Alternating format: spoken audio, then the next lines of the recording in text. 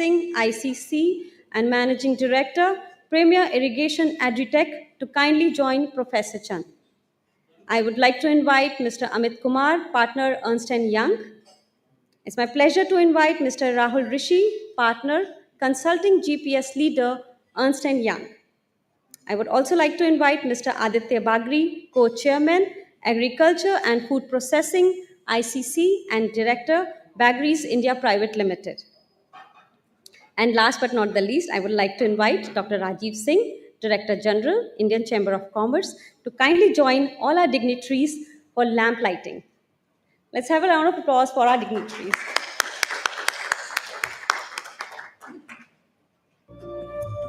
शुभं कुरुत्वं कल्याणं आरोग्यं धनसम्पदं शुभं कुरुत्वं कल्याणं आरोग्यं धनसम्पदं शत्रुबुद्धिविनाशाय दीपज्योतिर्नमोऽस्तुते दीपज्योतिर्नमोऽस्तुते दीपज्योतिर्परब्रह्म दीपज्योतिर्जनार्दनः दीपज्योतिर्परब्रह्म दीपज्योतिर्जनार्दनः दीपो हरतु मे पापं सन्ध्यादीपनमोऽस्तुते ओ दीपब्रह्मरूपस्थं ज्योतिषां प्रभुरव्ययः ओ दीपब्रह्मरूपस्थं ज्योतिषां प्रभुरव्ययः आरोग्यं देहि पुत्रांश्च स्वच्छामि मे सदा रवेरस्तं समारभ्य यावत् सूर्योदयो भवेत् रवेरस्तं समारभ्य यावत् सूर्योदयो भवेत् यस्य तिष्ठे गृहे दीपं तस्य नास्ति तदिन्द्रकाम् शुभं कुरुत्वं Thank you so much, everyone. Thanks a lot. I would now like to invite all our dignitaries on the stage. Our chief guest, Professor Ramesh Chand. Kindly please come to the stage. Mr. Shrikant Goenka, Mr. Amit Kumar, Mr. Rahul Rishi, and Mr. Aditya Bagri. I would request all of you to kindly come to the stage. Thank you so much.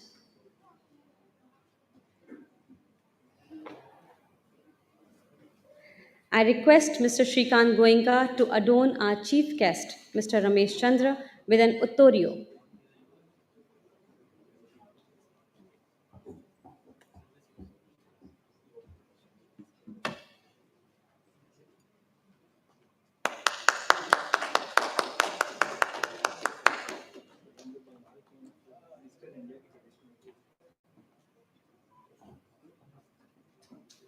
This looks so beautiful. Thank you so much. I would now like to invite Mr. Shrikant Goenka, Chairman, Agriculture and Food Processing, ICC, and Managing Director, Premier Irrigation Agritech, to kindly welcome our dignitaries and our esteemed guests. Mr. Shrikant Goenka, over to you. Thank you. Can I have a round of applause for Mr. Goenka? Thank you.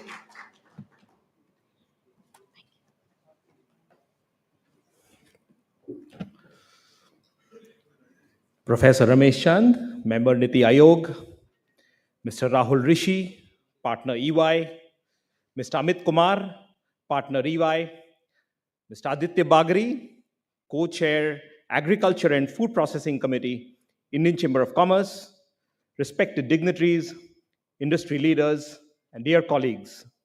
Good morning. It is my great honor and privilege to welcome you all to Krishi Vikram, a landmark conference dedicated to transforming agriculture for a secure future of Viksit Bharat. As we gather here at the Le Méridien, New Delhi, I'm truly inspired by the presence of such a distinguished group of experts, policymakers, innovators, and change makers. Agriculture is the very soul of our nation. Our Honorable Prime Minister, Shri Narendra Modi, has set an ambitious vision for Viksit Bharat 2047 that places agricultural transformation at the very heart of India's journey towards becoming a developed nation. Yet, we gather at a pivotal moment.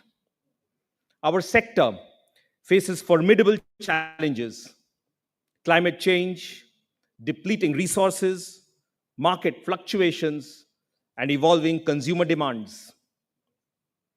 But within these challenges lies immense opportunity. This is the era of Agriculture 3.0, driven by digital technologies, smart irrigation, precision farming, sustainable practices, and the energy of agri entrepreneurs and agri tech startups. The focus now is not just on increasing production, but on enhancing productivity, profitability, and sustainability. The theme of this summit, Transforming Agriculture for a Secure Future, rightly reflects this new direction. The discussions here today will address key issues such as climate resilient farming, agri financing, value chain development, water management, food processing, technology adoption, and exports. I extend my deepest appreciation to the Indian Chamber of Commerce for convening this visionary platform, to our knowledge partner EY, and to all of you, our distinguished guests and participants. Your expertise and insights will help chart a bold new course for Indian agriculture. We will also take time today to recognize outstanding contributions through a special award segment, celebrating those who are driving innovation and impact in the agricultural ecosystem. The day will conclude with a high level session on Viksit Bharat. Let us draw inspiration from the Honorable Prime Minister's vision and work hand in hand to ensure that agriculture not only remains a source of livelihood, but a pillar of national strength, pride, and prosperity. Thank you for your presence and your partnership. Let us make Krishi Vikram a turning point for Indian agriculture. Thank you.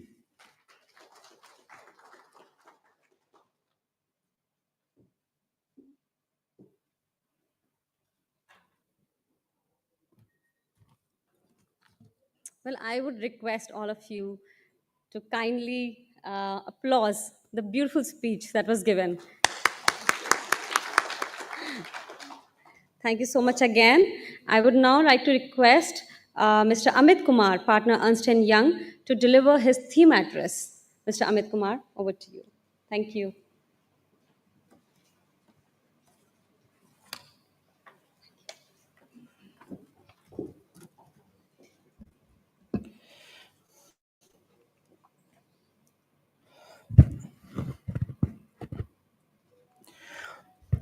Respected Professor Rameshchan, other dignitaries on the dais, delegates, and colleagues, it's a privilege for me to address you today at the Krishi Vikram landmark event dedicated to shaping the future of Indian agriculture. This event, organized by the Indian Chamber of Commerce, uh, brings visionaries, innovators, and change makers across the agriculture space in one room. As you're aware, India's aspirational journey towards Viksit Bharat by 2047, uh, with the mission to transform our nation into a fully developed country, is also contingent upon a large growth from the agriculture sector. This includes our four foundational pillars of Yuva, the youth, Garib, the poor, Mahilai, women, and Annadatas, the farmers. Today, our focus is on one of the most vital contributions or contributors, that is agriculture, which is an essential force behind our economy, food systems, and rural livelihoods.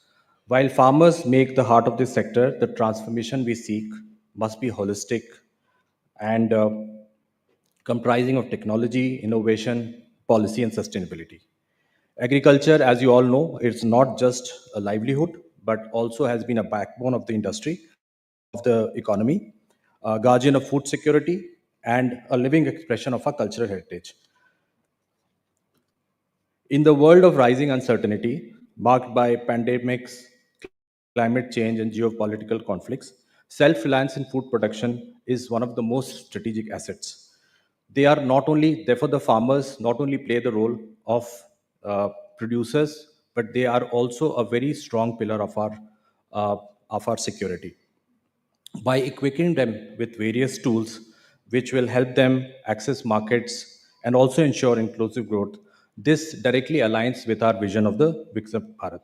As we move forward, agriculture not only must adapt to bring food for the projected 1.6 billion people, but also look at efficiencies drawing out of use of natural resources and sustainability while being an inclusive economic activity. We are already witnessing a huge wave of change in the sector, and India is not an exception. According to industry reports, India's agriculture technology or agri-tech sector is expected to grow to over 2 lakh crores over the next 5 to 7 years. There are more than 1,300 agri-tech companies and startups which are delivering solutions to in the sector, which are driven by AI, crop advisory, supply chain digitization, and many more.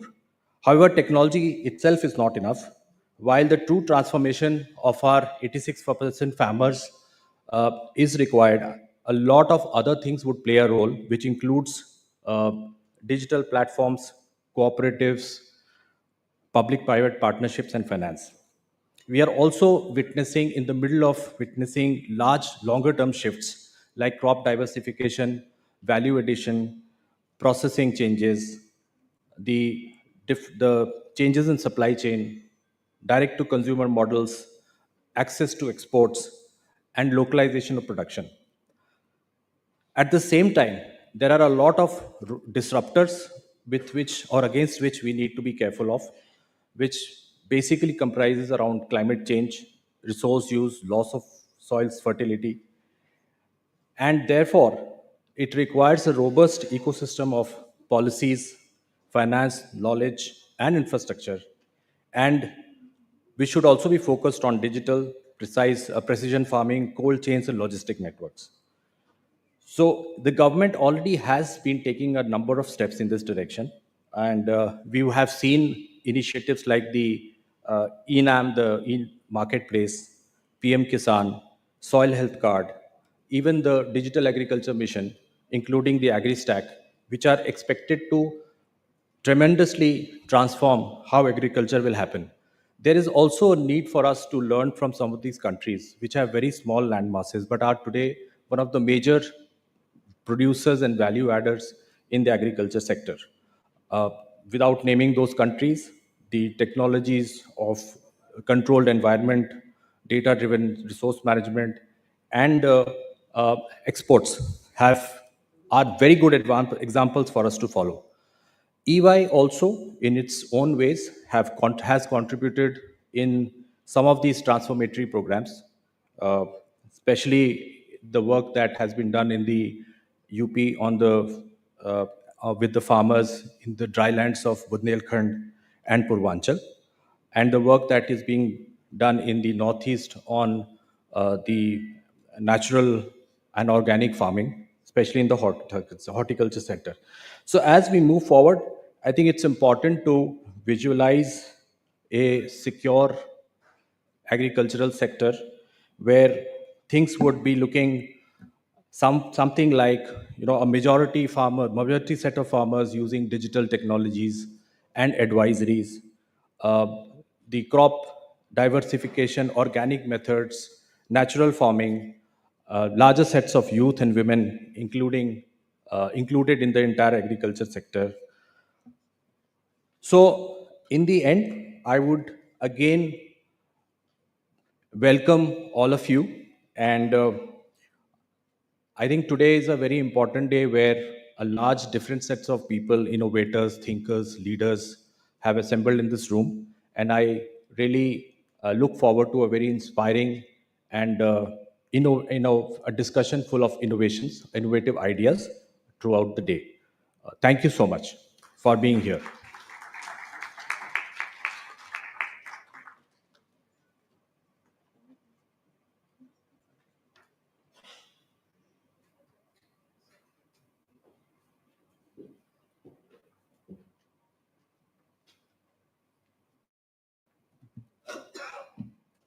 Thank you so much, Mr. Amit Kumar. Really appreciate your words of wisdom. And now it's time for the fireside chat with our chief guest, Professor Ramesh Chand, Member Niti Ayog, Government of India, to be moderated by Mr. Rahul Rishi, Partner Consulting GPS Leader, Ernst& Young. I would also request our other dignitaries to kindly take your seats there. Thank you so much. Mr. Amit Kumar, we're having a group photo, please. Thank you. I would request all the dignitaries to kindly come in front of the tables. Thank you.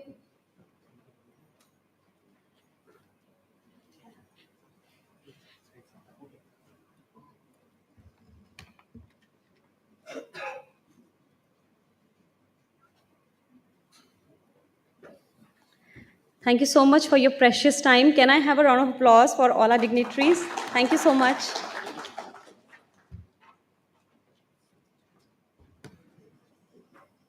Over to you, Mr. Rahul Rishi. Thank you so much. Thank you.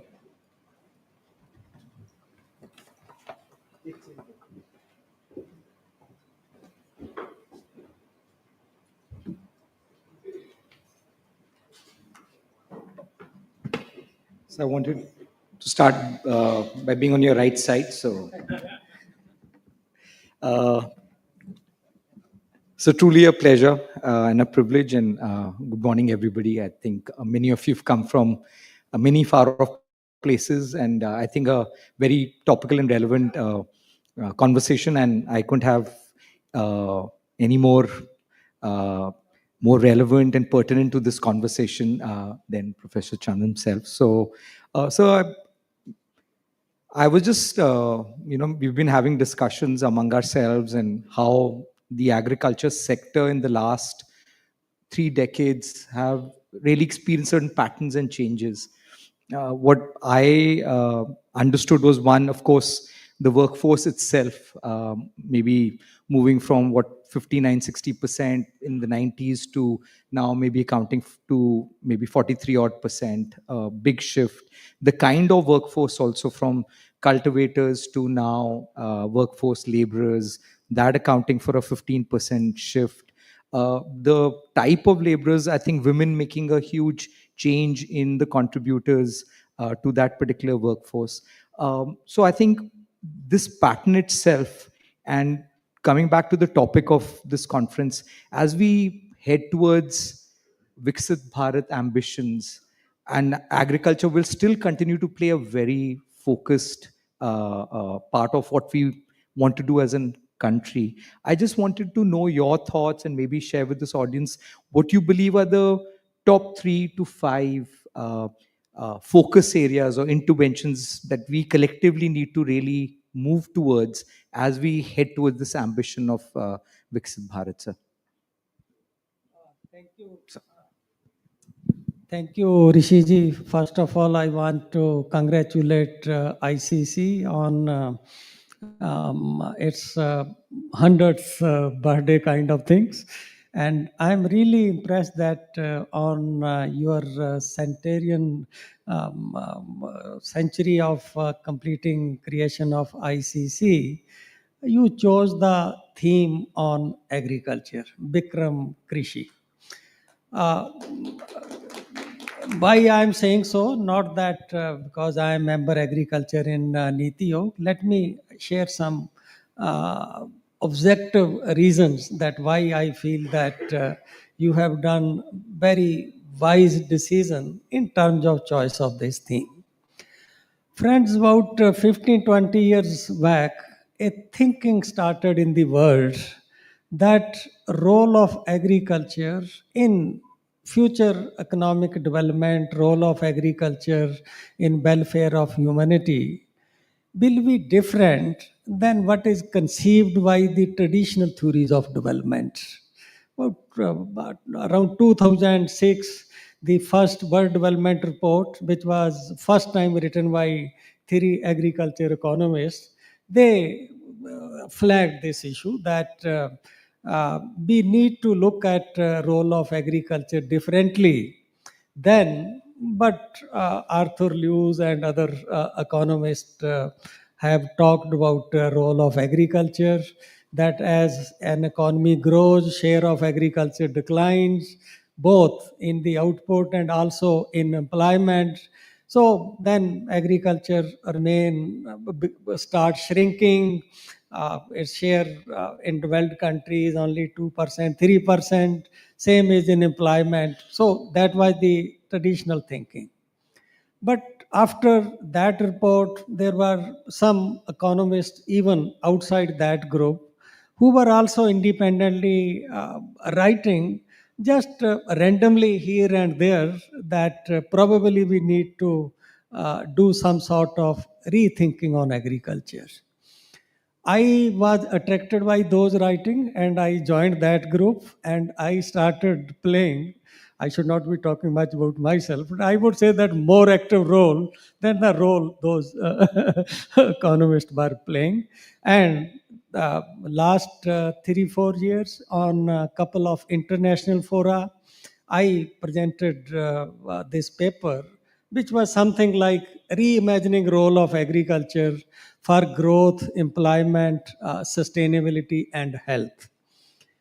Finally, this paper got published in very famous journal, Agriculture Economics. I also published a piece out of that in Business Standard about 3 years back. I will share that paper with Mr. Goenka, and those of you who are interested, they should look into it. Why I talked about reimagining? Because of several reasons. One is that you know that main driver of economic development and growth is what kind of changes in demand happens. Whether people want more cars or they want more mangoes or they want more clothes. So demand is the primary driver of whatever change in economic activity happens. And if you look at psyche of consumers now, you just find that everybody to some extent feel like using bios in place of synthetic, bios in place of products which are made from agrochemicals. This to some extent is more popular in India, but even if you go to Western country, you will just find that now biomedicine, biocosmetics, biotoiletry, in everything you just find that bios is making inroad. And my feeling is that this will accelerate in future, and it is there that the lot of business opportunities are there. So I now come to the question raised by Mr. Rishi, that what kind of role, what kind of vision we see for agriculture to achieve the goal of Viksit Bharat. As most of you would be knowing that Viksit Bharat has two goals. One is that India per capita income should be equal to income of developed country, which means at present our per capita income is about 2,500 $600. We have to raise it to at least in today's prices $14,000 by 2047, which require the growth rate in economy at least 7% in per capita, and population growth of 0.6% in next 22 years. So economy must grow at 8% if we want to acquire the status of Viksit Bharat. Then we have seen over time that a country can attain that level of per capita income but that is a average. There are some people whose income is in million, maybe billion, but there are people who remain stuck at $3,000, $4,000. So that kind of Viksat Bharat is not what is envisioned by our Prime Minister or what we envision for our country. We want to see prosperity of all. That's why inclusive growth. So there are two components of Viksit Bharat, that we need to accelerate growth rate from present level of 6% to 8%, and that will require pushing growth rate in all economic activities, including agriculture. Then second is that inclusive growth, that it should be prosperity for all, not for a few, or not only for 30% or 40% of the population. So there are two roads to this goal. One is the growth, which will give us 30 trillion economy or 14,000 per capita income. And second road is employment. Because if we want that everybody should be prosperous, so that is possible only if either you have a job or you are engaged in an activity which generate for you that much income or more than that income. So employment is the second road to reaching the manjal or the ultimate goal of Viksat Bharat. Now, agriculture will play very important role both in growth as well as in employment. But I feel that much more role in employment, because in last 10 years some development have happened, not only in India, in many other countries, which are totally different than what happened in the past. That's why that's our perception about role of agriculture is rooted in what we have witnessed in the last 50, 60 years or in our lifetime. One big change which is more pronounced in case of India is that till 11, 12, particularly after 91, the employment in agriculture was declining and labor was moving out of agriculture to manufacturing and services. So by 11, 12, you found that sizable shift in labor force was happening from agriculture to manufacturing and services. So agriculture employment, both as a share and in absolute term, showed a decline in that particular period. After that, we got break. We didn't get data for some time. One then we started a system of PLFS, periodic labor force survey, where we are getting data every year from 17 up to 24. That data is now available for 7-8 years. Now, this data brings some, I would say, strange or some very different kind of changes which are happening in labor force and occupation structure in India. One is that we all know about demographic transition. That because of demographic transition, we expect that growth rate in labor force, the difference between labor force and workforce is that some of those who are in labor force, they don't get engaged or employment, and they are unemployed. And if you exclude their number, then the concept is called workforce. So sometimes they are used interchangeably. That's why I thought it appropriate to explain. If you look at that now, if you look at last 7 years, our population growth rate is around 1%. But if you look at what is the growth rate in labor force, it is 5%, 5 times what is the growth rate in population. It is not entirely because of demographic transition. Many people don't distinguish it. And I'm sharing with you some of the things which are based on deep analysis. And I don't reserve anything that I have to speak this in a particular fora. I feel I have reached a stage where whatever I know is a global public good. So I must share. So you invited me, whatever I'm getting from my analysis, I'm sharing with you.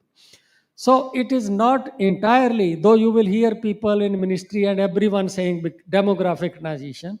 Demographic transition will not make labor force increase at 5% a year. that at best can make labor force grow, say, between 2 and 3%. So what is the other factor because of which India's labor force is increasing? That is that a sort of tsunami is not a right word, a sort of revolution, a big change which is happening in the countryside, that women have decided not to stay back at home, and they are entering into workforce in a very big way. And as a result, if you look at the work participation rate of women, depending upon whether you take total population or working age population, you see a 50% increase in that. So that is the major source of growth in India's labor force and workforce, that women are entering into workforce in a very large number. They are no more content with babysitting and cooking food for us, all those. And it is more pronounced in rural area than in urban area. So it is because of some of these two that in India the labor force is rising at 5%. Now, if labor force is rising at that percent, do you think that manufacturing and services will be able to absorb these kind of labor force which is rising in the country? Impossible. Another development which happened again in last 10-12 years, like you are talking agriculture 3.4.0, industry 4.0. Couple of years back, people started sharing their concern that industry 4.0 will be much less labor intensive than industry 3.0, which was less labor intensive than industry 2.0, which was again less labor intensive than that industry 1.0. Labor absorbing capacity of industry is falling because industry is embracing the technologies of 21st century, like AI, robot, machine learning, and you people are from industries, so you know it very well. And also, capital is getting cheaper and labor is getting costly because lot of industrial work on capital. All these things I've explained in my paper. I will not explain those, except saying that capacity of industry to absorb labor, to pull labor out of agriculture is declining. So two factors: from supply side, a very big growth in labor, and from demand side, the industry, which is expected to emerge as a big employer, bigger than agriculture, its capacity to absorb labor is declining. So as a result, you find that between 17 and 2024, there is an increase in the employment share of agriculture. From 43%, it has increased to 46%. It is not that in this period manufacturing has not offered job. I will not be, I think I will not do justice to industry if I don't put correct position. In fact, if you look at what is the growth in employment in manufacturing, though many people talk about jobless growth, etc., it is not there. Actually, the jobs in industry, when I'm saying industry, here I mean manufacturing. When NSO, CSO use industry, it is manufacturing plus construction. So when I'm saying industry, please take it that it is manufacturing. So growth rate in employment in manufacturing also has increased by 3.5% in these 7 years, every year. I think which is a creditable that growth is not small, but supply is increasing so much that you just find that share of manufacturing in employment in the country in last 7 years has declined, and that is being misinterpreted by some people that it is a jobless growth is not creating job. Only some people, like there is one Professor Golder, he tried to correct that impression. I also write in my papers. So this is the situation, that if employment is the road for inclusive development, then given the situation, supply side of labor in India, I think agriculture has to absorb more and more labor. This is not confined to India. Even if you look at the recent kind of literature, that earlier all international development agencies used to talk how to shift labor from agriculture to manufacturing. Now they are all talking how to make agriculture employment more lucrative and how to create decent jobs in agriculture. Last week, FAO came with that we need to create so many million jobs in agriculture. Even World Bank has initiated a study in 65 countries, jobs in agri-food systems. So to achieve this kind of goal, one thing which we are doing is that we need to do planning and we need to do different kind of thinking in agriculture. I just identified 4 5 areas. So one area is integration of production with delivery, with distribution, with processing. That's what is called food system. So UN came with this food system concept, I think 6 years back. They had first stock taking 3 years back, another stock taking in Ethiopia, Addis Ababa on 28th July, that they are now trying to shift focus from farming system, production system to food system, which include both production as well as post production activities that are involved in taking agri food to end users. It may be consumer, it may be factory, whatever. That we need to combine these two and we need to think about agriculture differently as a part of the food system or agri food system, where both these things are integrated. So that is the first thing, that we need to integrate these two. Then second is that if we want India to attain 8% growth rate, the experience of rest of the world tells us, whether it is China more recently or South Korea or Japan, you just find that during their high growth phase, agriculture growth also accelerated. In China, it was 5% growth for more than 20 years. And in case of India, there are already pointers that agriculture is, in fact, the most prepared sector among all 11 economic activity in which Indian economy is classified. You just find that the acceleration in growth rate is clearly visible in case of agriculture. That till 10 years back, we used to feel if 3% growth rate is achieved, we have achieved something great. And all 12th 5 year plan set a target of 4%, assuming that if we will have target of 4%, we will land up somewhere between 3 and 3.5%. But if you look at last 10, 11 years or 12 years, the growth rate of agriculture has already crossed 4%. It has reached 4.6%. In some of the state, it is as high as 7%. In 6 major states, it is more than 5%. So this agriculture growth rate is already showing the acceleration. I think we now need to move on what I call new normal for agriculture growth, and which is 5%.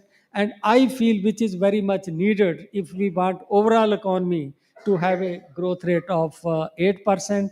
And among all, as I said, 11 major economic activity, construction, financial services, electricity, I just find that agriculture is exactly moving on a trajectory which is needed to give support to overall growth needed for Viksit Bharat. So that is the second aspect which we are considering in our input on agriculture to higher ups. The third is that efficiency, that with this kind of growth, 4.6%, our population growth rate is decelerating. In coming 10 years, it will be 0.8%. In next 22 years or so, it will be only 0.6%, so less than 1%. So if population growth is less than that, then who will absorb this 4-5% growth of agriculture? The second source of demand is increase in income, that there are a lot of deficiency in India. Per capita intake of fruit, vegetable, processed food is very, very low. So when income is increasing, per capita consumption will increase. So I have some calculation which shows that in India, the aggregate demand is likely to increase in the coming year in the region of 2.5%. So when we have a growth rate of 4.5% or 5%, what do we do with that surplus of 2%? That domestic demand will be only 2.5%. For that, either we have to find export avenue, either we have to find overseas avenue, or we need to find alternative ways of consuming that quantity. It could be that we are diverting more and more food for fuel, biofuel, or maybe more or more industrial goods. But I feel that the highest component of surplus will go into export. That necessitates efficiency, that require that our agriculture is competitive, and that is the third thing which we are hammering. I think you also have in some of your session that competitiveness, both efficiency, both in production and also in logistics, also in supply. Because in many crops, this is an old story that 20 years back, when there was WTO and people were writing, that time I made some comparison where I just found that India is not inefficient producer if you look at the average cost of production, but India was inefficient supplier, because cost, transportation, so many kind of things was very, very inefficient. But last 20 years things have changed. I would say that post harvest part, supply part, competitiveness has improved. It has not improved to the extent we wanted it, but still you find that there are cold chain. Earlier, if the cost of transporting 1 ton of food from, say, Punjab, Haryana to deficit state in Maharashtra and other places was more than what was the cost of bringing wheat from Australia. That kind of situation was there. That has changed. That has changed considerably, but still there is lot of scope for improvement there. So if we have to support the 5% growth with the demand, we have to see how we dispose this surplus, and for that we require efficiency both in production and also in I would say post harvest supply chain or post harvest value chain. In last 10-15 years we are gaining some efficiency in post harvest value chain, but we are losing it in the production. There are technological issues in Indian agriculture. Everybody knows that our soybean yield has not increased by 10 kg in last 50 years, whereas in the world it has increased by 300%. So we need to address those kind of things. That is the I think other third aspect. Fourth is sustainability, that we don't have to grow by over exploiting our natural resources. We have to a ethical society leave natural sources for next generation as rich as it inherited. So that is definition of sustainability, that we should not finish water. It is going down in many states. Groundwater is going down. I have my farm. I come from a farming family. I put one bore well there about 10 years back. It was at 180 feet. Today it is at 280 feet. So in 10 years, I have to deepen it 3 times, every time 30 feet. So in 10 years, I have to dig it 100 feet. So you can imagine that we are mining water, like there is a mine, we are mining water. So natural sources are a serious concern. Sustainability is a serious concern. And last thing which we are considering in terms of macro issues in agriculture is that we are trying to influence policies so that to promote demand led growth. And we have seen it. I produced this table in many places, including report of 15th Finance Commission, where I was member, that that power of demand in promoting growth is much stronger than power of MSP or power of government to promote growth. And if you look at the consumption pattern in last 10 years, per capita intake of cereal is not increasing. But if you look at per capita intake of fruit, vegetable, livestock, eggs, you find big change. Even in the poorest strata, you just find that if earlier only 30% of them were eating fruit, now you find 80% of them are eating fruits. So those kind of changes are happening on demand side. So promoting growth in agriculture, accelerating growth in agriculture, but the growth which is led by demand. Otherwise, it causes lot of fiscal issues and other kind of issues. So this is the overall story. I think I have taken more than but you might have anticipated. Please go ahead with your next question. No, thank you, sir. I think just sharing that vision and how you articulated across those 5 points, brilliant. Um as you were sharing that, as you became a player in that group, I think obviously moved to the status of an opening batsman now with that white paper. Would love to absolutely have access to it, but it actually debunked a big myth, and I was going to put that as a follow-up question. As you spoke, that if we move towards the construct of a developed economy and workforce going to 2 to 5%, but now you're saying it's actually going from 43 to 46. We see a trend where agriculture as a sector obviously becomes a big employer. But if I was to just extrapolate this workforce, what we were looking at, of course, the kind of job description within the agriculture sector completely changes. So the thought process was that if I was to extrapolate it to the workforce of say 2047, we'll have maybe closer to 15 to 18 crore people in that workforce really being reskilled or upskilled within for a job opportunity within the agri sector. So I'm thinking agronomics at one end of the spectrum to drone operators maybe on the other end of the spectrum within the workforce. So what is the plan or strategy to upskilling and reskilling? Because this workforce, like you're saying, can be absorbed in the sector, but now with a different skill set. That program, that thought process, how's that thinking within Niti Aayog to really look at now that it's not just manufacturing and servicing, but it's the agriculture sector, but with a new skill set?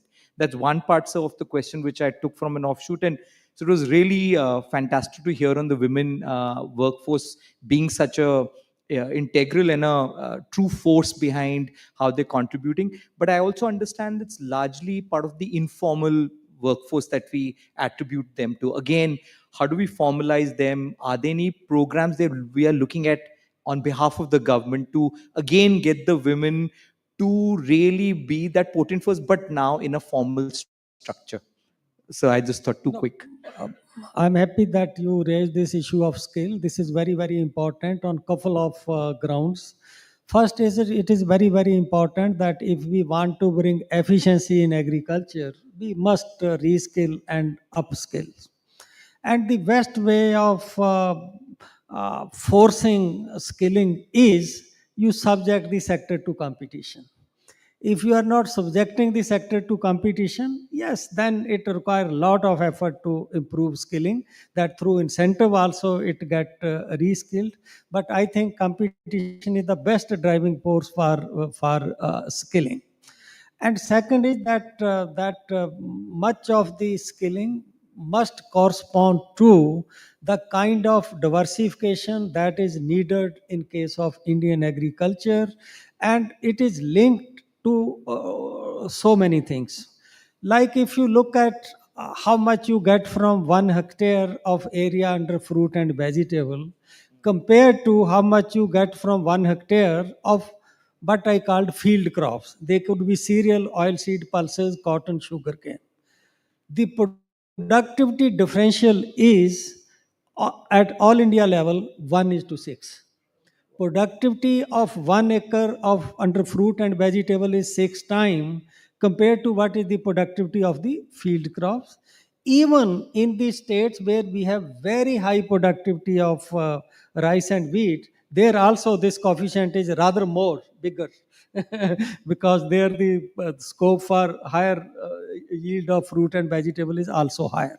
So you just find that if you ask today in many of the area farmer why you are not diversifying toward vegetable etc, the first reason they will give is ji labor nahi milti, ढंग की labour नहीं मिलती.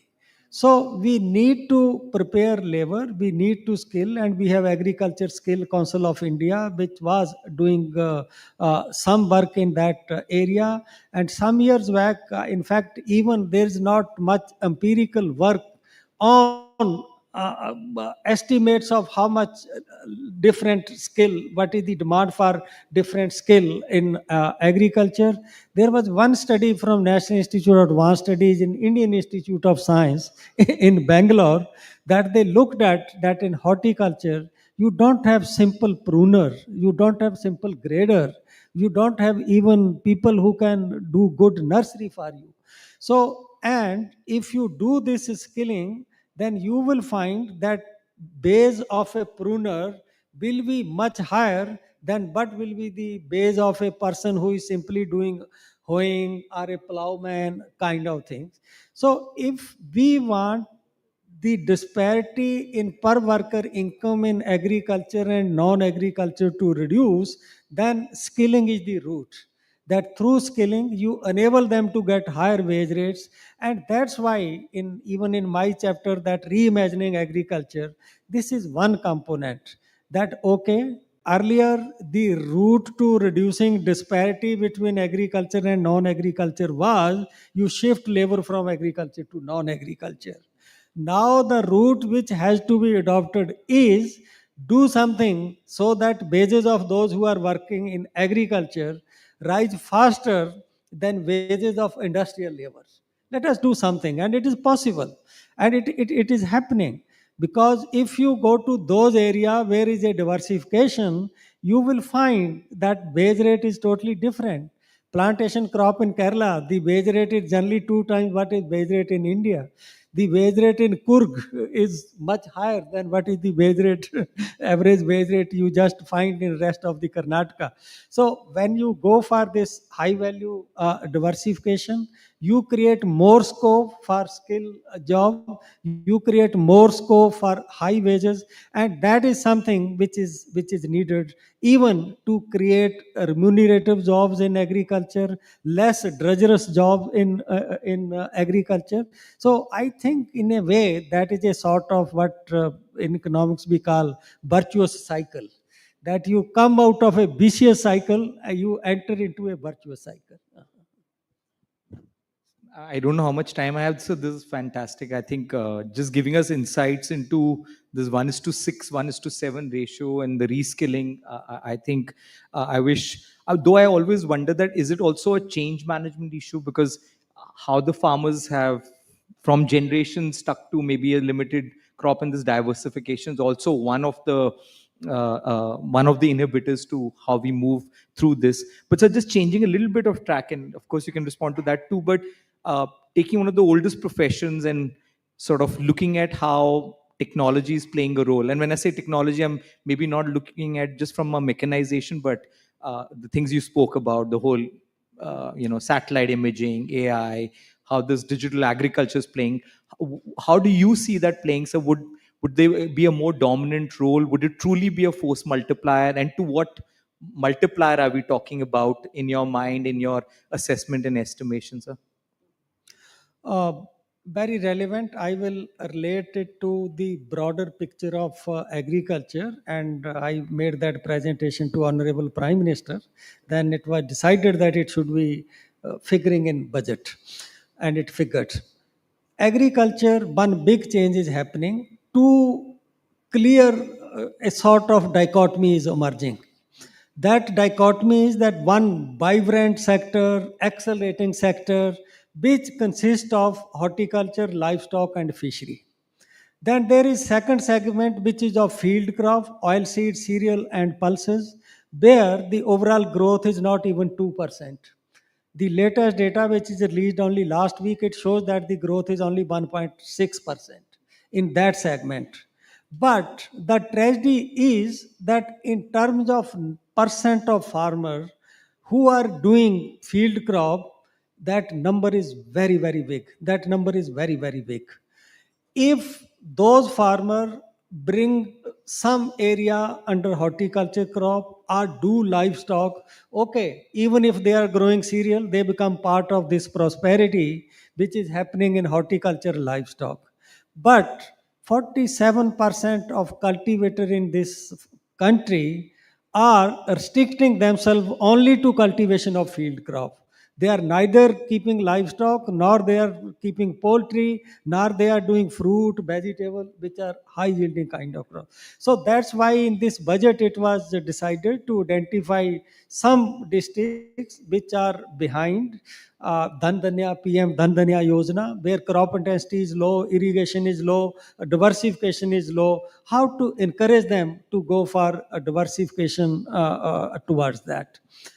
One big prerequisite of diversification in this area is, I'm not again going into the deeper reasons, and to bring revolutionary change in agriculture, which are possible, for which potential is high, and which require that to change face of agriculture, we should do it. Before coming, I checked the number again because I should not be quoting wrong numbers here.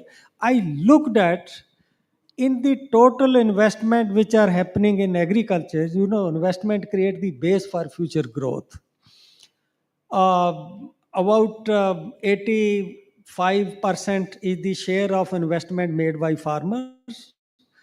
About 14 point something is the share of the investment which are made by the government.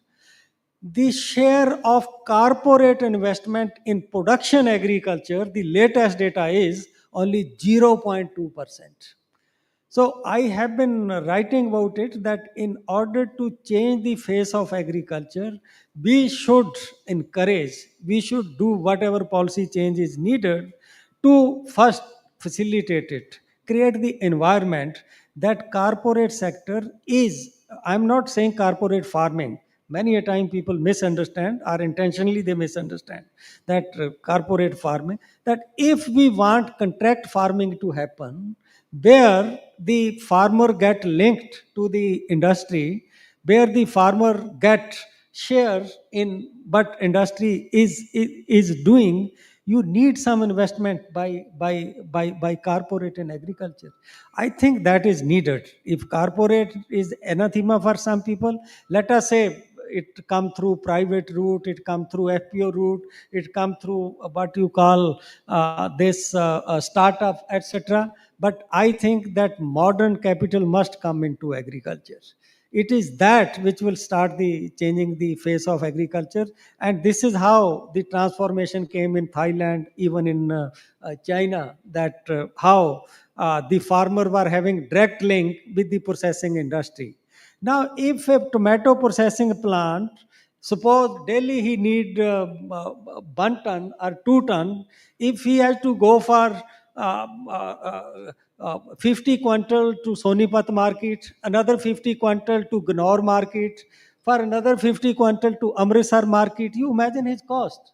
Instead, if there is a arrangement with the farmer, and they are asked, this is the price at which you can bring your produce to my factory, farmer also gain, the factory also gains, and some, if contract is there, it further become win-win, that I require this quality of potato tomato for my processing factory. I give you seed, I give you guidance, do produce according to that, so that your yield is higher, and I also get something of desired quality. This is how food processing get promoted. Not that whatever I have produced, you use it to process. So you have a session on food processing. I hope this kind of thing will be discussed. Thank you. Thank you, sir. Yeah, please, of course.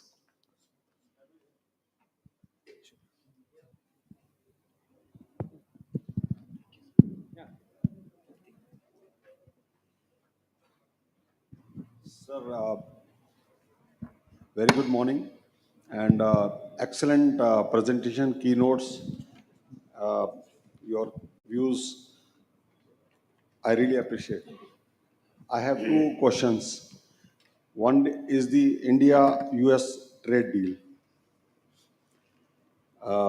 In terms of US agriculture items, India is likely to offer tariff reduction on a limited sets, limited items. But India has denied to make concession on sensitive products.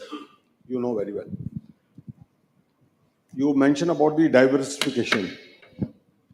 Yes, I appreciate it's a good word, and India needs to promote the agriculture. Uh, is this the farmers? They don't want to go any other uh, products because of MSP, because it's easy to get the price. Yield is okay, fine, but they are getting the price easily. They can sell the product easily. And you mentioned about or the soil test. The lab is not there. How they can say that I can go for the horticulture or any I can go for other products, because they are not sure. So that is the second point. R&D is also there. The lack of policy and lack of awareness. Okay, you go for this product instead of wheat and rice, you go for this product, you will get oil seeds or seeds, you will get a better price, better yield, and better profit. So this is my next question. Yes, these two. Thank you. Thank you. Thank you. Um, I gather from newspaper is that a mini deal is already already done, and there will be a couple of other mini deal of that sort.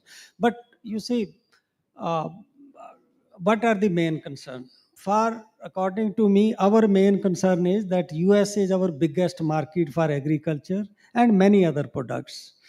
Nearly 10% of our total agriculture export are sold in USA, and for shrimp fish it is very big market for us. Even for basmati rice it is a big market for us. But overall our export are around 5.5 billion US dollars, so it's a big market for us. And one thing is that when we enter into deal, we have to see to it that this is protected.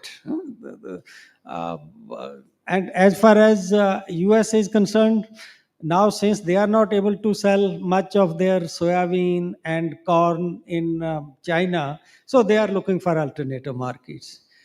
I think India would have probably agreed to have import of soya bean or corn if it was not GM. On GM, there is a huge sensitivity. I'm not against GM personally. I'm not personally against GM because I'm from science background. I know it doesn't do any harm, but it is preference of people. Large majority of people in India do not want GM food. That make the our negotiating team or our country very difficult to strike a deal. The I think the in the medium and long term, the best way to safeguard against any kind of import push is you match them in productivity. If you increase productivity by whatever way, like I gave example that why we are meeting 55% of our edible oil requirement from import, because our oil seed productivity could not keep pace with productivity of oil seed in rest of the world. In case of soybean, it is one third. In case of canola or rapeseed mustard, also it is slightly more than one third, but it is very low. So I think one way to fight with import threat is to through improvement in productivity. And you see rice where I feel that we have best success, that we are now biggest exporter of rice. 40% global export of rice are from India. Even in case of wheat, we are importer, but because of our domestic requirement, sometimes we don't allow export. That is another thing. But you just find that the commodities where our productivity has increased, we did not feel any threat of imports. We have case of cotton. Once we adopted VT in 2003, we just removed the threat of import unless we went for some willful import that this is a different quality, it is needed. And we turned out to be a very big net exporter of cotton. But after 15, 16, the technological progress in cotton stopped and we again became the net importers. So I think it is through productivity that we can fight this US kind of things. Yes, as far as you have raised this issue of MSP and diversification, yes, to some extent, MSP is a deterrent to diversification, and many often farmer ask for similar kind of MSP, even though I talk to them and I share evidence with them that the crop which have MSP, 24 crop which have MSP, their growth rate is only 1.5%.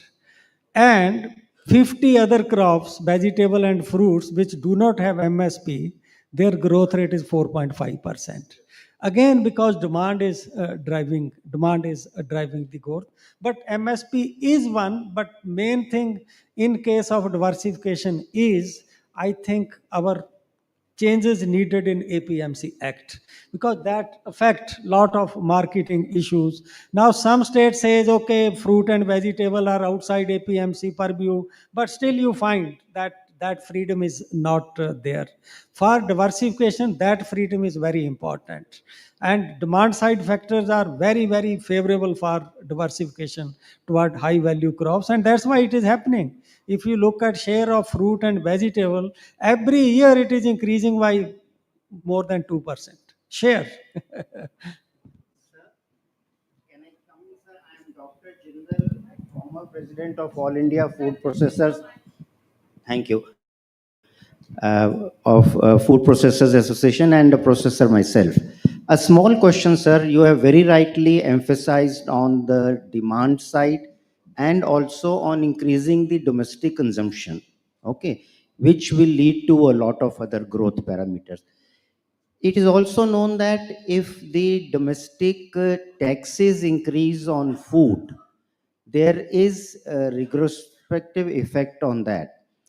So I think it is time that we think of rationalizing the GST rates on food products from the current 0, 5, 12, 18, and 28 to maybe 0, 5, 10.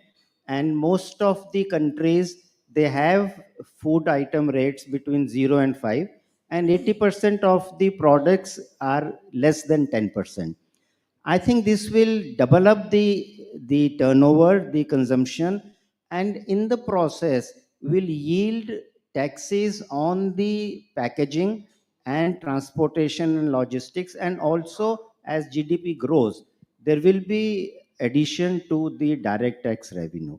Our request as industry to the best person on the policy front humbly is that this aspect may kindly be considered at your level and to the honorable policymakers. Sure, Thank you. if I can get something in writing, we will consider it seriously. Okay.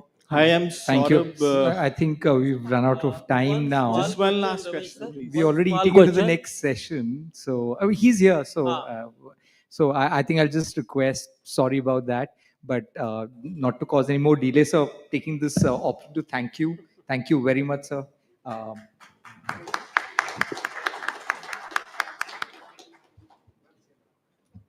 Thank you so much, Professor Rameshan, and thank you so much, Mr. Rishi, for this wonderful session. And Professor, I really, really want to say personally, you increased our knowledge so much about what's happening on the ground in terms of agriculture. So please, can I have a round of applause for Professor Rameshan?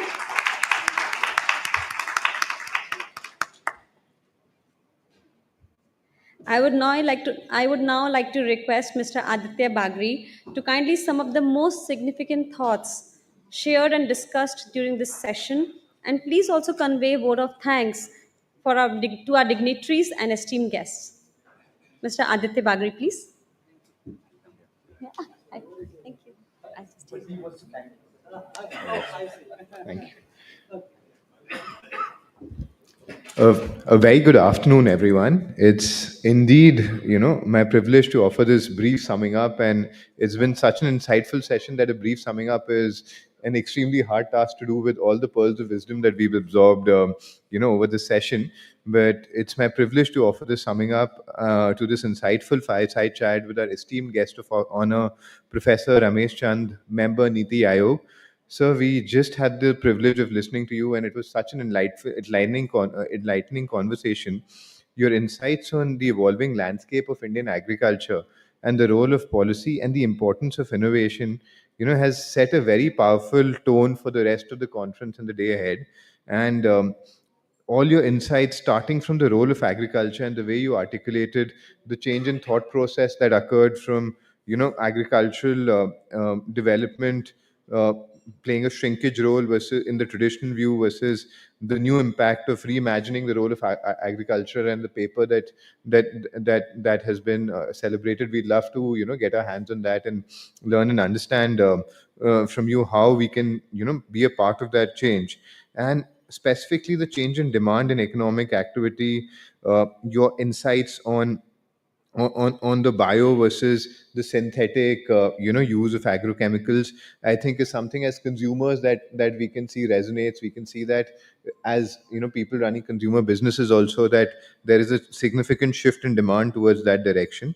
A very insightful point that you'd mentioned on the fact that as we move towards the 30 trillion economy goal, as well as the 14,000 USD goal that will make us truly Viksit Bharat, the key issue is to make sure that that is inclusive and reduce income disparity. We recently saw that India ranks already fairly high in the income equality index, far ahead of some of the developed nations, and I think that is very encouraging.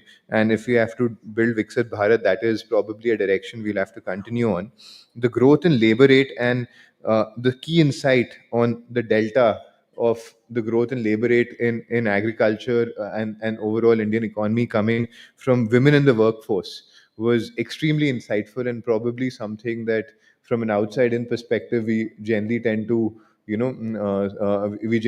ascribe to our demographics and the fact that we are a young nation, but the key strength being the women entering the workforce, which eventually will lead to faster development. I think your mention on systems was very insightful, because we've been large producers, but where we lose the battle is the supply chain. And the point that you mentioned on demand planning was extremely insightful again, because as food processors, as people in the ecosystem, we always talk about farm to fork, that whatever we are producing is what should reach our dinner plate. And what you spoke about, sir, was fork to farm, that the demand has to be reinstated into production, and that's what will yield better productivity. And the clear example you gave on the MSP crops versus the non-MSP crops, whereas the non-MSP crops are actually crops which probably would be more profitable or more economically viable for the farmer. I think that's the kind of education that one must percolate. So you spoke, very strongly on competition being the best driver for skilling, and I think that's one very pertinent insight that will stay with us, because we keep depending on the government for skilling, we keep depending on various external agencies, but driving competitiveness in agriculture, I think, will definitely yield much better results at a food and agri level. At ICC, we've always viewed India as the food factory for the world. So be it agricultural production, as well as as processors, how can we better cater to a global demand and competitiveness in terms of exports, the insights that we had in terms of Q&A. And lastly, as a chamber of commerce, why we are all here, I think the fact that corporate investment is significantly under indexed in the agri and food processing sector, not to be mistaken with contract farming, but actually, an on ground corporate ecosystem which is missing.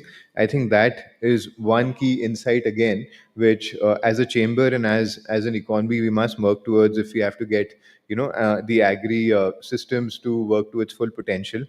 uh, I would like to extend also my sincere thanks to our moderator, Mr. Rahul Rishi.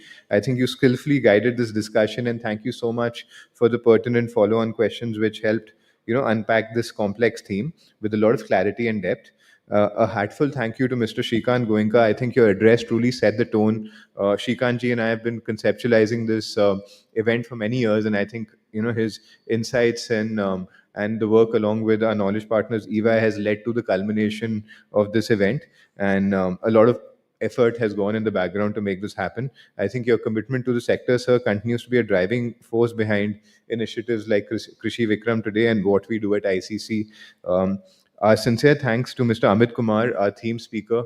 Amit ji, I think very comprehensively articulated and set the tone for various themes and various pointers of development in the agri sector. Amit ji spoke about the economic importance, vision for the agriculture 2047, the larger long-term shifts, all of which set the tone for this conversation. As we move to the next sessions, let's carry forward this energy and the legacy of ICC. I think today is not just a celebration of the 100 years of Indian Chamber of Commerce, it's also a call to action for the next century of agricultural transformation, and no better person to guide us into that than Professor Ramesh Chand. Thank you all once again, and I look forward to a meaningful day with all of you. Thank you, sir.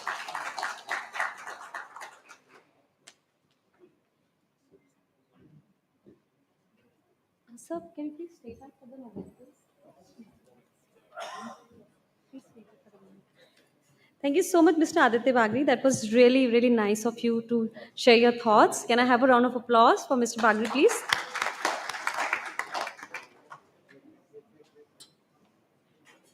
I would now like to request Mr. Shrikant Goenka, Mr. Amit Kumar, Mr. Aditya Bagri to kindly join us on the stage. It's my favorite, one of my favorite times. It's a time for felicitation. I would request Mr. Shrikant Goenka to kindly felicitate our esteemed chief guest, Professor Ramesh Chand, please. Thank you.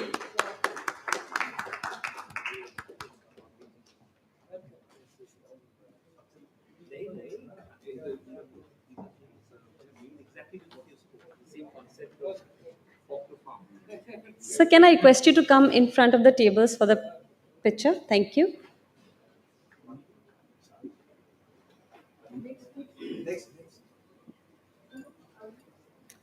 I would request Mr. Shrikant Goenka to kindly felicitate our next guest, Mr. Amit Kumar.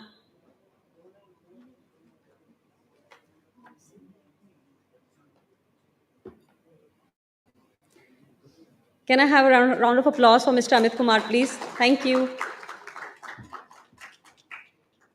Mr. Rahul Rishi.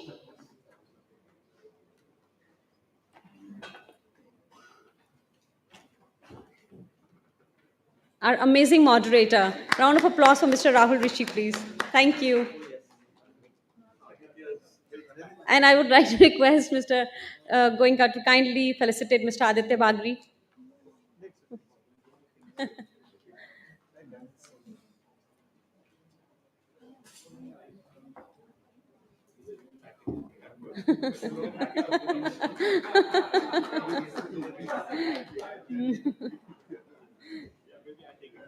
Well, thank you so much. I would now like to request Ms. Madhupurna, Senior Director, ICC, to kindly join us on stage to felicitate Mr. Shrikant Goenka. A huge round of applause for Mr. Goenka. Mr. Goenka has been like giving away. Well, thank you so much, Mr. Goenka.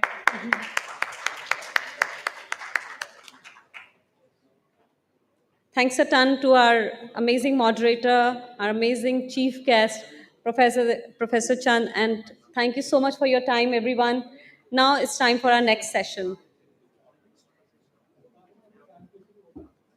Thank you so much.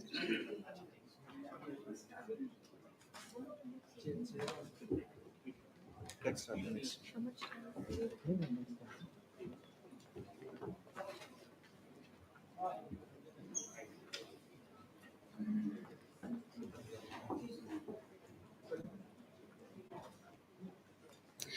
afternoon, our esteemed guests and speakers. It's my pleasure to welcome you all to our thematic session on food processing, exports, and its future. I would like to invite all our eminent panelists on the stage. I would like to start with our moderator of the panel discussion, Dr. Satyam Shivam Sundaram, partner Ernst& Young. I would also like to invite Dr. Subodh Jindal, Managing Director, Excelsior Food and Chemical Industries. It's my pleasure to invite Mr. P.L. Kaul, Chairman and MD, Mariental India Private Limited. I would like to invite Mr. Man Prakash Vijay, Deputy General Manager, Agricultural and Processed Food Products Exports Development Authority.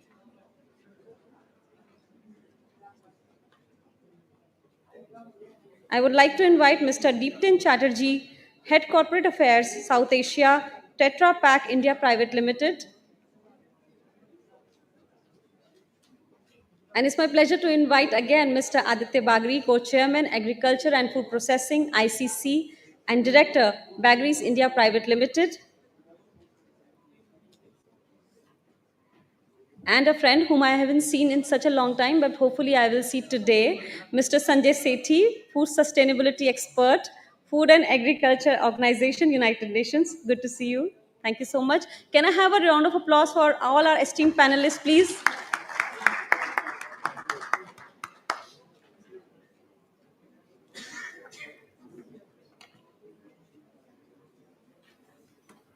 I would like Mr. Satyam Shivam Sundaram to kindly take it away. Thank you so much. Also, I would like to say that I'm sure nobody forgets your name, right? Thank you so much. And I often get a question also around it, that whether I was born before or after the movie. But I won't let you know today. So thank you so much. Very good afternoon to all of you. It's my pleasure to host a set of galaxies here on the stage, especially after Dr. Chand in the previous session mentioned about food processing and its importance from multiple perspectives. He talked about it being a creator of employment, and he talked about how agriculture needs to further attract, and this could be one area. And then he also talked about how corporates could come in the larger agriculture, which will have the whole linkage from production till processing, because you can't have processing if you don't have good amount of quality inputs and they are equally controlled. So for this session, we have got a steamed set of people who have been policymakers, who have been industrialists, who have been leading the industry, and who have been also entrepreneurs driving this sector from different perspectives. So we can't have a better set of people amongst us today to talk about this session. Now, for the first, as I move forward, I would ask the first question to our esteemed panelists. May I then ask one question that, if India were to become a global food hub, what would be the three strategic shift that you would like to, talk about or believe that India should be looking at? And this is a global question to start off, and I'll ask this question to all my panelists today before I move forward. And if you'd like to count 1, 2, 3 as the three shifts, strategic shifts that you would like to see.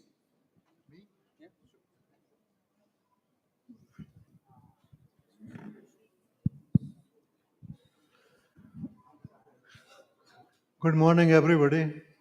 Thanks, Chairman of the session, for selecting me as the first speaker here. You see, we have heard a lot in the morning about how we are moving forward. About food processing as such, we need a bit of introspection. Before this advent of before the Ministry of Food Processing Industry started in India, 41 years, our food processing sector it didn't have a direction, it didn't have a vision, it didn't have a motivation.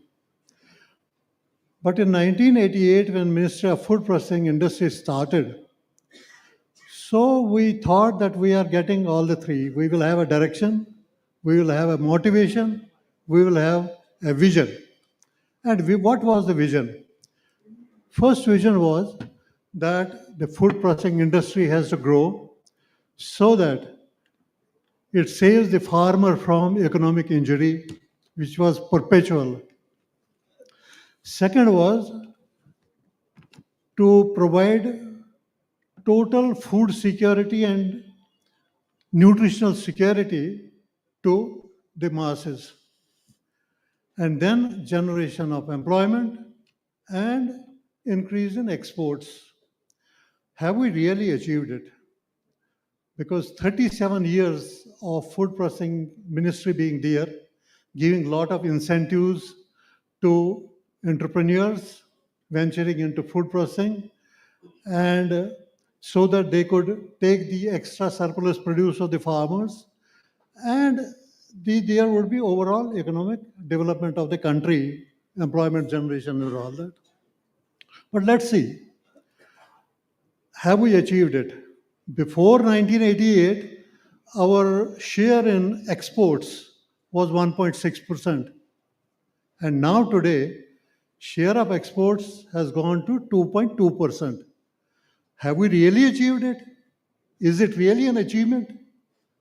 According to me, it is too slow and too small to be complacent about. Farmers, even today, that time also, farmers were committing suicide. And this time, you see, from time to day, it's a perennial now. Potato growing, at the time of harvesting, there is glut, potato is thrown on the streets. Tomato, at the time of harvesting, there is glut, tomato, even today, are thrown on the streets. I have a PowerPoint presentation, but we don't have time here. And same thing is onion. Now, for Ministry of Food Processing, I had prepared through my association when I was the president, I had prepared the first note because these three things, tomato, onion and potato, they create the upheavals in political system. So the Ministry of Food Processing came up with a procedure problem that we have a scheme called TOP, tomato, onion and potato top. And I was the person who prepared the first note for Ministry of Food Processing, how we can, create an ecosystem so that farmers don't have to throw these crops at the time of glut, and then processors don't process enough crop to process. Now, what is the scenario today after spending 38 years of Ministry of Food Processing?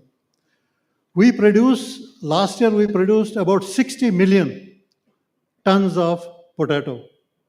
10.22 million tons were wasted. 10.22 million potatoes got wasted. And it is 2.3 million tons more than what Holland produces per annum. Right?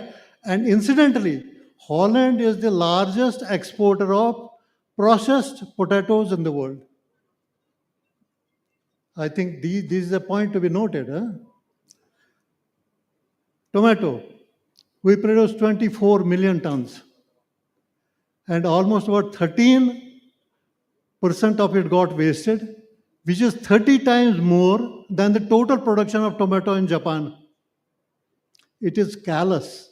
It is criminal if we are wasting that kind of tomato. And when the consumer has to pay 10 times or 20 times more for buying a kg of tomato or onion or potato when it is the off season. So have we really achieved what we should have achieved in last 38 years? So it's a bit of, introspection we should be clear about. Why it is happening? So it's a long story. I have a detailed note on it. It's a long story why we have not. Because food processing has not progressed the way it should have. it has done a lot. Because there are a lot of success stories. There is no doubt about it.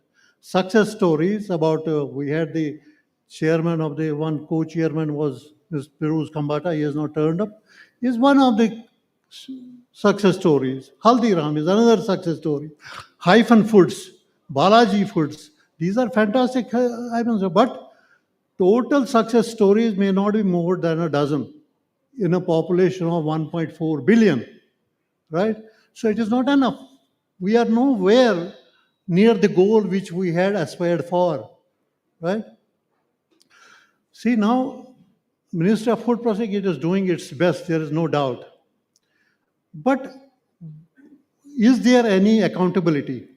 For example, it had a fantastic scheme of setting up mega food parks. 41 mega food parks approved. 17 are, say, they are completed on the paper. 17 are in operation. I don't know what do you mean by completed and in operation. And rest of them under implementation. Under implementation. It's very difficult to understand. What is completed, what is in operation, what is under implementation, right? If you see the definition of mega food park, the projects which are completed, are they complying to the definition? Each food park, mega food park, was to have about 20 to 30 collection centers in all the villages to collect the farm produce.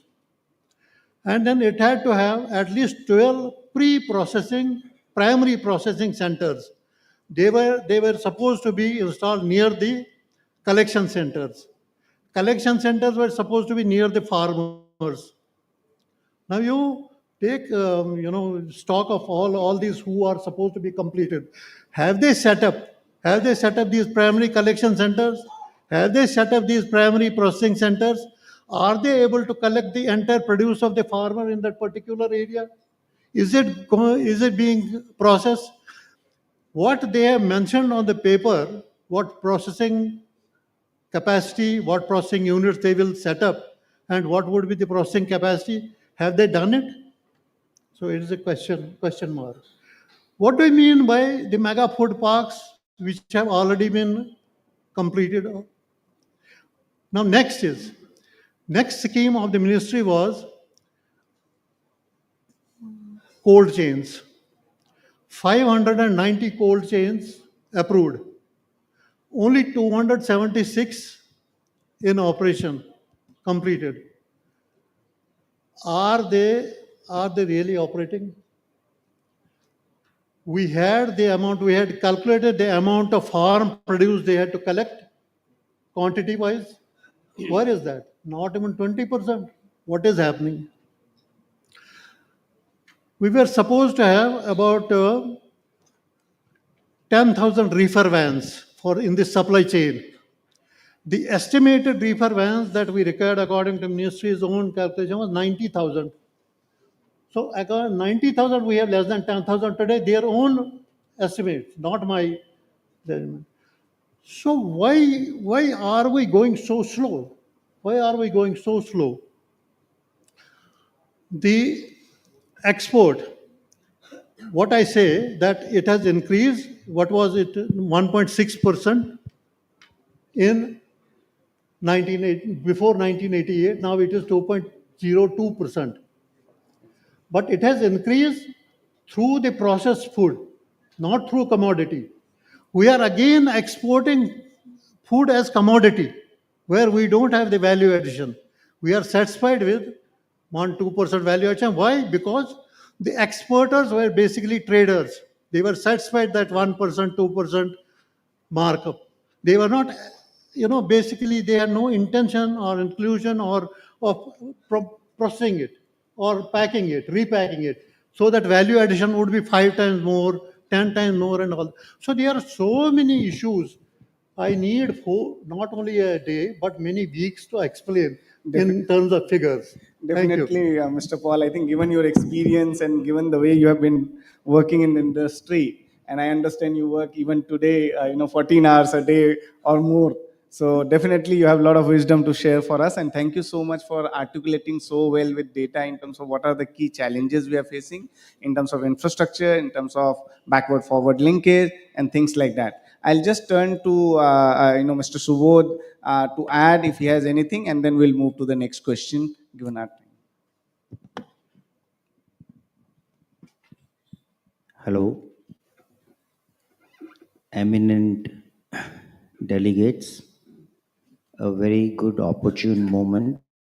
Thanks to ICC for getting us all together and having a brainstorming. And what else we could expect than Professor Ramesh Chandra on the dais today?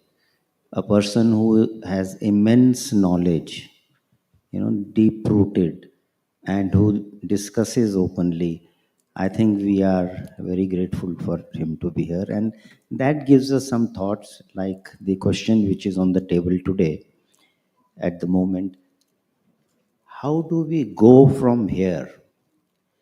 And in my experience as a former president of All India Food Processors Association, working with ICC for a long time, also thanks to the organizers, Madam Madhuparna is here. You see, we have to think inwards. That is the first requirement. I'll give you some examples. We need our agricultural produce to have a better quality first. That is the fundamental thing. Our tomato has 4 to 5% bricks, that is the total soluble solids. The world is working with tomato of 8 to 10% bricks, which means when they make tomato paste and we end up using twice the quantity for the same product. We cannot be competitive. We are not efficient in our logistics. We need to seriously work on that. And I think we are on the job now with all our inland highways and with so much of the networking of docks and shipping times, etc. But we have to do more to be the transit hubs like Singapore or Dubai. There is a very important feature for us to be strong is to look at our products realistically. The example of tomato has been given. Professor Ramesh Chandra also gave that very valid example. A farmer has to throw the tomato, and if I as a processor pick it up, the government wants me to pay 12% GST on it. Why? If something which can give a flow back to the farmer by producing a product, and a product which will serve the consumer 12 months in a year and not only in the crop season, when tomato is only 5 rupees and later it is 50 rupees or more. This is something very fundamental and should be understandable. But the revenue department does not want to listen. They say, no, we want revenue. So we cannot, accelerate. We are at some point. Similarly, we are wasting mango. The entire mango industry today is in a very severe crisis, and some of the units are likely to close also for similar reasons. The duty is a problem. Similarly, we gave a proposal to the government that, like at one time, we had the white revolution, milk for everyone, nutrition for everyone. Can we have a plan that we give 1 glass of fruit juice to every person in the morning in the country? Just think how much benefit it will have on nutrition and how much mango or fruit consumption would rise. That was the first premise of Professor Ramesh Chandra. But then, again, there is 12% GST on that. We have requested ample number of times to make it 5%. It is not happening. So, I took the liberty without having a permission from the organizers to ask the question, because there are certain introspection, inward thinking questions which will be important, as the chairman has said, to take us to the global level in this field. A last and recent similar case, when the GST regime started, July 2017, we gave a complete analysis of the duty structure of all food products, about 100 segments, to the government. They worked on it. And for some products, they were exempted from duty. And one of them was canned vegetables, mushrooms in brine. They have been exempt for 8 years now, but suddenly the GST department says, no, we want to charge 12% duty on that, and that too retrospective from 2017. I think it's time that we all sit down together and think of these issues, introspect.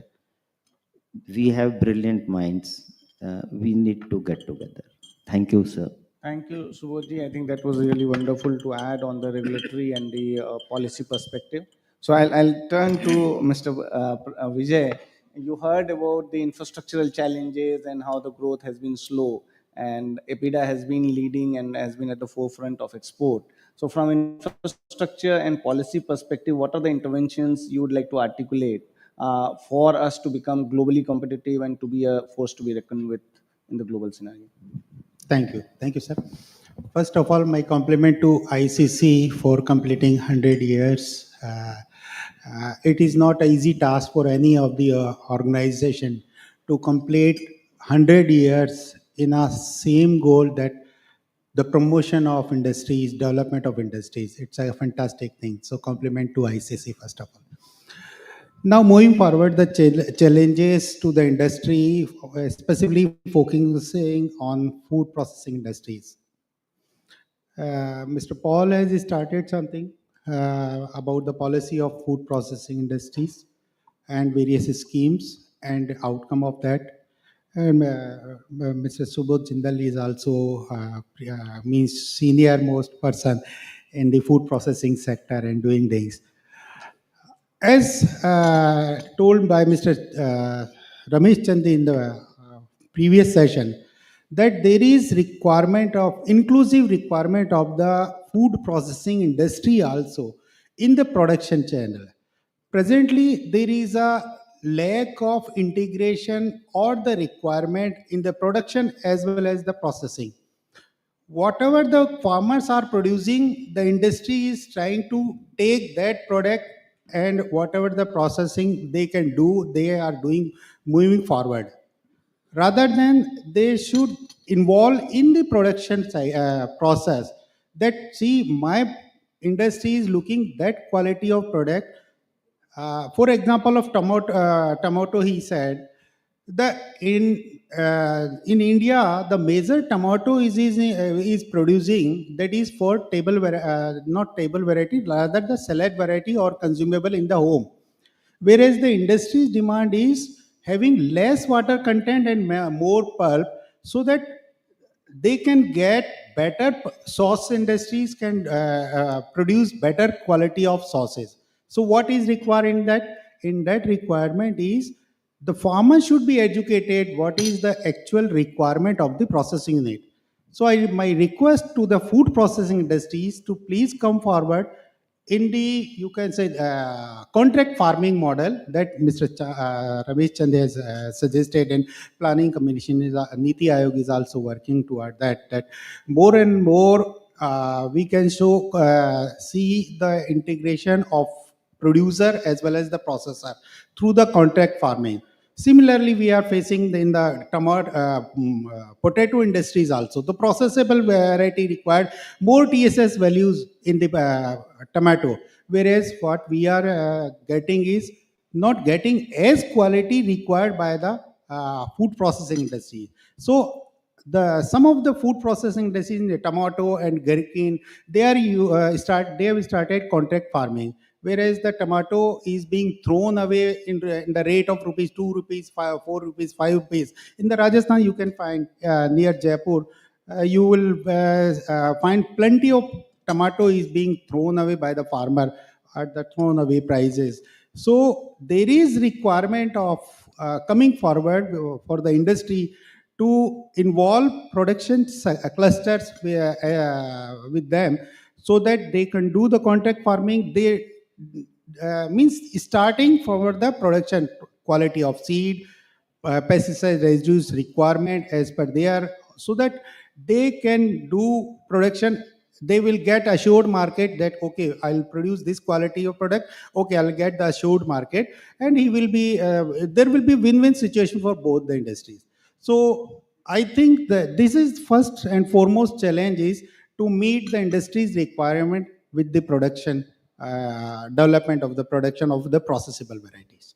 Thank you. Thank you so much. I think Mr. Vijay talked about on the production side. We do have Mr. Deeptan, who is on the other side and has been working at least on the packaging side. And I think one of the things to look at, especially in the processing side, is to look at the packaging.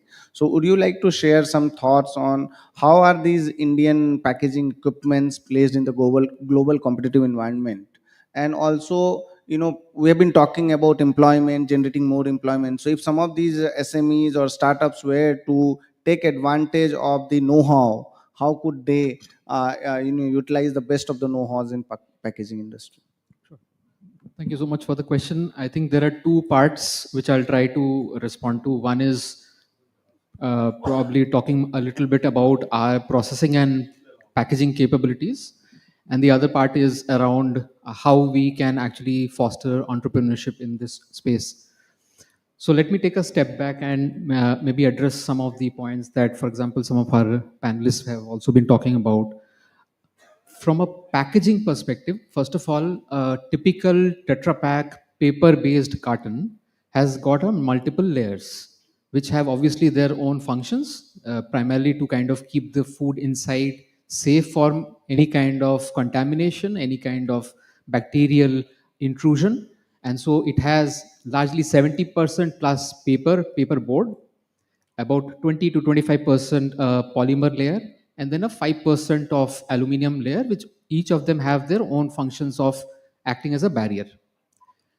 Now, as an organization, what our attempt is to constantly look for ways to look at not only making the packaging more sustainable, but also more functional in terms of what the customer eventually needs. We heard a lot of mention about, let's say, food being wasted, and this is one area where Tetra Pak as an organization is very, very concerned about, and we have set certain targets for ourselves to make sure that we do our bit as even as a packaging company to reduce any form of wastage. One of the things that we did about in the year 2022 was we came up with this retortable package called Tetra Recart, which essentially helps retain the essential elements of, for example, let's say, take the example of tomatoes. It extends the shelf life by close to 2 years. There is no additional preservative or any form of addition that is done, and yet it reduces the complete wastage of tomatoes, which otherwise have a very limited shelf life unless they are consumed. So what started off globally in other markets, what we saw is recart was being used for, let's say, packaging soups, puree, and so on and so forth. But when it came to Indian market and the Indian requirements, we realized that there is a, let's say, a pent-up demand for things like rasam, right? Soups, even for example, rajma, right? Some of these things which we feel that, these are immediately consumable items, but we kind of took it forward and tried to see what could actually be tailored or catered to the Indian consumer. That's just one quick example. There are other examples also where we have tried to tailor our packaging to the needs of the market. A quick example is, I think all of us are aware about the PM Poshan scheme, and we believe that milk should be one of the integral parts of the school milk program. One of the ways we have been able to participate in this was very recently the Chandigarh Education Department decided to include milk and beverage items as part of the school milk program in a number of schools, 118 odd schools in Chandigarh. And these were packaged in this kind of a packaging called Tetrafino, which is, I would say, draws inspiration from the sachet culture. So it's like a very, very easy to carry, is affordable, and again has a quick shelf life. It can be consumed quickly, and disposal is also not a great issue. So that I think is a just on the packaging side. Very quickly on the processing side, again, we constantly, I think our endeavor is from a global learning. What we try to do is how can we make our processing equipment more efficient from an energy perspective, consumption perspective, from a perspective of delivering more value.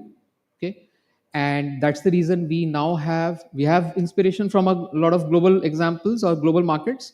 But what we do is we try and cater to the specific requirements of the Indian market. And I will just maybe take a quick analogy that if you have an ice cream in India, there's close to a 70% chance that it was made on an equipment made by Tetra Pak. Okay? And we have developed what we call as the continuous freezer. It is a made in India solution. Okay? We have developed this specifically for the Indian market, and what it does is our customers, who are primarily the key F&B players sitting here, they actually draw a lot of value from those machinery because they actually get a lot of the functions instead of having to have separate machinery. Our machinery or our freezers actually pack in all of those functionalities into the same machine. That cuts down the energy consumption, cuts down the cost of operating, and overall is a better value for money for the manufacturers. Very quickly on your question, Satyam, on the entrepreneurship, I think, and as we discussed briefly, this is a relatively new area for us, wherein we have started realizing that there are a lot of ideas that startups have. It's just the question of trying to find out a balance on how we as Tetra Pak could really support them in bringing their idea to the market. So what we have is, so we have a plant in Pune in Chakan, where we also have what we call as the Product Development and Innovation Center. What we do is we encourage startups to come and try out the formulations till the time they hit a point where they see that this is right for the market. So instead of coming out with something which may or may not really work for the market, they can actually experiment, try out the right formulations. We also guide them on their pricing strategy, their marketing strategy, their product introduction, what will be their retail strategy. So overall, we try and guide them to make sure that once they bring out a product, they have the right set of partnership already there. And already, I think last year we actually partnered with Startup India program. We launched briefly a Startup by Tetra Pak program. We have shortlisted 4 startups. Most of them are actually right now coming up with these unique solutions. So to answer your question, I think where we expect startups to kind of contribute is to think about what could be that unique challenge that they could address. For example, one of the startups that we are working on has started producing tea bags without the microplastic. So I think they have now started using a different format altogether. That was something that we were not aware of, and they were experimenting with it, and now they have already started commercial production of that. We have got other examples also, but I think that's the way I think, to have a balance between good ideas, solving a real problem of the customer, and then trying to find out what's the right strategy for bringing out the product in the market. Thank you. Thank you so much. I think you beautifully brought out with the examples how technology infusion could lead to innovation and therefore reduction in cost, particularly around the packaging and as well as the processing part of it. And I'm sure it not only helps the startups, but also the larger industry as such in reducing the cost. But let me continue with the SMEs for a while and come back to Subodhji and Dr. Subodh. If I were to ask you, if you look at one of the biggest challenges that we have seen across the value chain has been around financing. So what are the financing models or the reforms which you think could help food processors assess capital and create sustainable environment and create a scale through sustainability. Thank you, Mr. Sundaram. I would say that government has done wonderful work in the last, 2 terms to think of the MSME sector, particularly in terms of its financial requirements.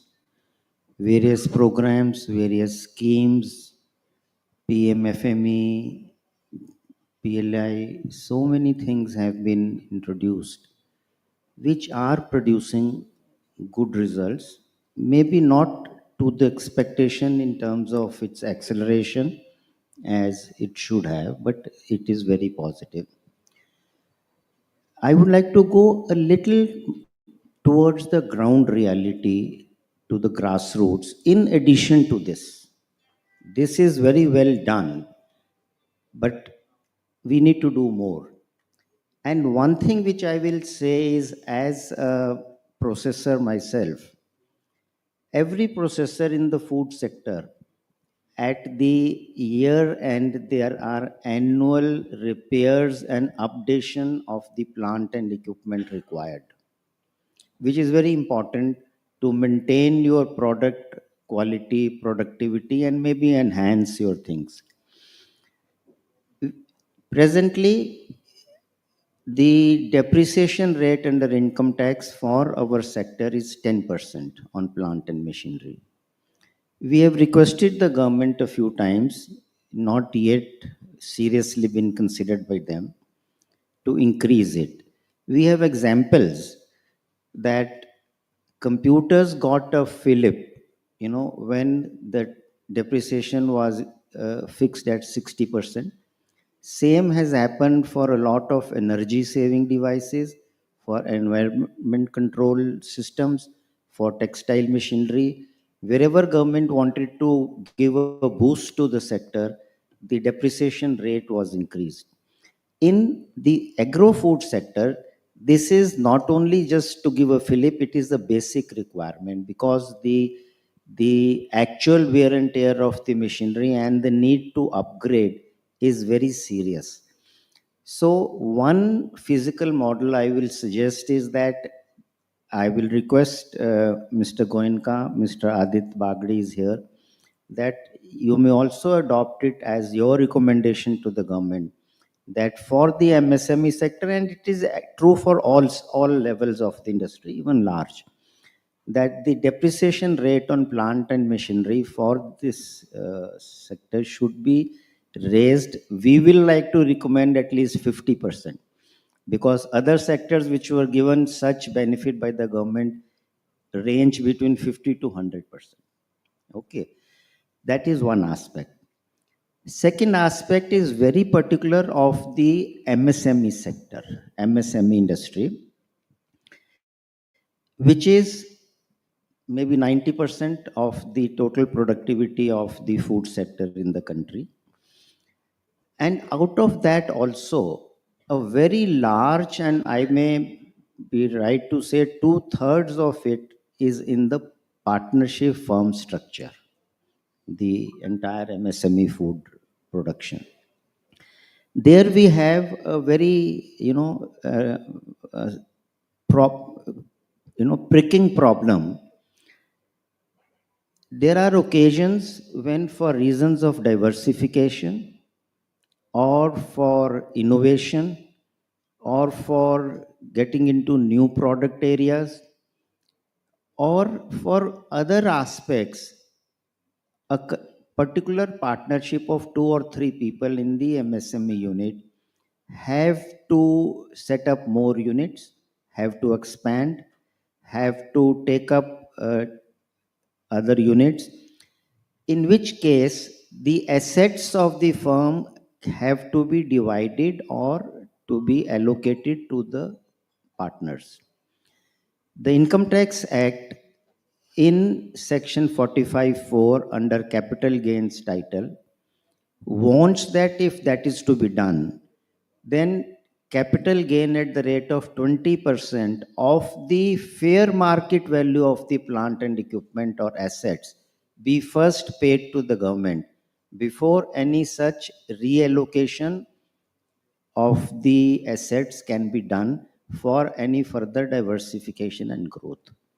This does not happen for private limited or limited firms because there the processes of demerger and for allocation of assets is not taxed. This is a very important feature, and people have to find some curvy methods to overcome that with a huge loss to their asset value. The third thing, and maybe that's the only one I will say, is rationalize the entire tax system, consider food as different from other industries. All manufacturing sectors are different. I will say food is totally different. Nature gives food, processing makes it amenable for consumption and for making it available over the supply chain to the consumer. Food is the first input for life. It has a very important effect in the expense basket on inflation. Any increase in prices is regressive, and food deserves a better tax regime. If it is done, definitely it is analyzed that there will be increase in consumption, which has been recognized already in this morning session as very critical for growth of this sector. And any increase will bring in more revenue by other methods, and therefore it is not a revenue loss, it is revenue enhancement. I think these three aspects I would like to highlight. Thank you very much. Thank you so much. Yes. Yes, I would like to further substantiate what Dr. Jindal has said, that 85%, am I audible? 85% of the Indian food processing industry is in MSME sector. And they are under tremendous pressure because the owner has to attend to his finance. He is himself in charge of procurement of raw material, marketing, and overall he is under the terrible stress of compliances, of GST, for example. That is not justifiable. NOC, for example, you see, I have been in this engineering of food processing industry for the last 45 years. Even today, getting finance for a food processing industry is not an easy task. Even though the ministry has put it under classification, priority classification of financing, but every bank, every financial institutions, maybe Yes Bank, exclusion of Yes Bank and so on, they take it as a very risky proposition to finance the food processing industry. Why? Because they say that number one, you are dealing with perishables. Number two, food has a shelf life. Number three, marketing is erratic. Number four, raw material depends on the vagaries of weather. So all these negative aspects in India are going around to make the financial institutions or banks very apathetic towards food processing industry. It has been one of the main reasons of slow progress. Number two, what member Niti Aayog said in the morning, Mr. Chand, corporate sector has always been apathetic to investing in food processing in India. They would invest in steel, infrastructure, cement, and other things. But again, all these things, what I told you about food, they were also behaving the way the banks are behaving. That is the risky proposition. But whosoever has invested in food, like Mr. Bagri himself, he knows that it is a fantastic investment and it is going to, because food is one thing where recession will never hit, right? Whether it is adversity or prosperity all over the world, food sustains life. And what we have coined the word in All India Food Processors Association, food sustains life, and processing sustains food. Unless you process food, you cannot, you can prevent its wastage. Another interesting thing is that you see the government policy. Ever since this ministry was formed, every year they ask our association, please tell us about the financial, about imports and other things, what should be done. Every year we say that critical equipments should be on reduced rate of custom duty. And even today, critical equipments for food processing industry have a custom duty of 31%. Plus, when you see for every dollar you have to pay 85 rupees, you see it is impossible to import. The price goes 3 times higher. Now, what was the next? China came to the rescue. China came to the rescue, and they are producing equivalent quality of food processing equipment at 1/3 or 150% of the. Now, what is the government policy? You see, I am telling you 3 projects I am handling at the moment. They imported the equipment from China. Satisfied? But now government is not giving visa for last 8 months to the engineers to come and supervise the installation. Either you don't allow the import of equipment or you be liberal. Why are you not issuing visa? And these are the funny government, policies. Because there is no coordination. According to I don't know. I am sorry if I say like that, but this is my experience. The Ministry of Food Processing is not has no Minister of Finance is not listening to the recommendations. On logistic basis also, they have their own viewpoint because of the fact that nobody is involved among the policy makers in the food industry because they would know for sure what food industry is going through. If they had the experience, they would understand it. Yes, these are very logistic questions.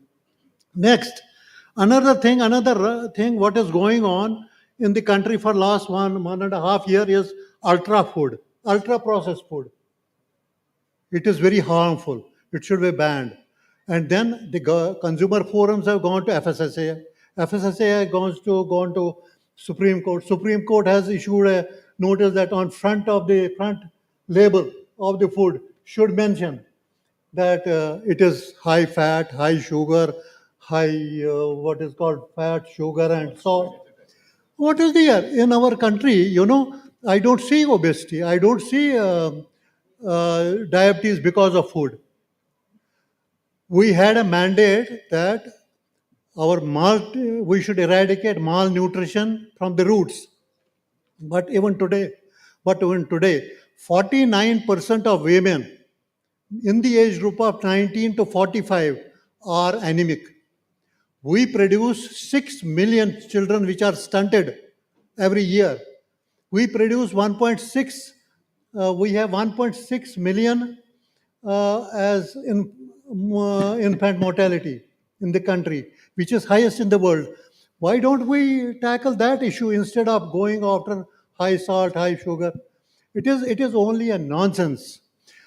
Where my office is, there are about number of these educational institutions. Believe me, thousands of students I watch in the morning. I see they are underfed students. I watch every morning. I have taken a film also. I don't see one single student who is obese. If there is obesity, I will tell you what is the basic reason.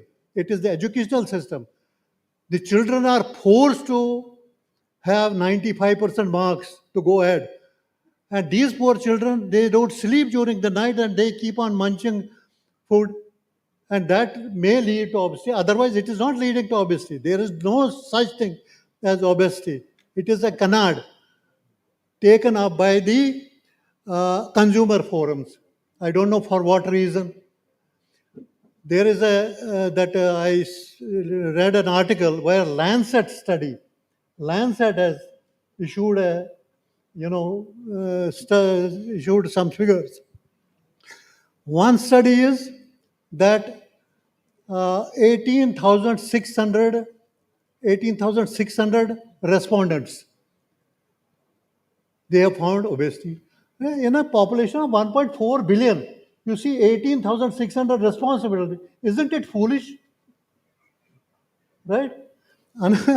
Another study is that, obviously this fast food, high salt, high sugar, high fat.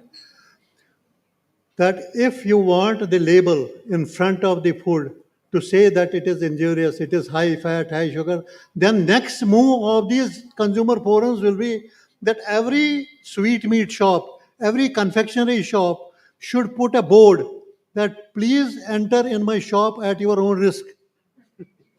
Because all Indian sweets are high sugar, high fat, and all my these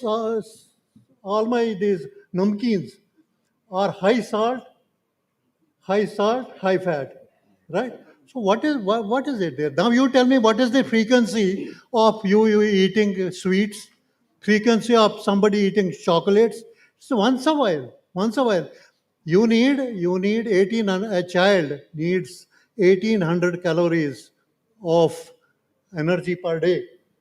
They need 68 grams of uh, this fat or whatever. You have a minimum that what you call minimum Calorific requirement. nutrition, Yeah, yeah. minimum nutrition value. Nobody gets it in India. And where has this canard come from? And everybody is up. Sure. I don't know. It goes against the food processing industry. In nowhere in the world you see like such a thing going on. Sure, I think Mr. Kaul, that has been really passionate and really well put to all of us, particularly driving the parallel with Indian food habits. So thank you so much, and I'm sure we have Mr. Sethi who has his own thoughts on ultra processed food, but we'll keep it for another day given the time. I think what I'll request you then, we did hear the panelists talk about how we can grow the export and we can increase the demand for export with the processing, right? The other side is also trying to ensure food security for our domestic population. How do you create a balance between the two and also create in a manner which is environmentally sustainable? Kaul Sahab, I'm holding this since last 5 minutes. It is written kacha aam. I feel like eating it because I know it's very tasty, right? Kacha aam. But I have a fear. I have a fear that ये कहीं मुझे ये खा तो नहीं जाएगी because it's so much sugar. All the juices. One brand will say that 100% fruit juice, 100% natural, and no added sugar. And there are other variants, once the brand is built, there are other variants will put sugar inside and they will make it from a concentrate where almost all the vitamins have been killed because it takes it on a very high degree of temperature to make concentrate. And all the food that we see in front of us, all this is processed. It has sugar. So the times are changing, food systems are changing. Whether we like it or not, most of the foods will go in for a big change. You saw one small brand, Country Delight, saying, I will give you a milk which is very tasty. That means they have gone to the fact that what the animal is eating does not have aflatoxin in that binola or khal binola, right? So it's not transported in gunny bags, it is fed properly. So when you do not have a cold chain, the bacterial growth ensures that the taste is not the same, right? So when you put a cold chain right at the time of milking, the taste is different. That's why when we travel abroad, sometimes we find, oh, here the milk is tasting better. Oh, here my papaya is tasting better. Because the papaya in Africa has been used with less of chemicals in the growth stage or less of fertilizers. So we all know that when we put so much of fertilizer, the taste is not the same. It has gone down, right? To have higher production of rice, uh, we come out with the new varieties like 1121, which gives a lot of profit to farmer. Of course, they will grow it, but by putting so much, that bhini bhini khushbu of basmati is gone. So now it is tasting good, it looks good, but the fragrance is gone. So that means that those companies like Country Diet, those who have gone to understanding the consumer, that I will give you a food which is tasty, which is healthy, which is better, are about to become a unicorn. So why many people go to Amul? Because their foods are very very tasty, and they make sure that when the milk is delivered, it is of a good quality. But there is a strata which is above that, which Country Delight wanted to cater to. So there are a lot of Indias, and people that you were talking about are undernourished. Then you spoke about people who are students, they are middle class, and both you feel are undernourished. But there is also a class above that who are spending a very minuscule amount from their pocket out of their total income. They want to spend more, but the foods what are being delivered to them were actually meant for middle class or for the masses. So they are willing to pay more for their wine, for their other products, for whatever. And that class is coming. And there is another class, again, youngsters, who feel that, oh, I am from Karnal, I want to have rice which does not take down the water table of Karnal down. How many such consumers are there? 1% or less than 1% in India? In Europe, it may be 5% or more. So premium is negligible. Nobody is ready to pay 30%, 40%, 20% premium for sustainable goods. But tide is shifting. And there are people who are well meaning and they feel, oh, I am sitting in London, I am from India, I will not buy basmati from Pakistan, I will buy basmati from India.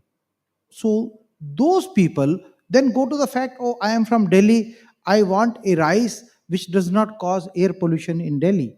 So is there a product, is there a rice which does not, which ensures the farmers have not burnt the parali, the residue of the rice? So no such things are existing, and they are all coming because the startups have taken up. Fortunately or unfortunately, the food processing sector in India was led by big corporations, mainly foreign companies. But that time changed in about 10 years ago. So now Viva and so many startups have come, and they have ensured companies like Bikanerwala or Haldiram that we will give you street food that you love, but we will give you safe food. It will not have all those E. coli and those things in the pani puri water. It will be made from RO water. So even your neighborhood pan store, Prince Pan, would ensure that everything is very well packed. So that food safety, healthy food, natural foods, whole foods, and so many things around that, less sugar, less sodium, is a reality. And there is much more. So there are about 200 to 300 million people in India who are really wanting to pay more, and nobody's charging them more. That market is now opening up, and we are very much hopeful that consumers will also pay for some sustainable action which is happening, those companies which are ensuring that the farmers do the right thing in improving their soil quality and the other positive things. Thank you. Thank you so much, Mr. Sethi. I think we had, sorry, I don't think we have the time. So can we do it as since we have the lunch break after this? So it will be great if you don't mind to have that. Yeah.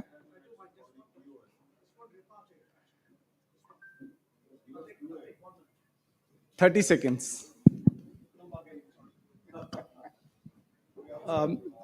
This is Sensei Raj from Global Change Makers Network and Vision India 2032. I directly to two people. Mr. Cole said in a very meta perspective of how we as an industry, as a nation should move forward. And Mr. Sethi in the closing remarks mentioned that, the GMO or the ultra-processed food is here to stay, and that's circular logic, Mr. Sethi.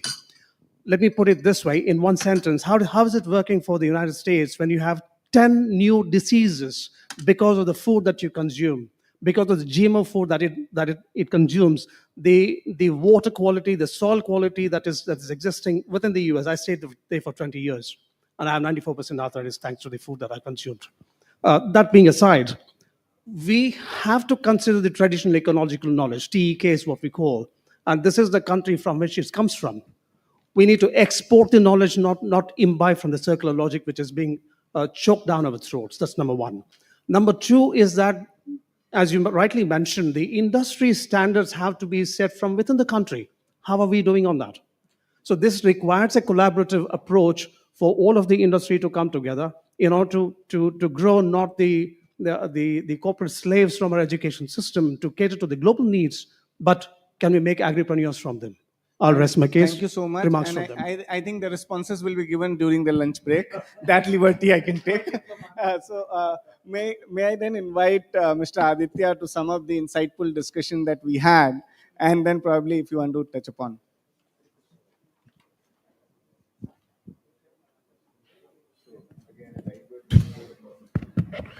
Again, a very good afternoon, and thank you so much, Dr. Satyam Shivan Sundaram, for leading such a deep, insightful and very rich discussion. And I think it was a privilege for us, especially for me, because it was a forum to share stage alongside industry veterans.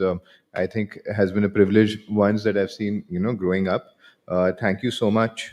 To all my esteemed panelists for sharing their insightful views. To start with, I'd like to share some insights shared by Mr. Man Prakash Vijay, especially APEDA, which is our apex body in terms of promoting food export to the world. And I think his insights on the use of water and the pulp variety of tomato, assuring that market and win-win situations are there for both parties, and meeting the production requirements of the processing industry. I think APEDA has been at the forefront of promoting Indian agriculture for many years, and a huge support for the food processing industry. Mr. PL Kaul, his insights were invaluable and extremely in-depth. I think all the insights that he shared on government policies, processing, taxation, be it GST on processed foods, be it capital, a reduction in the capital cost in the form of import duties and custom duties on food processing equipment, accelerated depreciation on food processing equipment, and the allied challenges that the industry faces. I think all those challenges are big impediments to growth, and that is definitely an avenue where I think all chambers must get together in sharing a consolidated view on GST, reduction in duties, on easing the flow of business. And I think that's where, be it Indian Chamber of Commerce or All India Food Processors Association, there's a huge responsibility to articulate that and share those views. Dr. Jindal, I think, has been on the forefront for promoting food processing. I think he's spoken very detailed on the role of MSMEs. So I think the point that Mr. Sethi also highlighted, that a few decades ago, food processing was largely limited to large multinationals in India, and today a bulk of what food processing happens in India is MSME driven, where there are lots of challenges, and the ecosystem also has to be supportive of this MSME growth, because if food processing has to sustain in India, I think it's not the large multinationals only which will drive this. I think they'll have a role to play, but the feeders to that growth will be the MSME sector. And while there are schemes that exist, I think there's obviously a lot more play for larger corporations. And it was very insightful to hear Mr. Deeptin Chatterjee speak about ESG and the initiatives that Tetra is taking. I think Tetra is an organization we at Bargreaves have worked with as well, and I think the kind of R&D centers they've built at at Chakan are truly world class. I understand they have amazing infrastructure. It was insightful for me to also understand that they have such a role to play in sectors such as ice cream, which one does not know. Tetra Pak originally for. I think the kind of work they're doing on sustainability also, as far as recycling is concerned, is truly noteworthy. And instead of Tetra Pak being a part of the problem, whereas plastic pollution is concerned, I think they've uh, taken a lot of initiatives to ensure that recycling happens. And I think his insights on innovation, the way they're supporting startups, was truly commendable. Um, Mr. Sethi, whose words I've had the privilege of hearing over the last few years, I think speaking about quality and differentiation, he spoke about some of the new age startups which have come, try to differentiate on the basis of supply chain or quality, and the fact that those startups are the ones which are winning because they've found a product market win. I think was quite insightful.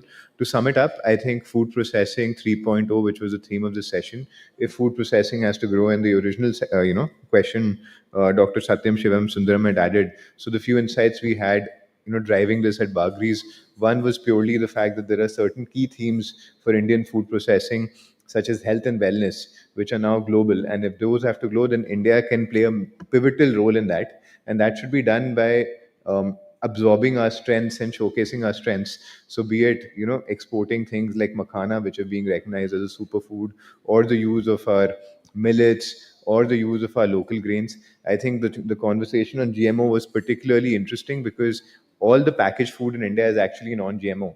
If as a food processor we had to add a GMO ingredient, we have to declare it on our label, which is not the requirement in the West.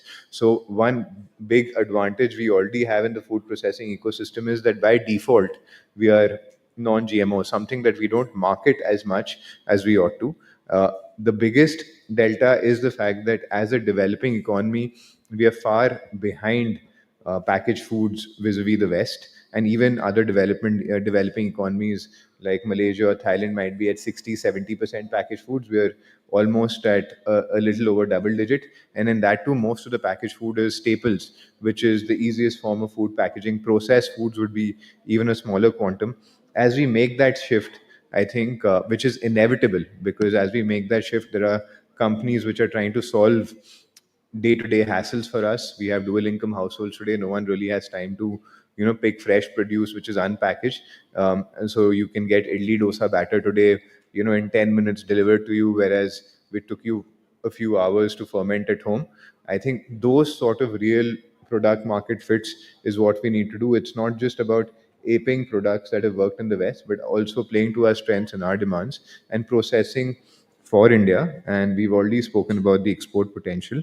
I think if food processing 3.0 has to sustain, it has to be that entire ecosystem which must work together in making sure we get the agri input to process. And honestly, while the government's doing their part as processors, there's just a lot more investment required in the sector. But thank you so much, and we really hope to see you for future sessions after lunch. Thank you, and thank you all to our esteemed panelists for sharing their thoughts.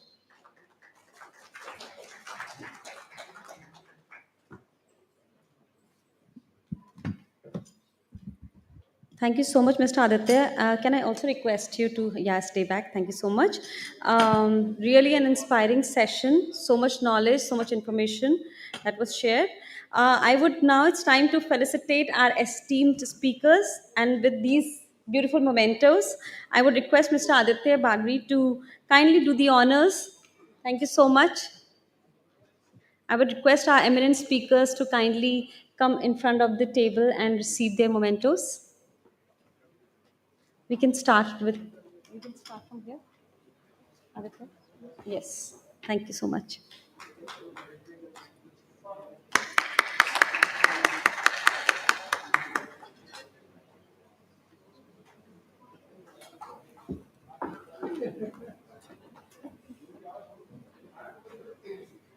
Thank you so much. Nice to see you.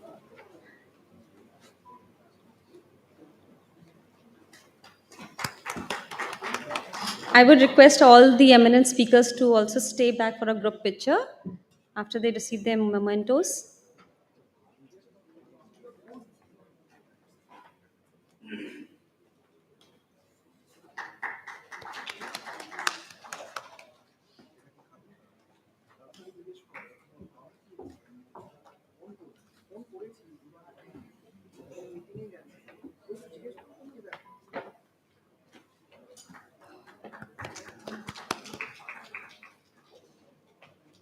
There are a lot of goodies in this paper bag. I can see that.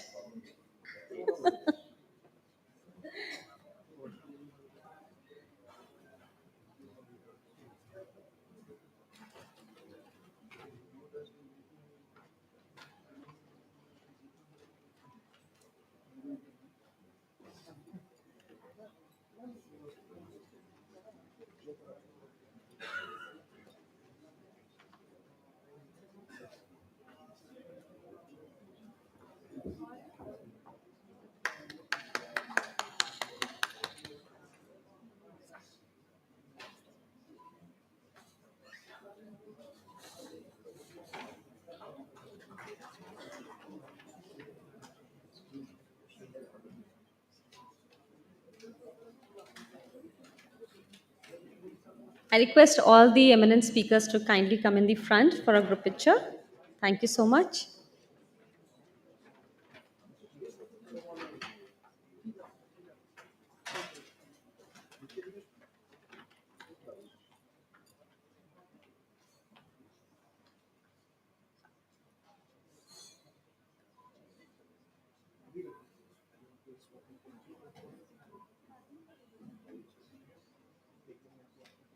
Thank you so much. A huge round of applause for all the speakers again. Thank you so much. I have two announcements. Everybody sitting in the last four rows, kindly pick up your stuff because tables are going to be put there. So I think the chairs will move. So kindly take your stuff when you're going for lunch. The lunch is on the right hand side, my right. So it's very hot and yummy. I would also request the speakers to head over to the VIP lounge Allure for their lunch, please. Yeah, and the networking lunch timings are from 2 to 2:30. Please let's gather back again at 2:35 for our next session on agriculture 3.0. 3.0. Yeah. Thank you so much, everyone. Okay, Shruti, we can have a picture? Yes, of Yeah, course. come, So come, good come, to come, see come, come. you. Okay. Let's do it. Yeah. UN? You're working for UN? Yes, yes. You have to share. Yes. Yeah. It's in the lyric. See you soon. Yeah. Thank you.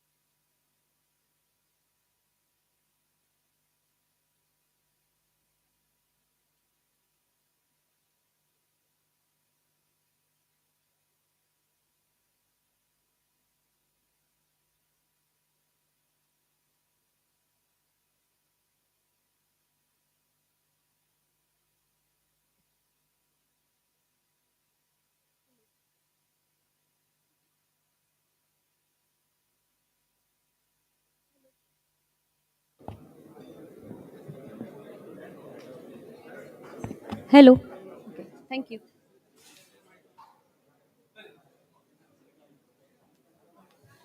I think अभी चल रहा है.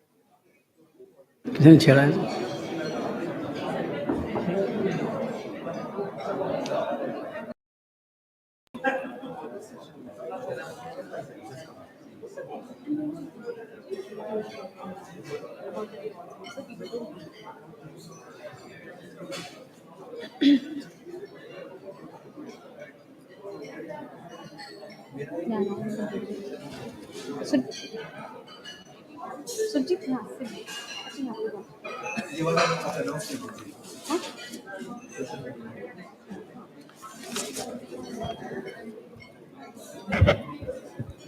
Thank you everyone for coming back. We are going to start our next session soon. In the meantime, I would encourage all of you to kindly follow ICC on social media. These are the handles, these are the respective handles on Instagram, Facebook, Indian Chamber of Commerce, Indian Chamber on Instagram, LinkedIn, and Facebook. Um, I want to ask Sumit, are you giving away any prizes for the people who are going to follow?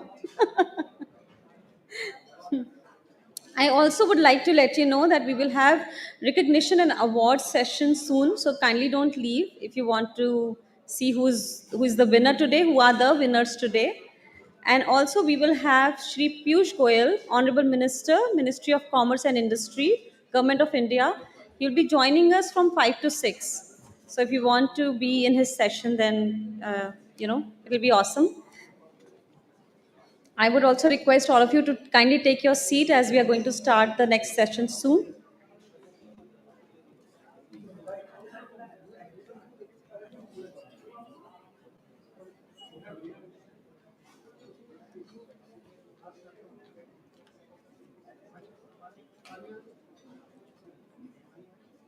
If you face any issues while following ICC on social media, please feel free to contact Sumit.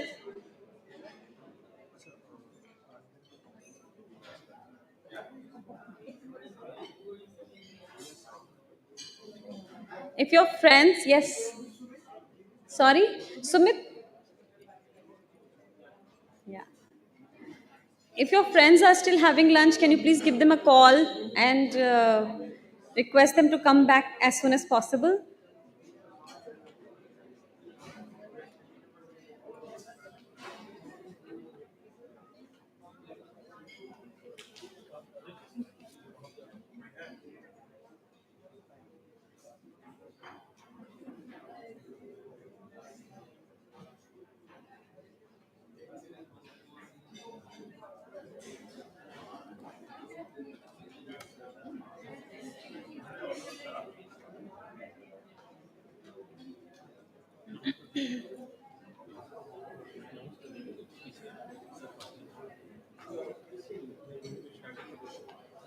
I request all the people who are sitting at the back, please feel free to come in the front. There are some seats which are available in the front.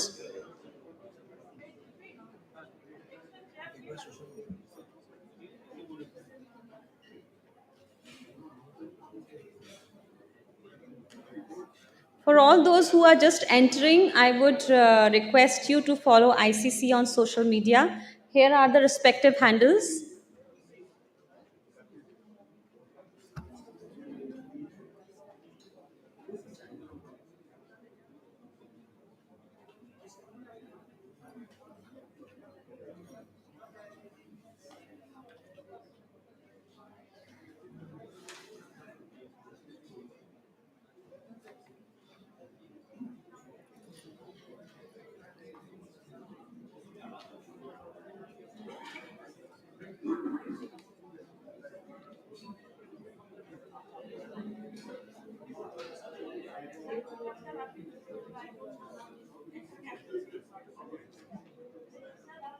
सारी झुर्रियाँ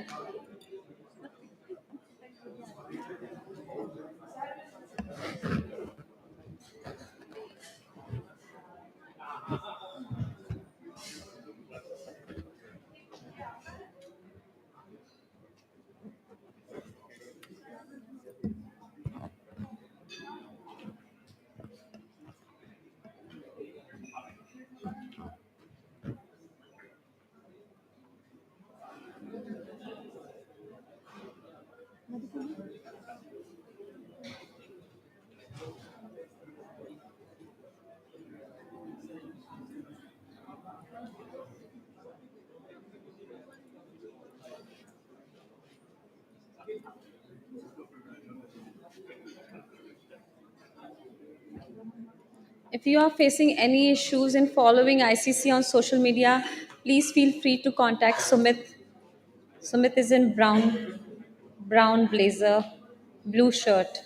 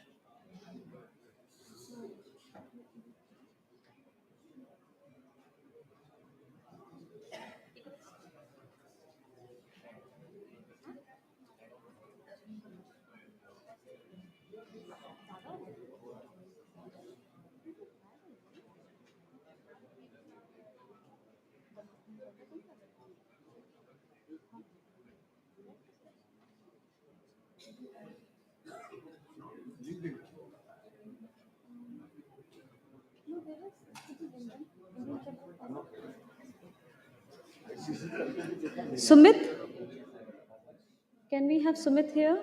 Because somebody's having trouble in connecting ICC on LinkedIn.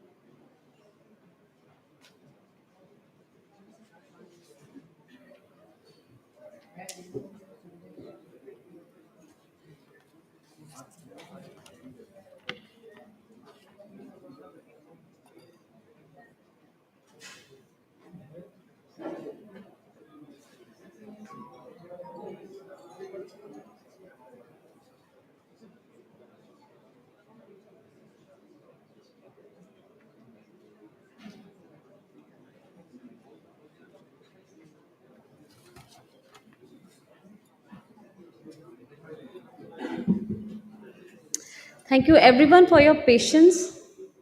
It's so good to see the house full, and all our guests, our moderator, everybody is here. So let's start the next session. I welcome you all to the thematic session on Agriculture 3.0. I would like to invite our eminent panelists to the stage. It's my honor to invite the moderator of the panel, Mr. Prakash Jairam, partner Ernst& Young. Can I have a round of applause for Mr. Jairam?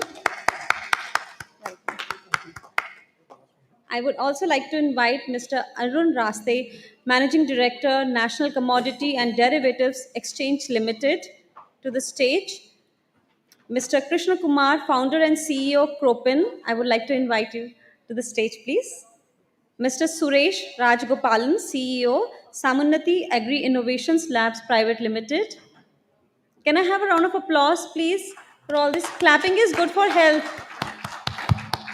Clapping makes everybody's face glow. I would like to invite Mr. Shinoy Matthew, Chief Sustainability Officer, ARIA.AG. I would also like to invite Mr. Prashant Chauhan, Business Head Operations, AVPL International. I would like to invite Mr. Shyam Sundar Singh, Co-founder and COO, Dehat. That's a very, very interesting name. I would also like to invite Mr. Shrikant Goenka, Chairman, Agriculture and Food Processing, ICC, and Managing Director, Premier Irrigation Agritech. Can I have a good round of applause for all our speakers, eminent speakers? Thank you so much.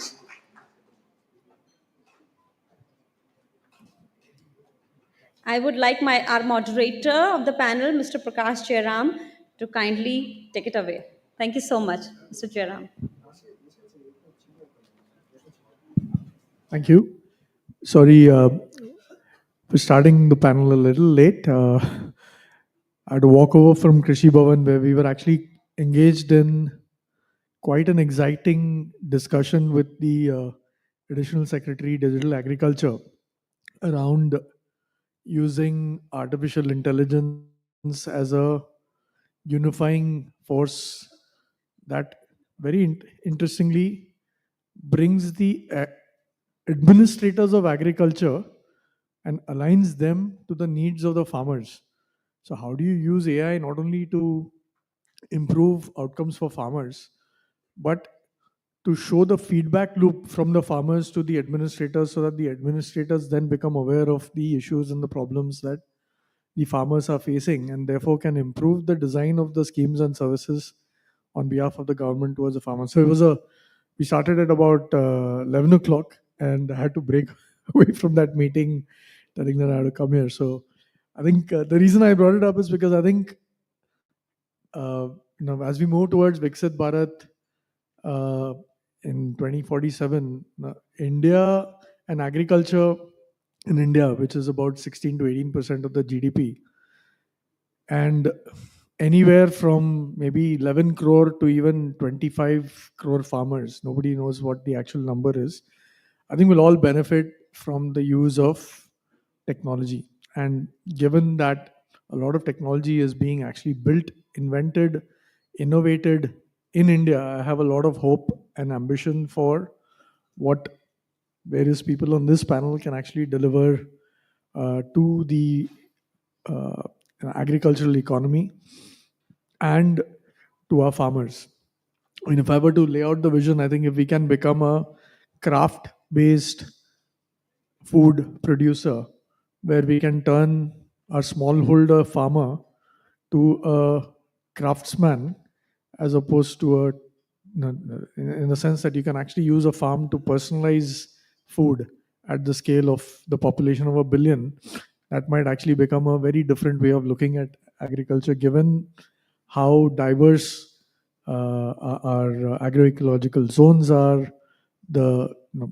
Another example I'll give you is we started something called AgriStack, and we were tracking 38 crops, and we were shocked to find that as the state started submitting all the crops that are grown, the list has grown to 440 crops that are being tracked in the various states, which clearly gives you a good insight into the fact that there is a long tail in agriculture, and that long tail can become a very high value long tail. And with we always complain our farms are very small. We don't know who the farmer is. If we are able to solve for that, the small farm then suddenly becomes an advantage. So I'm hoping that this panel, through its insights, is able to reimagine and use technology to reimagine agriculture in the next, I wouldn't say Viksit Bharat 2047 थोड़ी दूर है. Hopefully in the next 5 years. एक मोदी सरकार में we should be able to achieve as much change as possible. That's the ambition I have for the panel. Okay, with that, I have a request to each of my fellow panelists. If you could, before you answer the question, also briefly introduce yourselves and the work that you're doing and how it would impact agriculture. It would save me the trouble of having to introduce each one of you. So we'll start with Mr. Arun Raste of NCDEX. Arun is, it's right next to me. So, so Arun, maybe a quick introduction, and if you could then also articulate what you believe are the top 3 strategic priorities as agriculture moves towards agriculture 3.0 in India. Over to you, Arun. यहाँ कितने लोगों को अंग्रेजी नहीं आती? मैं कुछ किसान भाई देख रहा हूँ पीछे. आप लोगों को अंग्रेजी आती है तो मैं अंग्रेजी में बोलूँ, नहीं तो हिंदी में बोलता हूँ. हिंदी में बोलूँ? ठीक है, धन्यवाद. 3 चीज़ें. हमारी मॉडरेटर जी ने जो कहा, कुछ चीज़ों से मैं सहमत नहीं हूँ और कुछ चीज़ों से सहमत हूँ. 2047 को अगर आप देखते हैं, उस समय दुनिया की पॉपुलेशन होगी करीब 10 बिलियन, मतलब 1000 करोड़, और इंडिया की पॉपुलेशन होगी 170 करोड़. आज 140 करोड़ है, उस समय 20% थोड़ी हमारी पॉपुलेशन बढ़ जाएगी. तो जितनी हमारे किसान हैं उनको कम से कम 20% ज़्यादा पैदावार बढ़ानी है अपनी. ये पहली चीज़. दूसरी, अगर आप गांव जाते हैं आज की तारीख में, तो मेरी उम्र का जो किसान है वो तो खेती कर रहा है, पर उसकी जो अगली जनरेशन है वो शहर में आके अंग्रेजी बोलना चाहती है. आपने बड़ा अच्छा कहा कि मतलब खेती को क्राफ्ट बनाते हैं.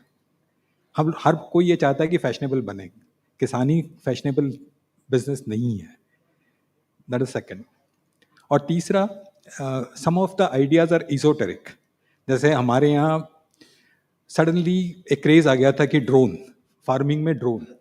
यूएस में जहाँ 1500 या 2000 हेक्टेयर का फार्म होता है और एक आदमी को पूरा फार्म देखना होता है, तो उसको ड्रोन कैमरे की जरूरत पड़ती कि मेरे उस कोने में क्या हो रहा है 1500 हेक्टेयर के फार्म में.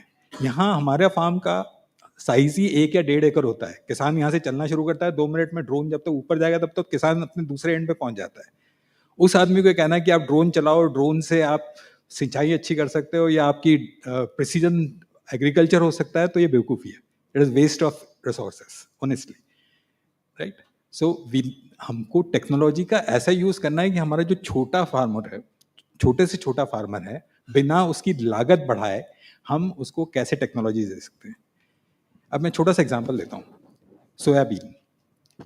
अगर आप सोयाबीन का, मैं अक्टूबर में ब्राज़ील में था, वहाँ सोयाबीन का प्रोडक्शन मैंने देखा करीब 4 मीट्रिक टन होता है 1 हेक्टेयर में.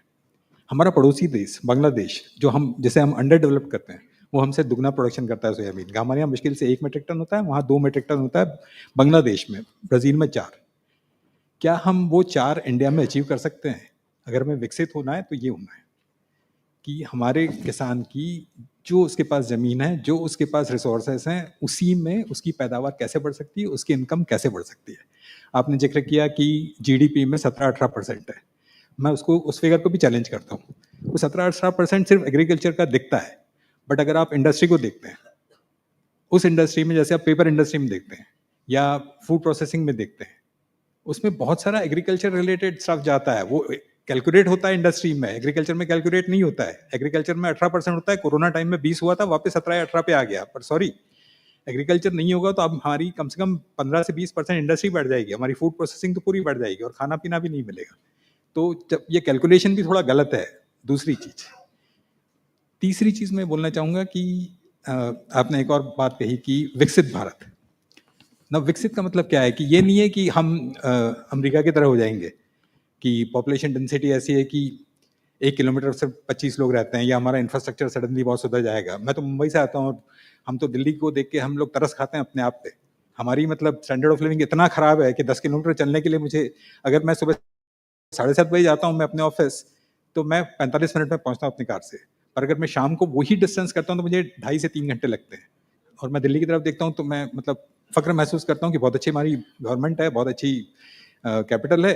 But then any other city, Amitabh Kant ji ने इंडियन एक्सप्रेस में बड़ा अच्छा आर्टिकल लिखा है आज कि 15 कैपिटल मतलब 15 मेजर सिटीज हैं हमारी, वो हमारी जीडीपी को 1.5% बढ़ा सकती है। पर उन 15 में से 14 में अगर आप जाएंगे दिल्ली छोड़ के तो लिवेबल नहीं है कंडीशन। तो उस कंडीशन में गाँव की और किसान की बात करना कि हम विकसित हो जाएंगे, उसके लिए तो ये जरूरी है। मैं धन्यवाद देना चाहूँगा सरकार का कि एटलीस्ट रोड्स हमारे बन गए, इलेक्ट्रिसिटी बन गई, एटलीस्ट ये 2 चीज़ें पहुँच गई। पर शिक्षा, बाकी बुनियादी सुविधाएं जब तक नहीं पहुँचती हमारा किसान विकसित नहीं होगा। लास्ट, सॉरी बहुत ज़्यादा टाइम नहीं ले रहा हूँ मैं। लास्ट चीज़ मैं कहना चाहूँगा, 2 चीज़ें मैं खुद क्या करता हूँ। NCDX कमोडिटीज एक्सचेंज, आज की तारीख में एग्रीकल्चर कमोडिटीज़ में कोई एक्सचेंज अगर काम करता है तो हम लोग करते हैं। हमारी कुछ सब्सिडरीज हैं वो जो स्पॉट एक्सचेंज भी चलाती है, जैसे सरकार NCCF या नाफेड के थ्रू जो खरीदती है बेचती है वो भी हमारी सब्सिडरीज के थ्रू करती हैं। दूसरी, आपने CDSL, आप लोग अगर शेयर मार्केट में इन्वेस्ट करते हैं तो CDSL और NSDL आपको पता होगा कि आपके शेयर्स वहाँ होते हैं। तो वैसे ही किसान अगर अपना माल वेयर हाउसिंग में रखना चाहता है तो उसके लिए electronic negotiable warehouse receipts उसको मिलती है। उन रिसीट का अबाउट 85% शेयर हमारी जो सब्सिडरी है NERL उसके पास है। और चौथी चीज़ है, हमारी एक इंस्टीट्यूट है नॉट फॉर प्रॉफिट, उसके थ्रू हम लोग काफ़ी एक्सपेरिमेंट करते हैं। एक हमारा बहुत अच्छा एक्सपेरिमेंट जस्ट लास्ट वीक हमने लॉन्च किया है, गवर्नमेंट ऑफ महाराष्ट्र ने लॉन्च किया है। हेजिंग डेस्क बनाई है गवर्नमेंट ऑफ महाराष्ट्र ने वर्ल्ड बैंक असिस्टेड प्रोजेक्ट से, जिससे किसान एक्सचेंज पे आके थ्रू FPOs के माध्यम से ट्रेड कर सकेगा, हेज कर सकेगा अपनी रिस्क। और हेजिंग का मतलब किसान के लिए यह है कि जब अक्टूबर में अगर वो कुछ बो रहा है, जुलाई में कुछ बो रहा है तो अक्टूबर में उसको क्या प्राइस मिलेंगे वो उसे आज लॉक कर सकता है। उस समय प्राइसेस ऊपर जाए नीचे जाए कोई फर्क नहीं पड़ता, आज जो उसने प्राइस लॉक किया एक्सचेंज माध्यम से उसको वो प्राइस मिलेगा। तो ये हमने कुछ नई शुरुआत की है। Thank you very much. एक follow-up question on the last topic before we move on. So NCDX काफ़ी टाइम से कमोडिटीज मार्केट्स चला रहे हैं देश में, लेकिन अगर आप थोड़ा इनपुट्स और इनसाइट देना चाहेंगे कि वॉल्यूम कितने हैं और वॉल्यूम ग्रोथ कितना हो रहा है, और उसमें से डायरेक्टली किसानों का क्या मार्केट में पार्टिसिपेशन है, वो क्या आप देख रहे हैं कुछ बढ़ रही है लास्ट 1-2 साल से, या उस पर थोड़ा इंसाइट देंगे? आपने मुझे 1-2 साल कहा, मैं 4 साल पहले जाता हूँ। 4 साल पहले हमारा जो मार्केट का टर्नओवर था, सडनली दिल्ली से एक फरमान आया और 70% हमारा जो मार्केट था वो चला गया। वो इसलिए चला गया कि तिलहन और दलहन जिसे कहते हैं, ऑयल सीड्स और पल्सेस, ये हमारे मार्केट से बैन हो गए, फ्यूचर मार्केट से। तो सडनली हम जो जहाँ 3,000 करोड़ एवरी डे टर्नओवर करते थे वहाँ से हम 500 पे या 400 पे आ गए। ठीक है, तो ये सबसे पहले हमारा प्रॉब्लम हुआ। उसके बाद हमने कहा कि अगर ये नहीं कर सकते तो कुछ और कर सकते हैं, क्या कर सकते हैं। तो हमने कुछ दूसरी कमोडिटीज़ के बारे में सोचना शुरू किया। दूसरा आपने कहा किसानों के बारे में, तो आज की तारीख में सबको पता है, शायद गवर्नमेंट का फिगर है 10,000 FPOs होना चाहिए। ऑनेस्ट फिगर यह है कि अराउंड 3,000 उसमें फंक्शनल हैं। उन 3,000 में से करीब 657 हमारे एक्सचेंज से जुड़े हुए हैं। करीब 12 लाख फार्मर आज की तारीख में हमसे जुड़े हुए हैं और कभी ना कभी उन्होंने हमारे यहाँ ट्रेड किया है। ठीक है, तीसरी चीज, वॉल्यूम कम होना या बढ़ना, उससे एक्सचेंज को बहुत ज़्यादा फर्क नहीं पड़ता। हमारी इनकम कम हो जाएगी, ये तो नहीं है कि मेरी सैलरी कम हो जाएगी। ठीक है, पर किसानों को आज की तारीख में हमारे वॉल्यूम कम होने से नुकसान हो रहा है। जैसे मैंने कहा कि there is no hedging mechanism, but किसानों से ज़्यादा हमारी जो इंडस्ट्री है जो ऑयल सीज, सुबह कामराज जी यहाँ पर थे IBPA से, आपको एक छोटे सा मतलब अडानी हमारा देश का सबसे बड़ा नाम है और सेकंड बिगेस्ट नेम है। अडानी के जो ऑयल सीड्स हैं उसके बिजनेस के MD ने इन मीडिया हिंदू बिजनेस लाइन में उनका रिपोर्ट है कि एक पर्टिकुलर क्वार्टर में उन्होंने 80 करोड़ का लॉस इसलिए किया था कि उनके पास हेजिंग मैकेनिज्म नहीं था। वो सीबॉट में मतलब USA में हेज करते हैं अपना सोयाबीन इंपोर्ट, बट यहाँ पर प्राइस नीचे चलेगा तो यहाँ पर हेजिंग मैकेनिज्म नहीं था क्योंकि NCDEX अवेलेबल नहीं था। तो हमारे नहीं होने से बहुत लोगों को नुकसान होता है। तो ये सबसे बड़ी मतलब दुविधा है, पर हम जाके ये कह नहीं सकते कि हमारे इंडस्ट्री शुरू करवाओ, तो स्टेक होल्डर्स को शुरू करवाना है। Yeah. Thank you, Rastaji. Moving on to Krishna from Koppen. Krishna is an old friend as well. So, Krishna, you've been working on digital platforms for agriculture for ever since I've known you, 7, 8, 10 years, I think now. Yeah, 10. So, what is your view on how platforms like yours or technology is being taken up by Indian farmers? How much and for what purposes? Can you give us some insights into that? Yeah. So as you mentioned, I'll give a brief about Croppin myself. Yeah. Okay. So hi, I'm Krishna. I'm representing Croppin. We are AI and data company in food and agriculture. We work with enterprises, growers, governments, and development agencies. With this technology, we are able to zoom into a farm and decode what happened on the farm in the past, what is happening now, and what is the future looks like given a particular crop and variety. So if you provide a variety, actually you can marry it with the trait and say what could be the yield potential of this variety if you grow on this particular plot, or what has happened in the past, right? So what is the impact of climate going to do to the crop? So those kind of intelligence we do. These intelligence are also passed on to the growers. What disease can hit your farm? Where is a heat wave or a frost attack can happen? What yield you can expect much in advance you can get it. So a lot of those things. But then we zoom out of the farm and then we talk about the district, state, and the country. But the intelligence is computed on every grid of the farm. And then if you want to query a country and say, why show me the grids where corn has degraded, yield has degraded by 10%, and what is the causal for that? You should have that answer. Why that happened, and which are the grids in the country where in last 7 years the yield has dropped. So those kind of a large scale problem, and then zooming into the day-to-day problem of the farm we are trying to solve. Today in this process we have computed.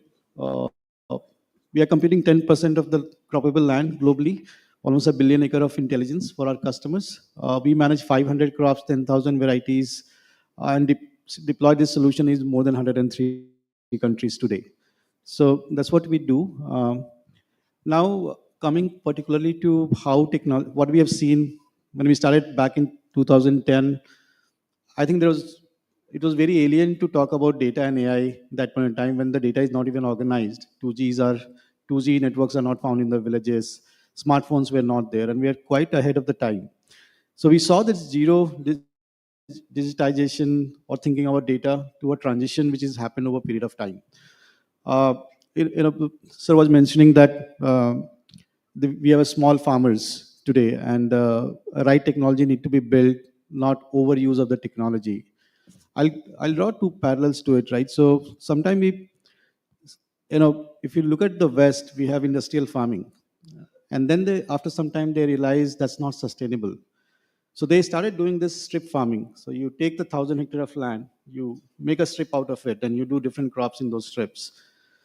And then, somebody said, this is also not sustainable. We should go to a pixel farming. So what is pixel farming? If you look around yourself in India, Southeast Asia, Africa, those small farms, so one farm is doing wheat, someone is doing brinjal. So your risk is getting diversified. If you have a soybean in a stretch, if something goes wrong with you, one farm of the soybean, they spread very quickly. So I think the problem we need to solve is how do you make it more profitable rather than solving the problem, do we need a consolidation in the country? And this is one thought we always dabble with today in discussions. Second, do we need a Indian farmer to deploy a sensor to see a per hectare? Or do you want to tell him that in next 15 days there could be a late blight attack on your farm because you're doing a potato, and we see this pressure getting built up, be watchful, right?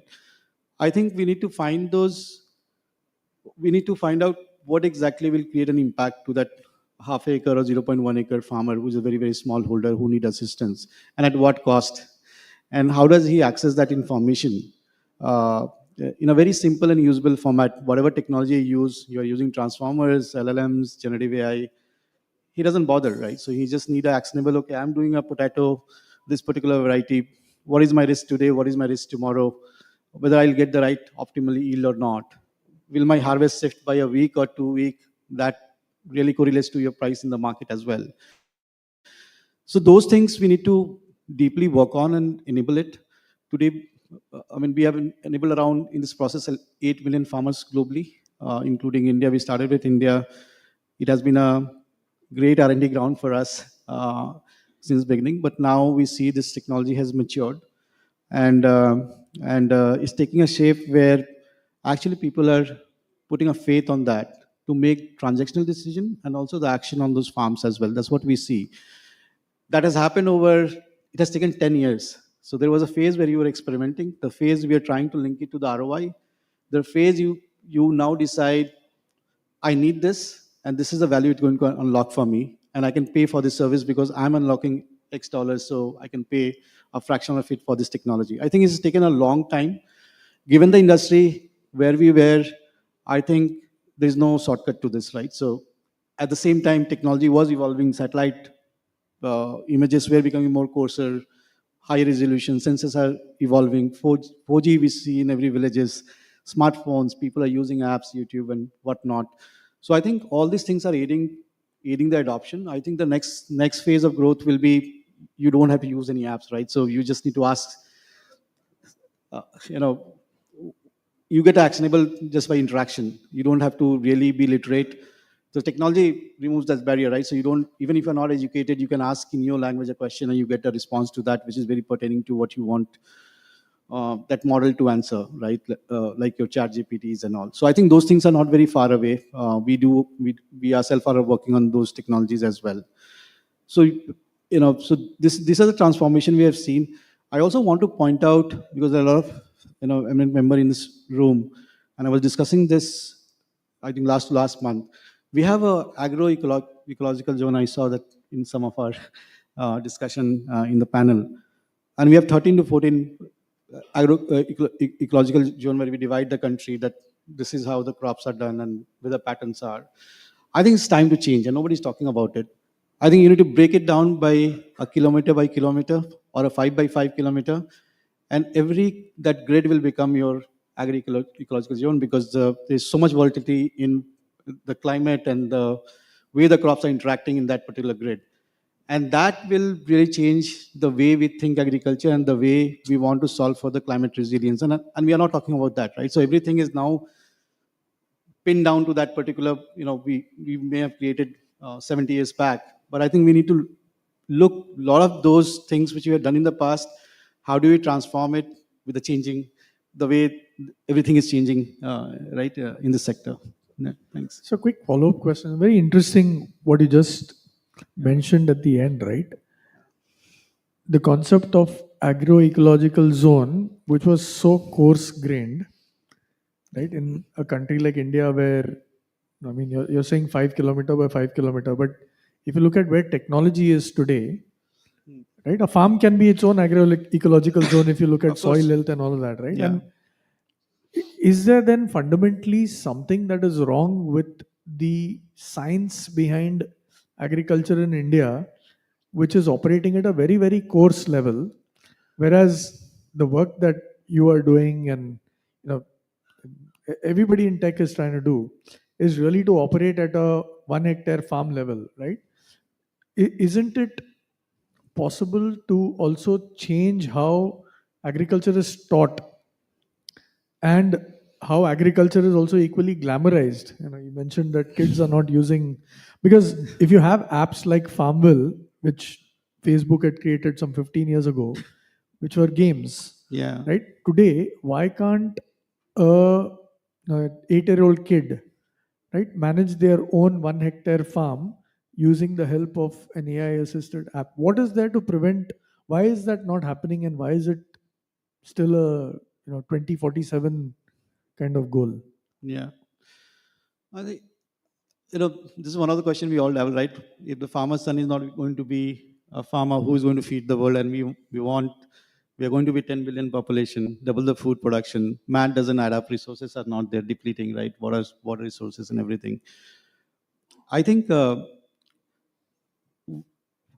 with the more science and technology coming into the sector, and making it more a viable business, right? So can I, as I mentioned, right, can a 1 hectare farm can give you a wealth of equivalent to an engineer who is getting that, who get the same kind of salary, right?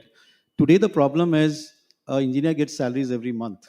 I get every month a salary, but a farmer has to wait for 6 months and take all the risk, which is completely unpredictable. Whether I'll get my, if I'm spending a lakh, can I get my 2 lakh rupees after 6 months? He doesn't know. How do you solve that problem, right? And if you can ensure that, if there's a technology enough, support enough to solve his monthly income with surety, I think this chain can be broken. And I think government, and it will not happen with just the technology or just a private company or public company. I think the whole ecosystem need to work. I mean, today, why can't we have a product? If I'm sowing a soybean today in my farm, I can have access to the capital based on how my crop is progressing next month, and I can take, let's say, 25,000 rupees out of a bank, because bank also has enough data to say that his crop is doing good, right? So he's not waiting for his 100% salary after 6 months, right? So I think those are some of the basic things we need to solve. And when I travel abroad, I see very people who are very educated, and they see this as in 100 hectares, they're doing a 10 to $15 million business. By making a choice, what I'm going to grow, whom I'm going to partner, whether strawberries or whether grapes, high value crop. And we need to see how do you marry that with your FPOs here, right? And we have examples in our country. If you, Bilas Sinde, right? He started with 5 farmers today. I mean, it's a good story here. And how can we create such agro entrepreneurs who are making multi-million dollars, not for themselves, but for a whole cooperative? In Brazil, there are $1 billion cooperatives, right? Why we don't have it here? That's a big question we need to ask. So I think those are the things we all need to, decide what India is going to look like in 2047 or 2030, and go with the full force and say, these are 5 things I'll solve as a country, as a, government, as a public sector, as a private sector, and this is what we want to achieve. I don't know whether it answered your question, but I just tried. The thing I took away is public plus private. So,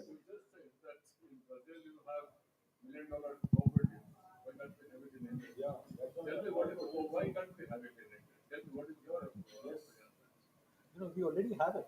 We have a mood. We have a mood. Cooperative here.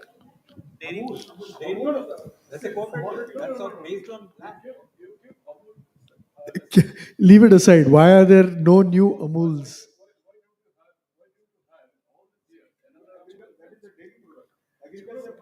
So he mentioned a very right thing, that regular income is he mentioned something very right, that if engineer or somebody who's salaried gets a regular income.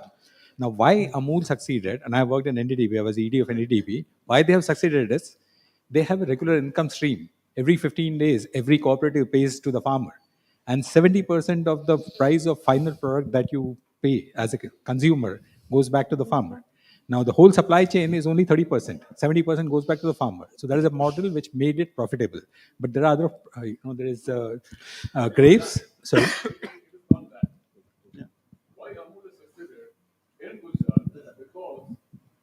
There's a culture of sharing in the community. You look at, no, don't laugh at it. It is a fact. You could not replicate Amul in any other say product or any other part of India, but the fact that you don't have that culture of sharing. Sir, Amul was preceded by sugar cooperatives in Maharashtra. It was started by Mr. Gadgil. right? See, DR sugar, Gargil. sugar cooperatives. But that went into politics. That's a different thing. But sugar cooperatives Sugar were very, very cooperatives successful. cannot be compared with Amul. Sir, Amul is totally different cooperative. No. And Sugar that is cooperatives were very, something. very successful. Unfortunately, politics entered into it, and that is a different ballgame now. No, but coming back to it, I just wanted to know his experience about, you were saying about Brazil. They are dealing in the fruit vegetables. Initially their aim was to get the directly from the farmers. So where is this cooperative system now? They are even the local vendors. They are just in the morning they go to the mother dairy shop and see the price, and they are following that same prices. So where what mother dairy is doing? Similarly, the parallel example of Amul, the mother dairy and the similar other cooperatives should come forward and take this step. The cluster system, come, we'll take the product and we'll go to the direct to the market. So, the last session, what they say is the farmers, it's very difficult for them to go a one ton, 500 kg to the main, the production, the food processing or any other this thing. अभी आपने देखा होगा वो परमल वाला जो देखा आपने क्रॉप को जो गांव में उसने बिहार में उसने स्क्रैप किया उसने वेस्ट किया क्योंकि 2 रुपए किलो मैं मेरे से ले रहा है ट्रेडर और 30 रुपए किलो बेच रहा है वो what is the system where is the digital system अभी रिसेंटली एक 10 दिन पहले की बात है आपने न्यूज में देखा होगा आपने To answer sir question, I'll give you my observation very quickly. One of my friend, I come from GE Innovation Center. I used to work in a corporate, and one of my colleague went and joined a cooperative in the US. It's a dairy cooperative. When I look at the FPOs here or a farm cooperative, there are many such people who are experienced from the industry and go and function like a enterprise. When I look at FPO, and I tried working with FPO, SFSE and all a long back, but I see a lot of flaw there. I tried visiting a lot of FPOs and they're more pertaining to get the license. There are NGOs who are training them, the FPOs, and they get some money. But that real capacity building doesn't happen. You can't run it not like a business, like a help. I mean, you have to work with, if I'm building a cooperative, I'll see what is the demand in the market, whom I'm going to sell, and I need a professional CEO to run it. The people who are going to run it has to be very, very professional, and you can create $1 billion company out of that. But here, I want to sell input. I want to get a license. There is no farming happening. You go try to find out who are the FPO members. I don't think it's getting done seriously in the country. There are definitely some successful stories, but I'm not able to wrap my head around. I met 10 years back, SFSC. Still, we don't have such a success out of the FPO. 10 years, 1 decade gone. And we definitely need to learn from some lessons from outside, but also we have in-country, the Vilas Indes cooperative, the way he started. If you look at his journey, and the people he hires to run his whole functions are very, very professional. They are very profit oriented. They have a cooperative. There are sales structures. There are 1,000 growers in that cooperative. I have visited their facility. This is world-class facility. I have not seen that kind of machines working in the pack houses, right? So there are still examples. How do we replicate that is a question we need to answer. If the government is spending so much money and building capacity of the FPO, I think that need to be channelized in the right way. And need to little bit. I'm not a right expert to comment on that, but I think we need little bit more thinking. I see where the lot of leakage happens, and I don't want to call out, but I think serious thinking required because we have just lost 10 years. When I started 2010 and started going to SFSC office to see what we can do, I still the same state. I don't see much have changed in that sector. I met him, Pravesh Sharma. Then he started his own entrepreneurship journey as well. But that time I wanted to do something in that space because I really love that concept of FPO or an enterprise. But when I look at now, 15 years, yes. Krishna, sorry, we need to move on. So on that topic, as we are talking about collectives and cooperatives, the next question is for Suresh Rajgopalan of Samunati. And I'm sure, I think Pravesh Sharma ji works with them now.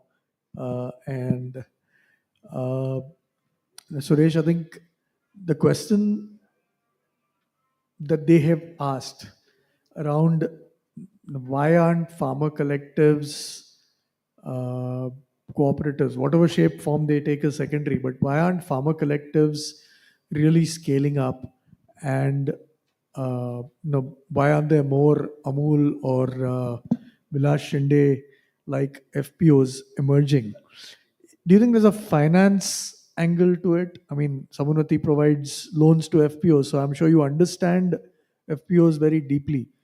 So, could you touch upon two things? One is finance potentially a lever to enhance the income of farmers? And second, do you see FPOs being a channel for that finance to farmers? And FPOs themselves, can they change in any way so that we have more Amuls and richer farmers? Over to you, Suresh. Thank you. I think I wanted to touch upon this topic of how do you reach the farmers and helping the farmers their livelihoods and improve their livelihoods.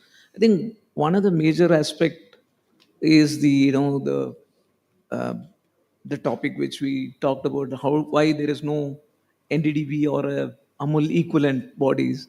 I think the structure which was formed, I think Pravesh ji has initiated, a father of FPOs, maybe 10, 15 years back in terms of forming these FPOs. I think it is forming shape. Today, for example, Samanadi has almost like 20,000 FPOs at one end, supporting around 7 million farmers. Um, and then on the other side, we have an Just agri take the mic a little enterprises. closer. On the other side, we have an agri enterprises who have sort of trading community, processing community, around 3,500 agri enterprises. So what has been lacking so far is access to market. The people who produce something, but they don't know how to reach to these markets and things like that. So financing also was very silo. So the people were getting finance for their input needs, but for their logistics and supply chain, finance being a bottleneck. So that is where Samanadi started looking at how do we provide the agri value chain financing rather than just a input finance or an output finance. So the ability to connect the farmers to the large enterprise and every touch point, how do we finance their needs, was the sort of original theme of what Samanadi's formation. And to start about, I mean, to think about how do we grow this FPO network. For example, when we started around 20,000 FPOs and then filled up all the data records and crop records, land records, and all of that, and then after uh, 2 3 years you will see those again outdated. So you need to have a consistently maintain these records, registries, and things like that. So you need to have some kind of a capacity building and capability building at the form of FPO level. So we created someone in the foundation, and then their main job is to educate these farmers through these FPOs. We train them on financial literacy, we train them on capacity building, we tell them how to run their FPO as an organization. We educate them on various aspects of market linkages and things like that, so that we bring them on board to the digital marketplace so that they see a larger ecosystem. So all of that is sort of a add-on supplement to that. We also produce something called Agri Kata, which is similar to a Kata book, where making the Kacha book to a Pakka book for the FPO, so that they become part of the regular stream, so that they are new to credit, gets addressed by the capital providers, or it could be lenders, banks who are provided a cheaper fund for them, instead of coming to say players like NBFCs where the lending rates are very high. So our interest has been to make the markets work for smallholder farmers. So, as part of that context, what we have created is three individual verticals. One is to help them bridge their working capital needs across the value chain instead of a siloed approach. Second is how do we finance? Only financing through an NBFC needs is very expensive for farmers, they can't afford. So, look at alternate source of funding, co-lending models with the large lenders like public sector banks and private sector banks. The third is the blended finance, where some of the grant providers and development capitals and concessional capitals, so bridge them along with that, where the sustainable agricultural practices have been brought in. So various methods to de-risk the cost of capital and provide that capability is one area where addressing the financing needs. The second area where if you look at people don't lend them because it's an unsecured finance.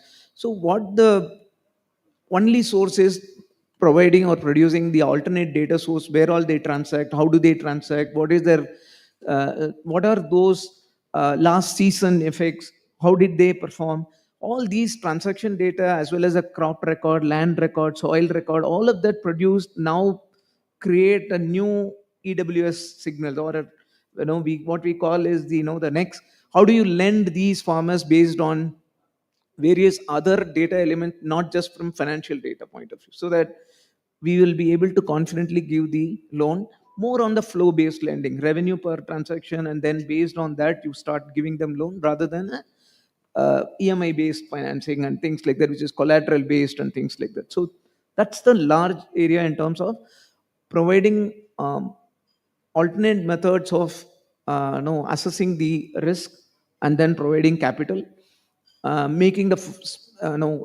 availability of the finance across the value chain. This is one area of support. The second area is in terms of the market linkages. If you look at, for example, only by giving credit is not going to help him, but how do you help them in terms of the reach, where all he can reach beyond just the nearby city or a nearby village where he can ship. So how do we connect them across the globe, across India, various markets? So again, there needs to be a digital marketplace. I want to give an example. If you take Swiggy 10 years back, Swiggy started off just producing the restaurant menu in their app. They didn't have, kind of food delivery as a concept. They just produced the restaurant menus, and then people started coming and seeing what is available in that restaurant. So simple starting point as a listing of all their produces in the marketplace, and then making sure that transforming that journey into a marketplace journey. So we have an FPO Next platform and a Trade Next platform, and the increase in the last 18 months is consistently year on month, almost like a 50% growth in terms of the transaction volume. That means people, what they think that farmers don't have access to this, they don't use technology, all of that is changing. And in fact, they are all using these platforms, and the platforms are producing results.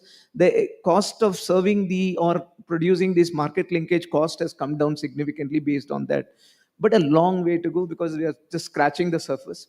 Now the third is in terms of the inclusivity, where for example today we target sort of women-led entrepreneurs and then create these FPOs for some of the tribal villages where they are not being served at all, being in terms of the financing or in terms of the market linkages. So bringing all these contexts in terms of the inclusion, bringing innovative methods using these platforms, and then transformative method in terms of the financing needs. If you're able to bring all of these together, then there is a sustained improvement in their livelihood of farmers. I think that is what we are aiming. So people also look at, should I directly lend to the farmers, or the FPO method is the ideal route. If you look at that, there is a confidence in the lender saying that there is an FPO who is going to run this like a company, and he is accountable for finally collecting those money which has been lent. So in a way it gives a community ecosystem and able to provide that capability. In that same journey today, what we are able to do is that through the FPO community we are able to offer other services. For example, we are connecting another network like a mutual fund chota SIP to these farmers through these FPOs, so that look at ways and means to increase the ways of income for these farmers. So there are many methods to improve the livelihoods. I think uh, to sum up, one is the how do we bring inclusivity, second is being innovative, and then third is from transformative in terms of financing needs and access to capital markets, access to markets. No, thanks, Suresh. So, I kind of go back to COVID and those very difficult years when a lot of people, if you imagine the plight of the farmer, it's not probably very different from many people who during COVID lost their jobs. And there were probably some 20,000 Chinese loan apps which proliferated all across India. where you could borrow 5,000 or 10,000 or 20,000, flow-based lending, right? Or no flow-based lending, because you have no cash flow, you have no choice but to borrow. So in my mind, it's always this question about me as a farmer, when can I experience the Chinese loan app lending experience, the lending part of the experience, not the collection part of the experience, to where I can get money digitally in instantly, right? And know how and when I have to repay it. With an FPO, without an FPO, doesn't matter. Instead of having to go run down to my local money lender, will say, okay, ये पैसा ले लीजिए, मेरे 50% interest है या दिन का 1% interest rate के हिसाब से, which is where the farmers are suffering. So two questions. One is quick loan and low interest rate. How does that happen? Thank you. I think this is a very interesting point. I think uh, most of the B2C lending, where the parameters used for lending sort of very fixed in terms of, and then one is a low ticket size, the second is the ability to, or the data sets available to underwrite those risks or known. So in fact, in my previous job, we used to have a loan on the fly through an embedded finance method where pay later kind of a loan was like paid on the fly.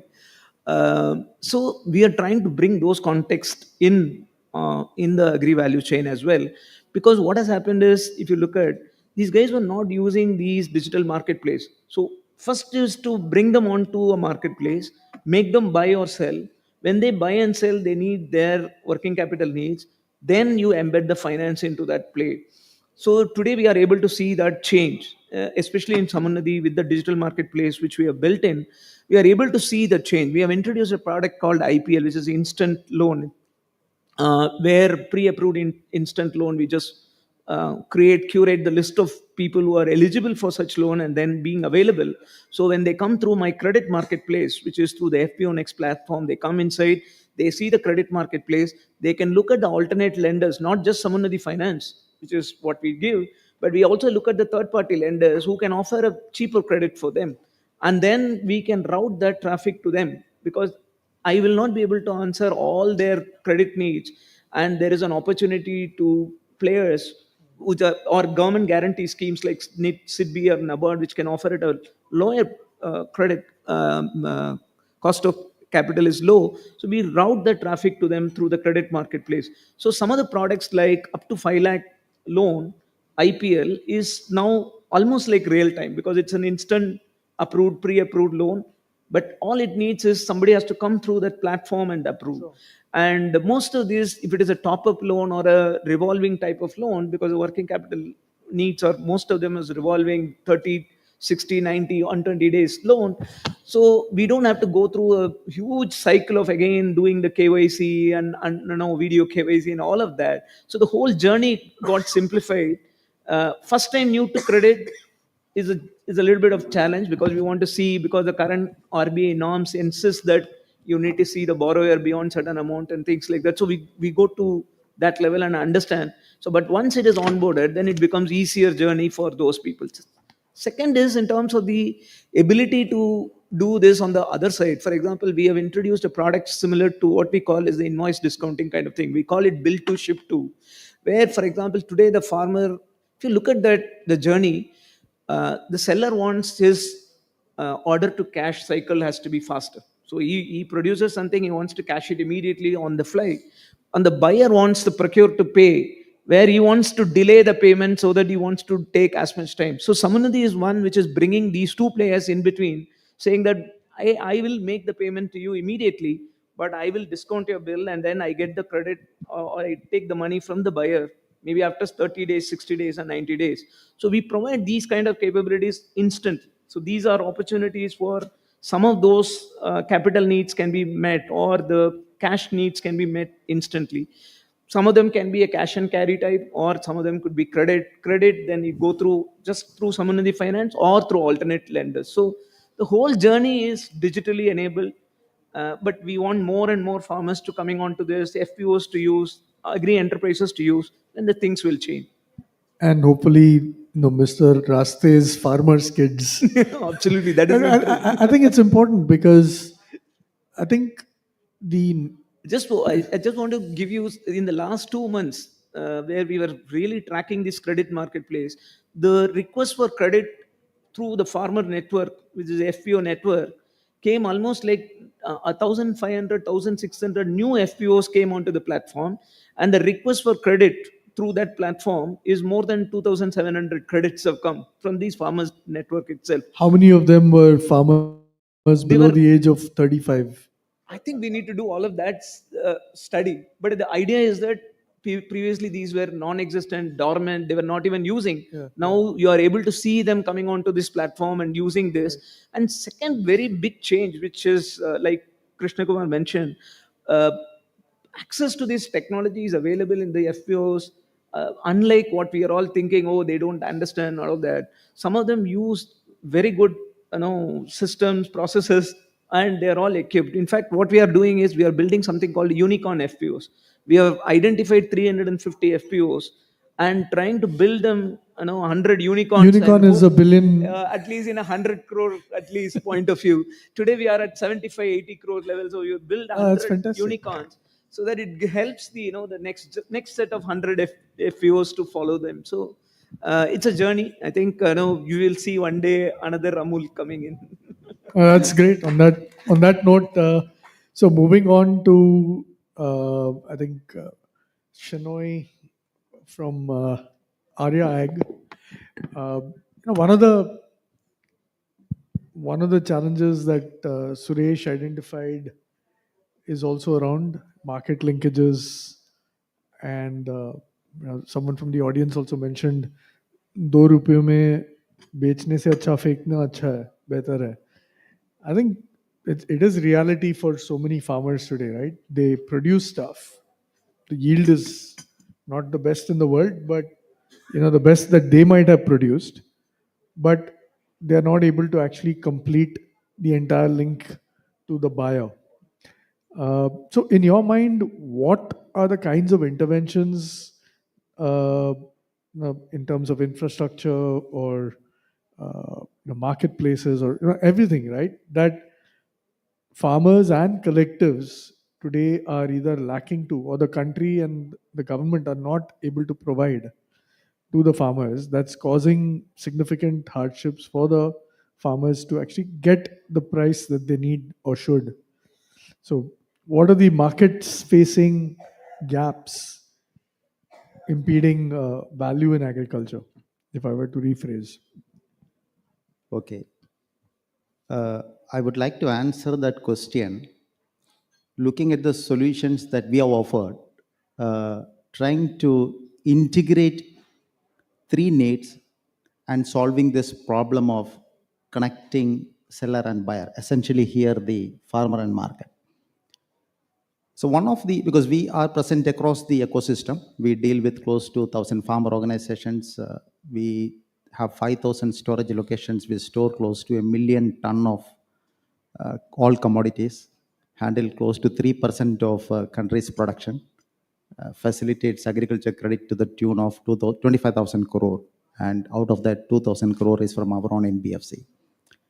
Now, when I speak about this now, the journey started, like somebody mentioned, the way Swiggy and Zomato, right? I mean, they started from a menu and they started to the delivery. So I am with the group from the 10 years, rather more than 11 years. So when we started with solving one problem. That was, how do we solve the problem of storing at the farm gate? And then there was not enough storage spaces available. So that's how we came up with this something called fit for storage. That means whatever is available, let's make them fit for storage of commodities. Sometimes it was a shutter shop, sometimes it was a temple hall, sometimes it was an abandoned school building. So, I mean, I'm speaking about 11 years before. Just to mention it here, this also got into the World Bank lexicon, because when we went to Ethiopia, it's a matter of prestige to us that the warehousing standards and standard operating processes for the country of Ethiopia was drafted by ARIA. And more or less it is now being followed like East African Grain Council standard. Now there, we came with the same thing. Like if you either you can look at, it's a chicken and egg story. Look for a scientific warehouse or look at something which we can start with. That's what we started, like the fit for storage, the farm grade level aggregation points. 3-4 years down the line, we found that finance was a problem. That's how the NBFC came. And again, 3-4 years down the line, we found that selling was a problem. That's how our commerce platform came. So to answer your question, it's like this: at the integrated services of storage, finance, and then commerce. If that is solved, is when we will be able to meet that structural anomalies or deficiencies to arrive at that point, like the smallholder double his income. So that's what I would say from our example.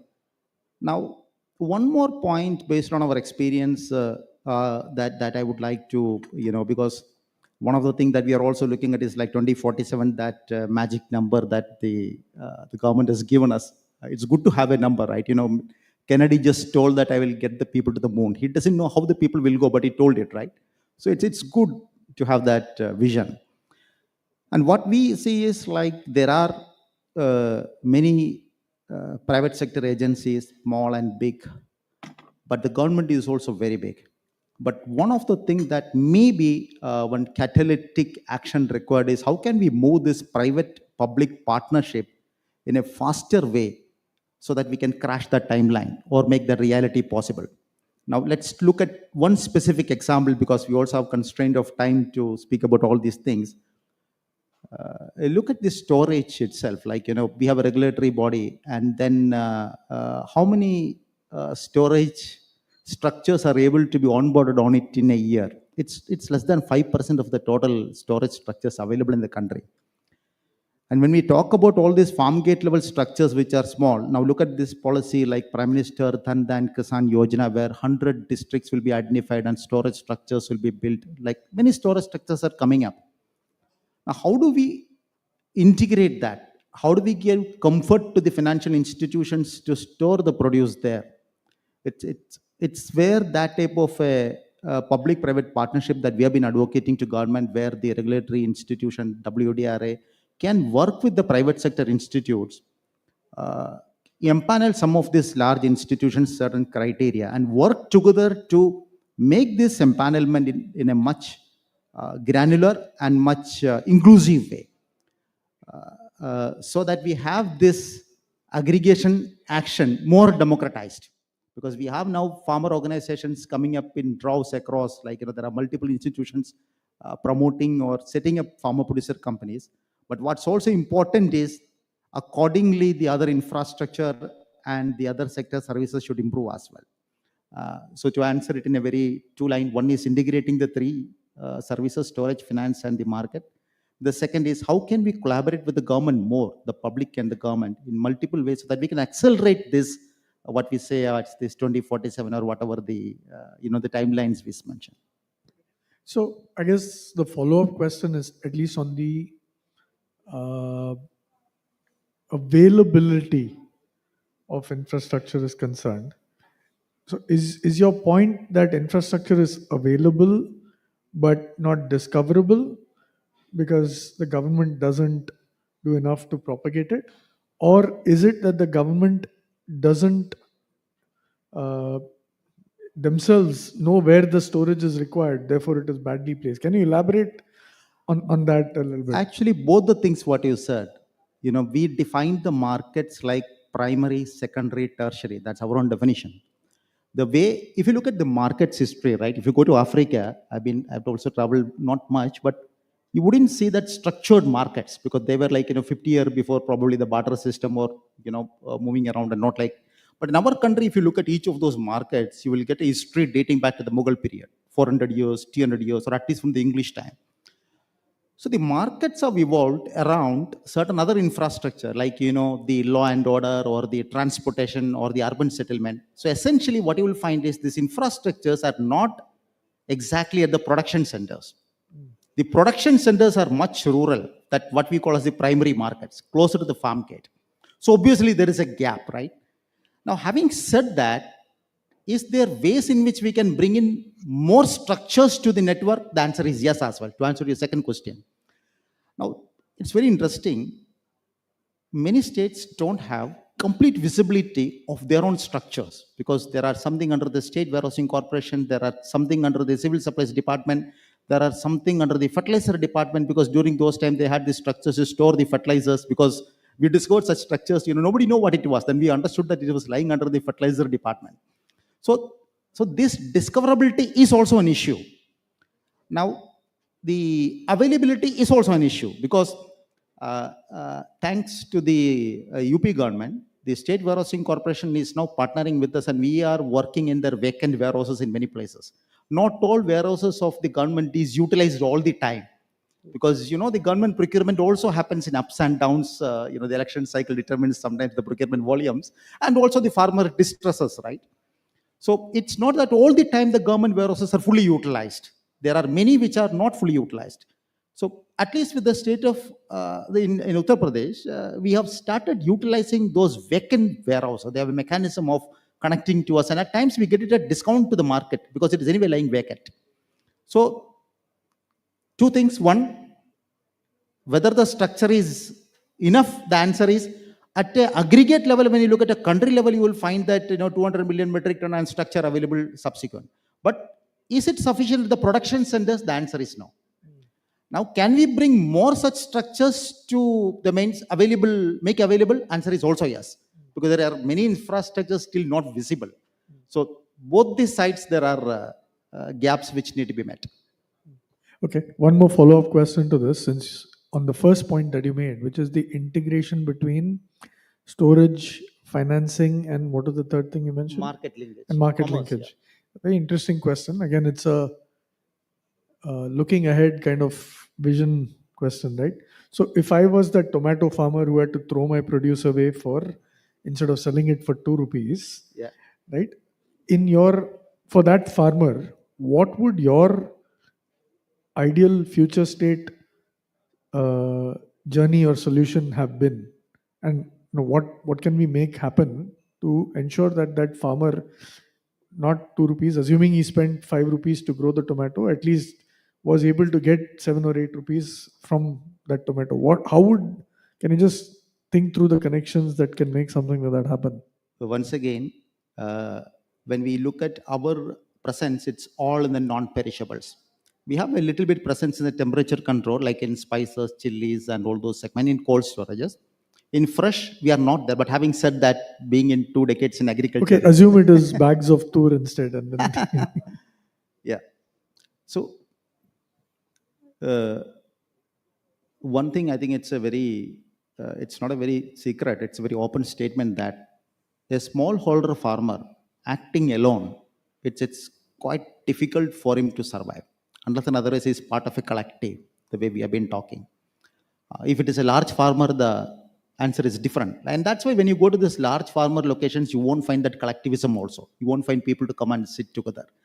But you look at the presence of Bihar or Maharashtra, where the granularity is more. The collective action is much better. Now, what we have seen from our experience is, in majority of the time, during the harvest, definitely there is a dip in prices. Obviously, because it's like you have a lot of arrivals coming to the mandi and the prices take a dip. What we have seen through our data is, if a 3-4 months the farmer can tide over that period, storing the produce, there is an improvement in price by 10 to 15%. Then comes is like, if he is able to, during that period, to tide over that, if you have access to low-cost capital. When we say low-cost capital, like Saminadi or we, when we say that our interest rate is 14%, it sounds higher, because where is 10%, where is 14%, right? But the comparison at those markets is not that. Comparison there is 24 and 14, because at the informal lending rate, what is available to him, and what at the other formal sources, there is still a gap. And the third piece is, how can you de-layer this market, right? I mean, by the time the produce move from his gate to the buyer, it traverses through 2-3 channels. There is where the commerce models are helping, like already Mr. Rajagopal mentioned. In one way or other way, the agri startups have different types of commerce models. we have something called as our commerce models, short-term procurement plan and long-term procurement plan. Essentially the same thing. What we are doing, if you as farmer sitting somewhere in a rural area and I as a large corporate sitting in an urban area, what comfort I will have to come and buy directly from you about quality and for you whether the cash will come or not. That trust deficit is what both of us are solving in between through the commerce model. So there what happens is there's an opportunity for farmer to prevent the leak of another 5-6% which happens in between when the connection is happening direct between buyer and seller through these innovative commerce models.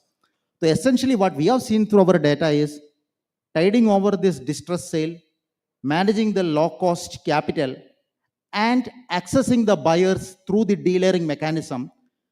The farmer is able to save something like 15% to 25%. That's the type of savings that is possible. What about logistics?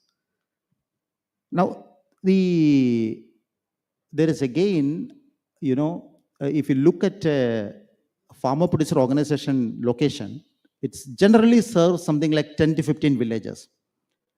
Now, if you look at a farmer moving from his place to the nearest market, which is an average of, there is some statistics available, like what is the average distance farmer has to travel to reach the marketplace, something like 10 or 15 kilometers. If he carrying all of these farmers moving this produce individually in the tractor or bullock cart to the market, vis-a-vis storing it at the, aggregating at the farm gate level and moving in a planned manner, there's a tremendous saving in the logistic expense that comes in as well.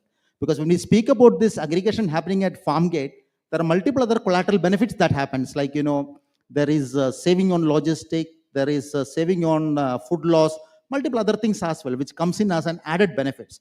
Essentially, the key 3 benefits is not selling at the distress sale, and the second thing is when you have material available, you also have access to low cost capital because you can access the warehouse receipt financing coming from private or formal sectors.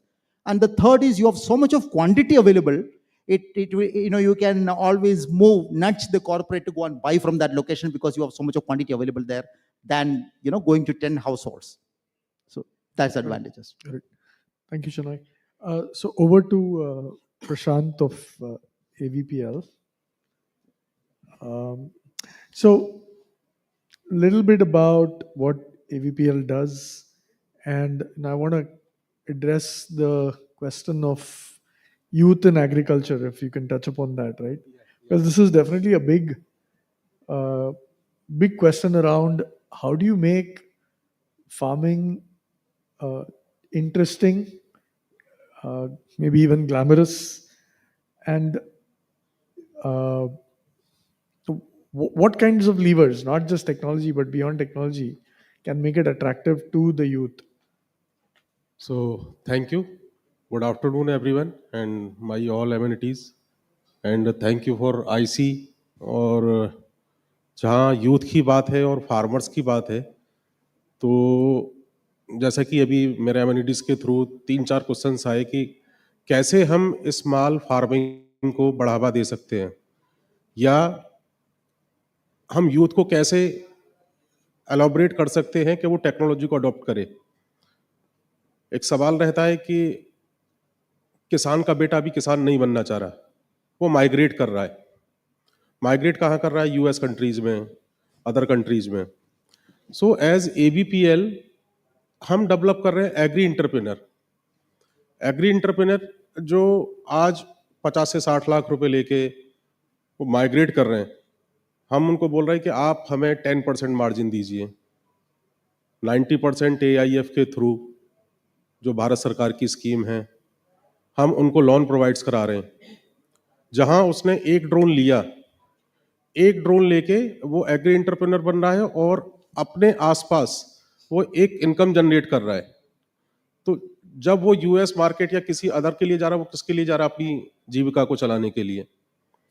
वो अपने गांव में ही उस drone को लेके, like that एक ओला उबर model के demand market में है, क्योंकि किसान को अपने खेत में स्प्रे कराना ही कराना है, उसको लेबर नहीं मिल पाती है।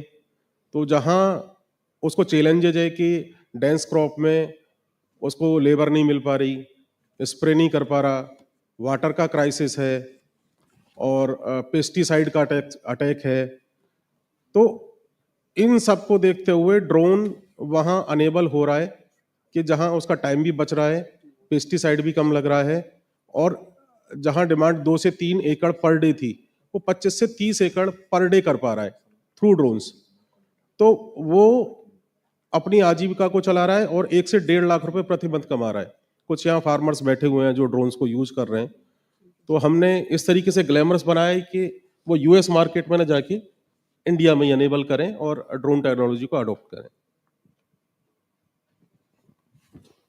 So thanks for that. तो मेरे दिमाग में एक बहुत ही इंटरेस्टिंग, आपने ओला उबर को मेंशन किया, मेरे दिमाग में भी एक विजन ये है कि फार्मर कैसे ओला उबर जैसे अपना बिजनेस को अपने हाथ पे with all the information available to him कैसे चलाएं। I think Krishna mentioned about farmers in the US making $15 million by knowing what to sow and picking the right crop to sow, right? Starting from that journey until taking finance and then eventually hitting the market. It's a repeated thing year after year after year. So any ideas or thoughts on when is that going to happen to where a farmer can digitally manage their farm? You're providing 60 lakhs in capital, but even accessing that capital and then making all the decisions together. What's preventing that from happening today? You have people like Krishna who already have platforms that are capable of doing that, but he's not selling to farmers. He's selling to corporates. So drone technology like एक mindset बन गया है कि भाई ठीक है, traditional way में जो चल रहा था अभी वही कर रहे हैं, कि कुछ कॉर्पोरेट्स हैं जो उसको अनेबल नहीं कर रहे। लाइक दैट बहुत सारी पेस्टिसाइड इंसेक्टिसाइड्स कंपनियां हैं जिनको अपना केमिकल अनेबल करना है, वो थ्रो ड्रोन्स आ रहे हैं, उनके पास डिमांड है। तो हम उनको एक वन पोर्टल पे लाके, like ABPL not in drone manufacturer, we are creating the ecosystem. Like drone pilot licensing चाहिए उसको, फार्मर्स को डिमांड्स भी चाहिए, तो थ्रू डिजिटलाइजेशन हम उसको पूरा इको सपोर्ट दे रहे हैं और उसको डिमांड के साथ साथ फाइनेंसिंग प्रोवाइड करा रहे हैं। Yeah. Thank you, Prashant ji. So over to Shyam from Dehat. So Shyam, Dehat has been pioneering quite a few farmer-centric models across the country. So you want to pick up that same question in terms of, from a farmer's perspective, why is their life so hard? Why isn't that all our solutions are not making their lives any easier? Or maybe they are, and if so, how are they? Personally speaking, I won't say that it's such a dire situation. Okay, there are problems, right? I often said that on many forums that in India,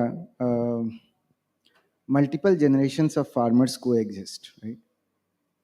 And there is no one single story. Of course, value chain is broken at multiple points across multiple crops, across multiple demographic profile of farmers. But there are different success stories also, right? There are positives also. And as an entrepreneur, as someone who is running a startup for the last decade or so, we always remain very hopeful of the overall macro trends which are happening in the industry, right? For an example, what we wish also, right, and where the industry is going, is that a lot of Indian food and food products are getting accepted, and they are scaling in global markets. And then that itself is a beginning of a virtuous cycle where organizations and then the ecosystem, the channel partners, and then farmers, they start investing right from soil to farm to supply chain to processing to all those various intervention points in agriculture. So that is one point where we are looking at a bright point, right? Another point is at the farmers level. See, when we started, or even 5-6 years back, communicating with farmers, sending information to farmers was extremely difficult. But thankfully, maybe post-COVID due to reverse migration, maybe with all these Gen AI and all those things, we are looking at again a bright picture when it is coming to sending right information to farmers at the right time, in the right manner, using right media, right? All we talk about marketing and all, and it's getting effective due to the changes which are happening in the overall scenario, right? So that is one way that we are looking at things. As the health, we always believed on couple of factors, right? One is that what you said about the challenge. One thing is that farmers need closure, especially small farmers. When we send a particular advisory to them, or when we provide them any service, maybe financing, maybe insurance or something, right? All of those come with if there is a final actionable which is available to farmers or not, right? For example, and what are the two basic things? Farmers need products, agri input products, which they can use to grow something, and they need a market, an efficient market where they can sell something. As long as these two basic requirements are met, then the loop gets closed for any kind of intervention that we do with farmers. So that becomes very important, and interventions which include these activities, they often become scalable and acceptable to farmers.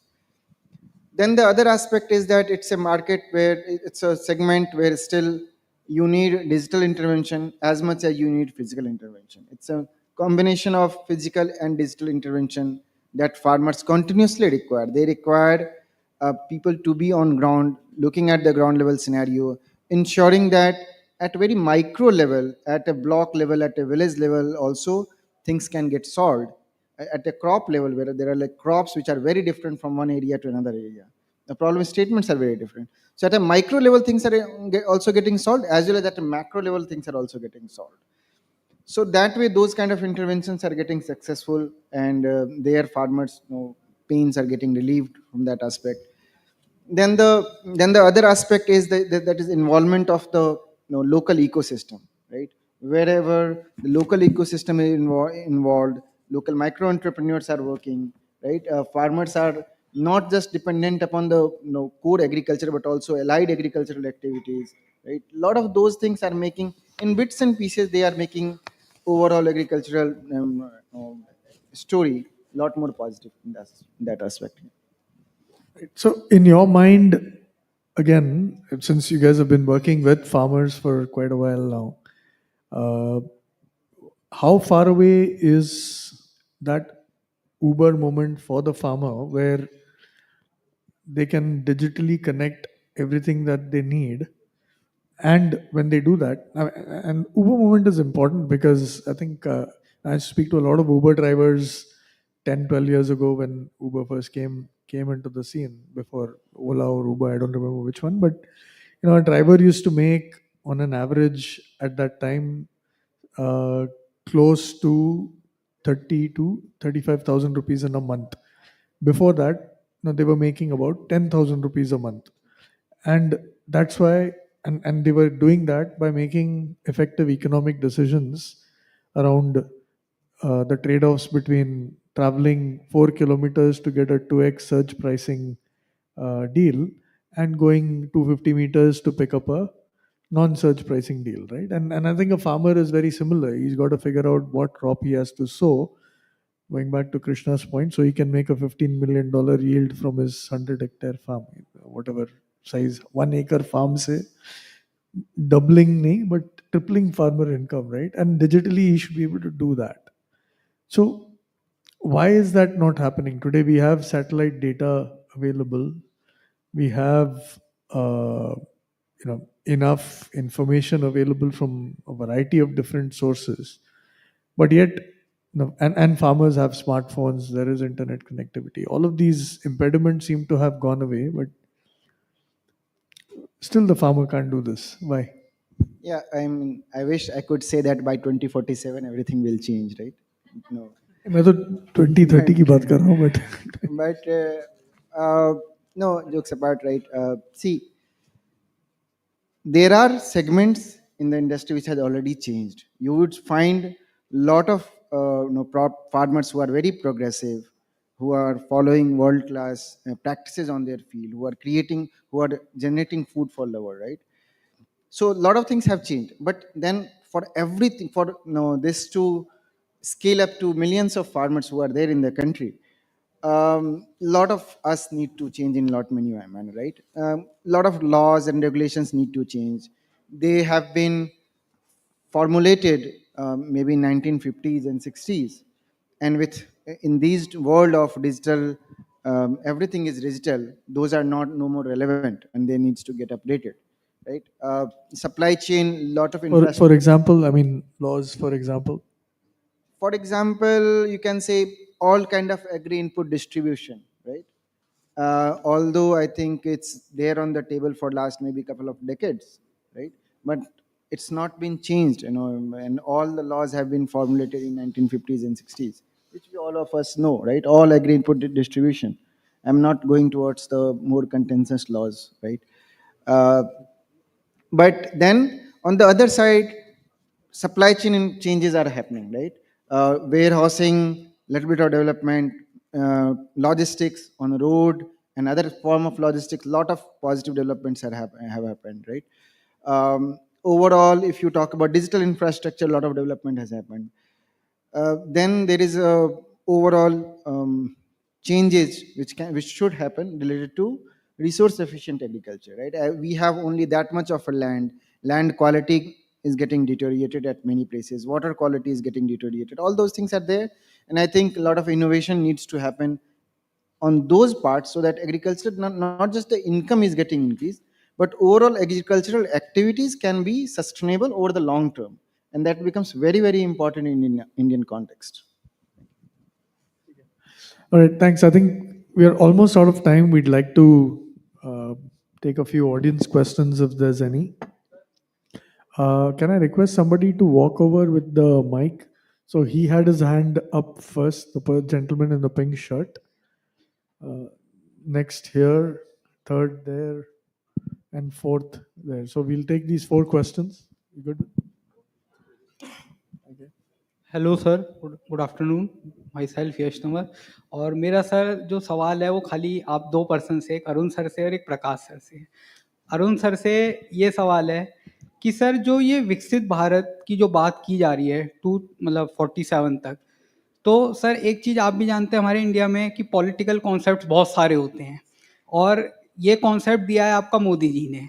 तो क्या ये विश्वास है या ये यकीन है कि आगे उनकी गवर्नमेंट रहेगी या नहीं रहेगी? और गवर्नमेंट नहीं रहेगी तो जो गवर्नमेंट में आपका नेक्स्ट प्राइम मिनिस्टर कांग्रेस के या जो भी बने हैं, एवरीवन, मुझे उससे नहीं है, क्या वो इस चीज़ को फॉलो अप करेंगे?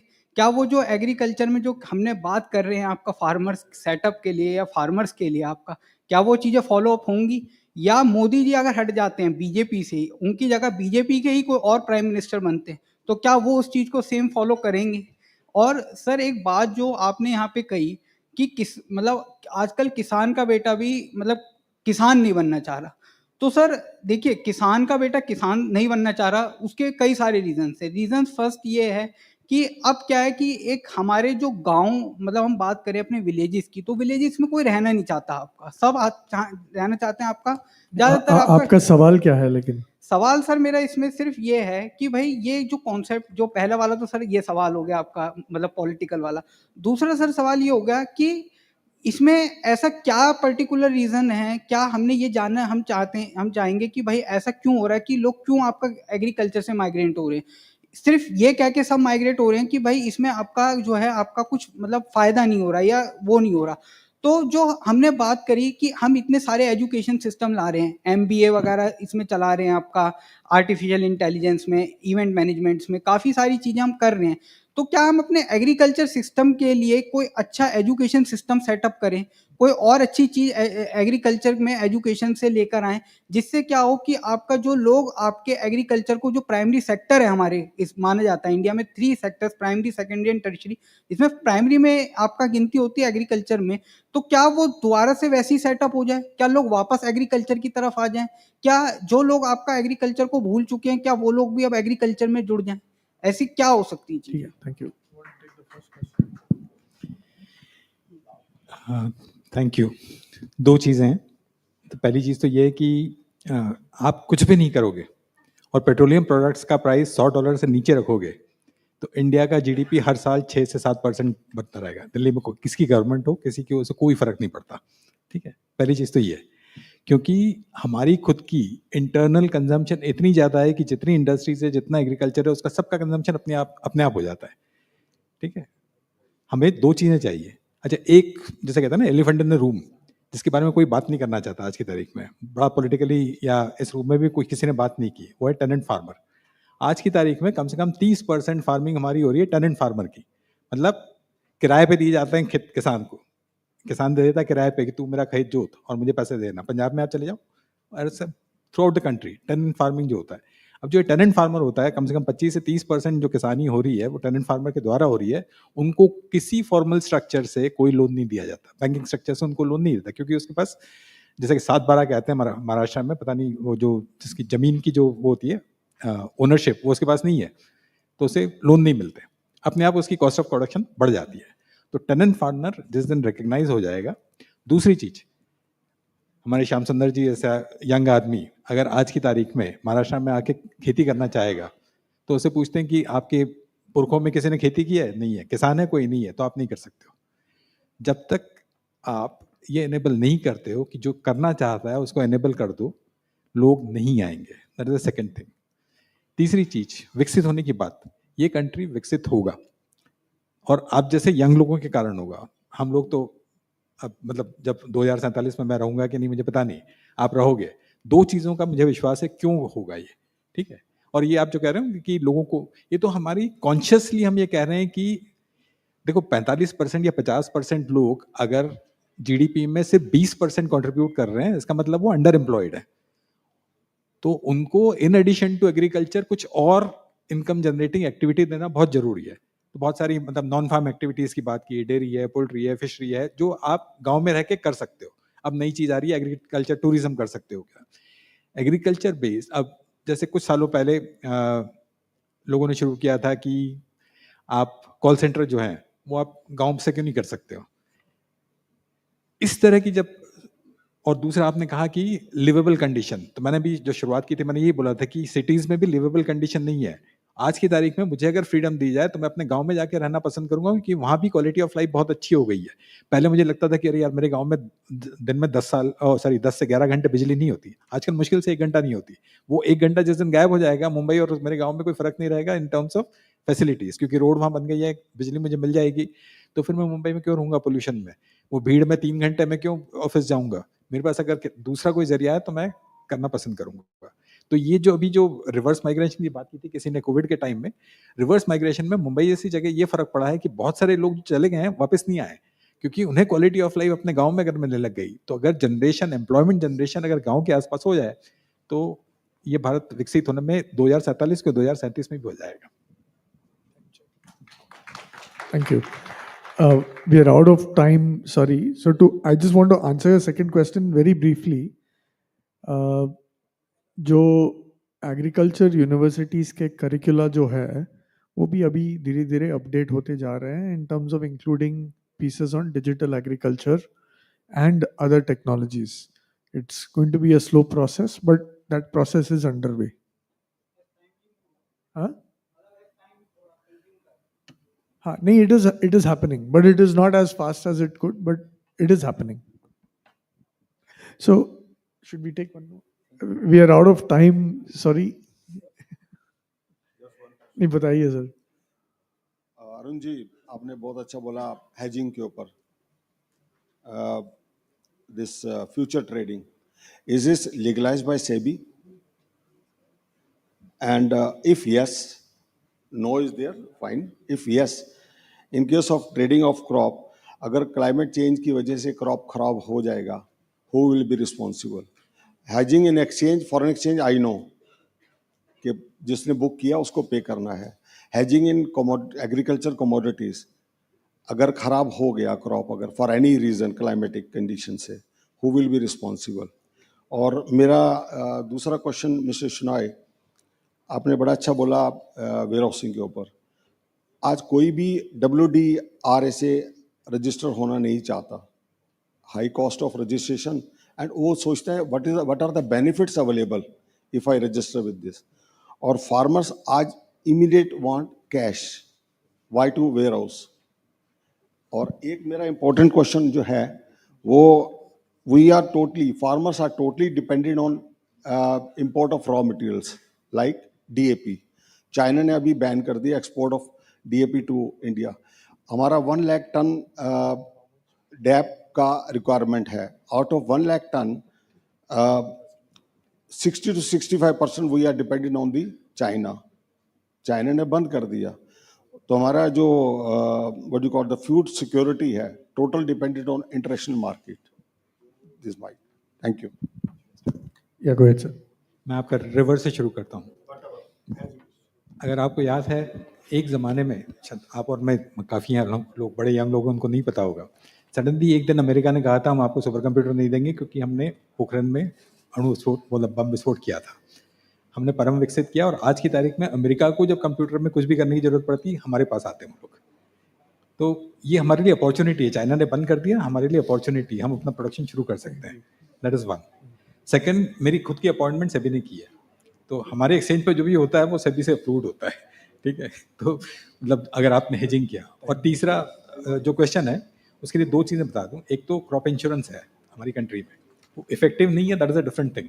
ठीक है, नहीं, आई एग्री कि वो इफेक्टिव नहीं है. उसका सप्लीमेंट्री, अगर आपने 3-4 दिन पहले अगर न्यूज़ देखी होगी, हमने एक आईएमडी से एक एमओयू साइन किया है. हम आईएमडी से तो कर लिया, उसके बाद मैंने आईआईटी से किया है. हम वेदर फ्यूचर भी ला रहे हैं. तो दोनों चीज़ों के लिए होगा. अगर आपकी क्रॉप खराब हो गई तो एग्री इंश्योरेंस होगा, और प्राइस वोलेटिलिटी के कारण अगर आपको प्राइस नहीं मिल रही है तो वेदर फ्यूचर के कारण आपको पैसा मिलेगा. किसान का आज से 1 साल बाद दोनों तरफ से लॉस नहीं होगा, ये मान लीजिए. सर आप एक साल इंतजार कर लीजिए, वो भी सॉल्व हो हो जाएगा. जाएगा. और sir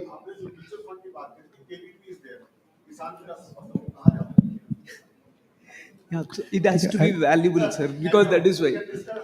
Yeah, I think I also want to add one more point on the climate risk, because the climate risk become now mainstream. So the RBI insists that from 2026 they want to introduce all the proposals, credit proposals, to be analyzed along with the credit risk as well. So that will bring more trust on some of these climate-related agriculture practices and things like that. Or the industry will always look at climate as one of the factors to lend. I think it's a very important element now. sorry, so we've run out of time, so I request Shrikant Goyal to just summarize the session. In America, when they started thinking about the availability of internet, the idea was that like we breathe oxygen and air, internet should be available. When we were thinking of this Krishi Vikram event, and this was precisely our thought, that when is that day when agriculture will go through this similar revolution where technology will help unlock the potential for the farmer.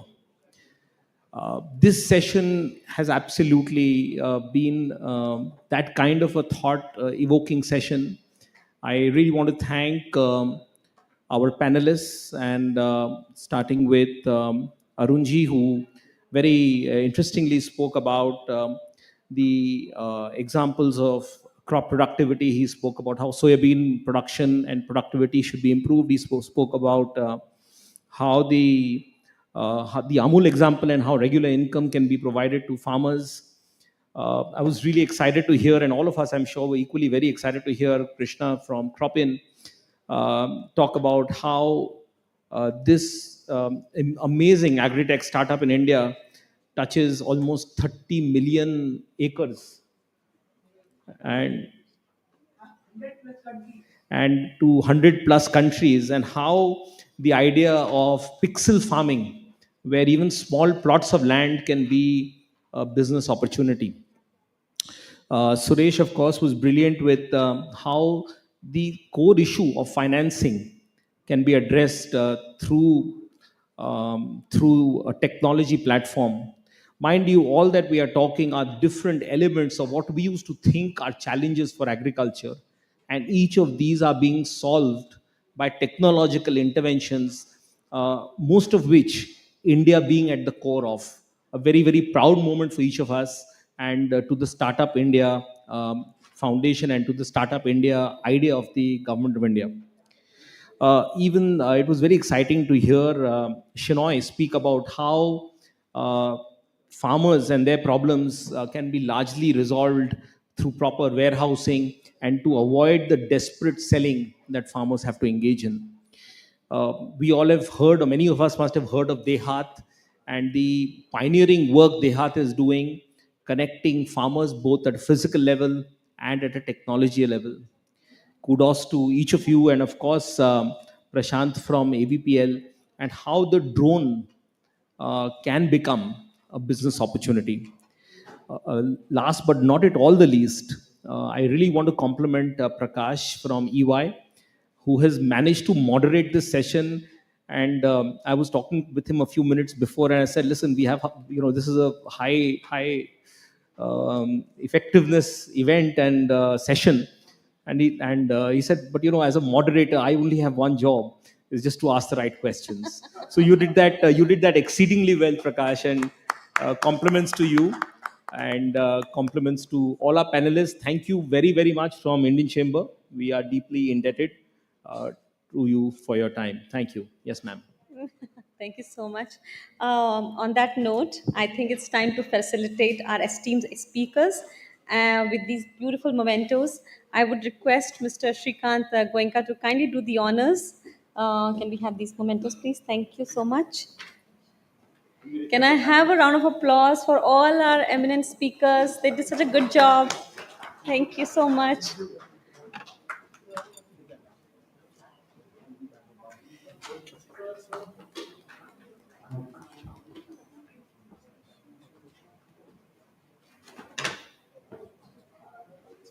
I had I've forgotten your name. You have advised me that, everybody should have this picture behind the table so that their name is in the picture. And yeah.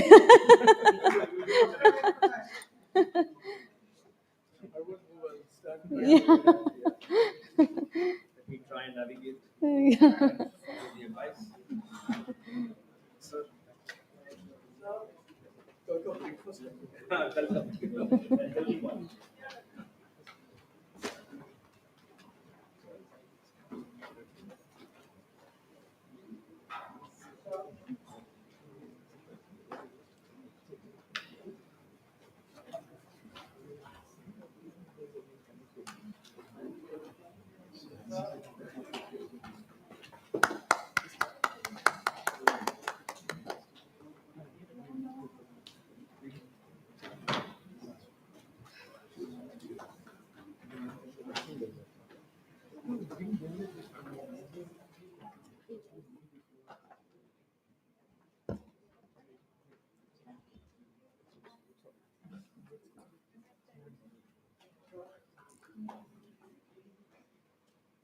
Thank you so much again, our eminent speakers.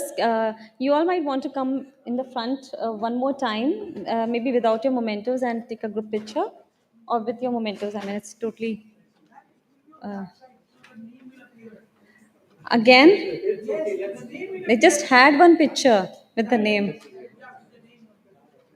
We're going to argue on this.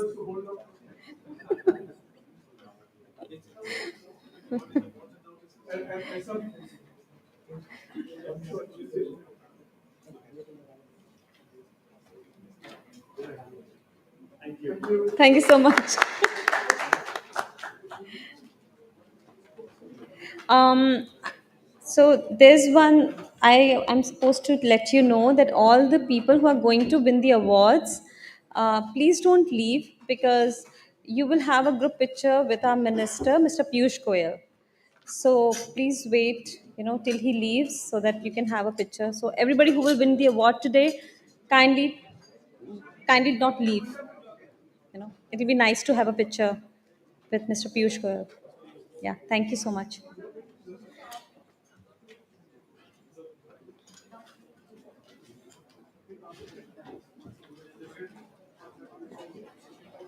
As we are pressed for time, I'm going to start our next session. Good evening, everyone. Welcome to our next panel on recognizing champions of innovation in agriculture and food processing, So basically, we are going to start our awards function soon. So yay for that. I would like to invite Mr. Shrikant Goenka, Mr. Amit Kumar, Mr. Sanjay Sethi, Dr. Atanu Purkhayastha, Mr. Aditya Bagri to the stage, please. Mr. Goenka, you should not leave the stage today.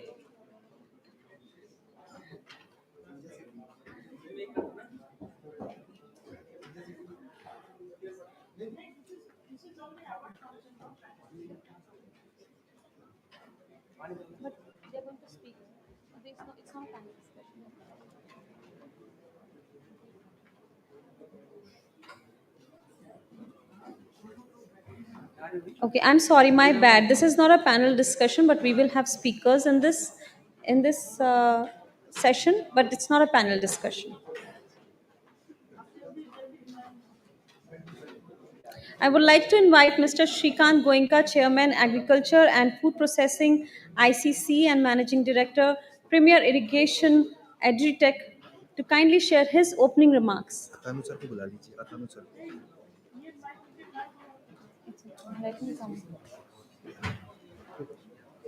we please settle down, please? Thank you. Sir, can we request Atanu sir to please grace the stage for the awards session?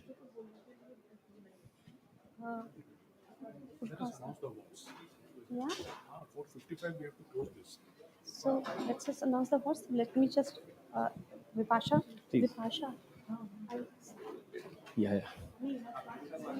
So it's been an absolutely very insightful and thought-provoking day. We are now reaching and moving towards its grand culmination, and the two sessions that will lead to it. This one is where we celebrate those who are making such great impact, those who are really contributing to the dream of transformation for Indian agriculture, who are working with the food and agri space and creating technology or sustainable solutions. And when we were trying to draw out this program, and we were trying to draw out these recognitions, we actually went through a very detailed and curated process with our knowledge partner EY, which evaluated and looked at various organizations and nominations from multiple perspectives, multiple criteria, multiple parameters, and very objectively arrived at this final listing. So I'm really excited to therefore hand over this to Amit Kumar and to take us through this whole session. Just after this, ladies and gentlemen, we have the highlight of today, which is the presence of our visionary and honorable minister, Shri Piyush Goyalji, who will be coming in and sharing his beautiful vision for Viksit Bharat. So please hold your breath while we go through this program. Thank you very much. Thank you so much, Mr. Goenka. As we are pressed for time, we are going to jump right into the awards now. So I'm very happy to invite Ms. Vipasha Malik from Ernst & Young to announce the awards now. Ms. Vipasha, please. Can I have a round of applause for Ms. Vipasha? Thank you. Good evening, everyone. So, taking this opportunity to recognize some of the best people in the sector. So, the best CSR award goes to JSW Foundation and Rallis India Limited. May I please request you to come on stage here?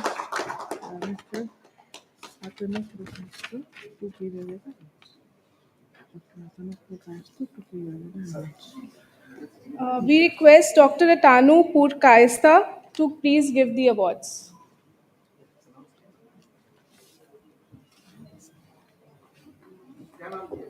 From JSW Foundation and Rallis India Foundation in the best CSR category.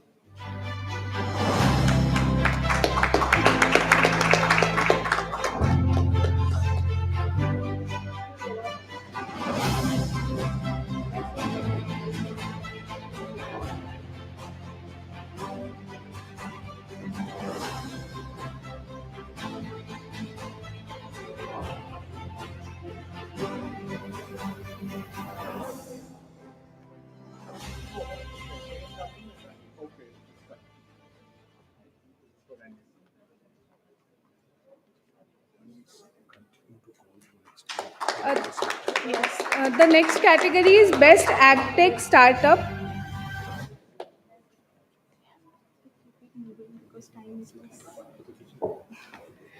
The next category is Best AgTech Startup, and may I please call Cropin and Kisanka.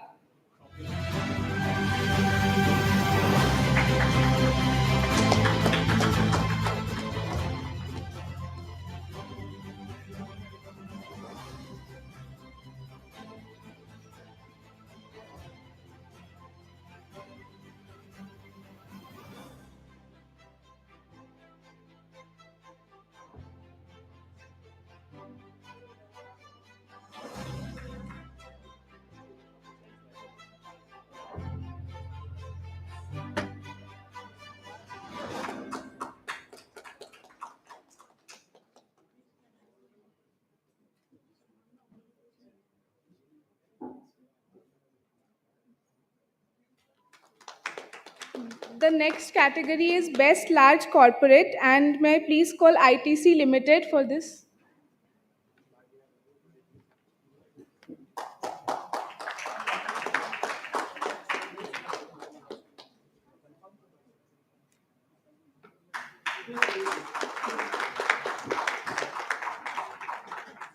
In the next category of Best Drone Startup / Innovation, may I please call AVPL International, Garuda Aerospace Private Limited, and Bharat Rohan Airborne Innovations Limited.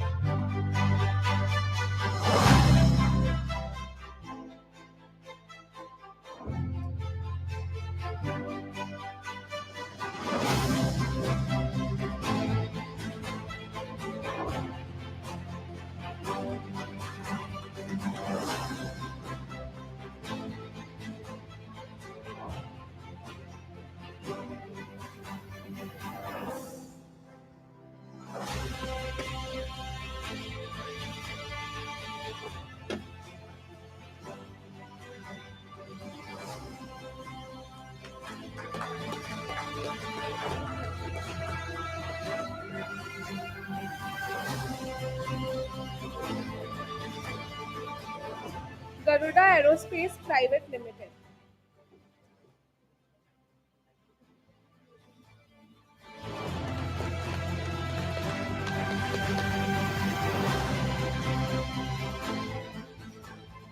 And AVPL International.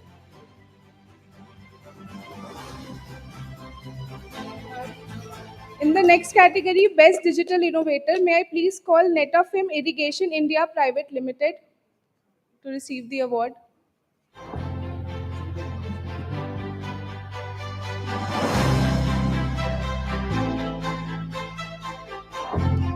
Netafim Irrigation India Private Limited in the category of Best Digital Innovator.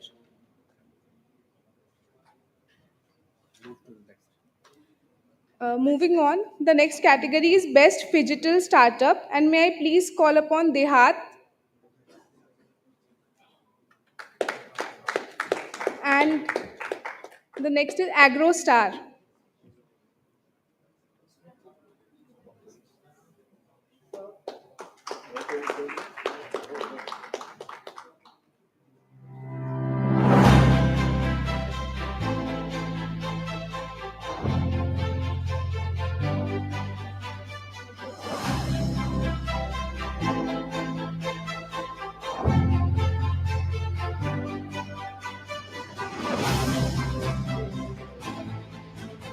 Mo-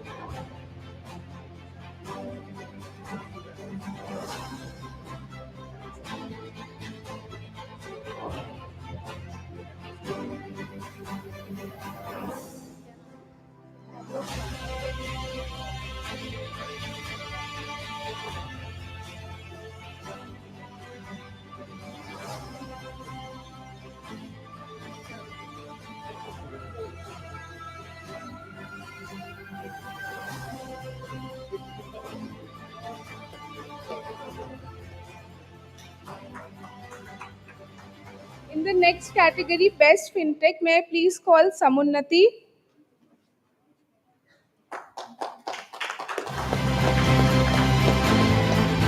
and Aryadhan Financial Solutions Private Limited.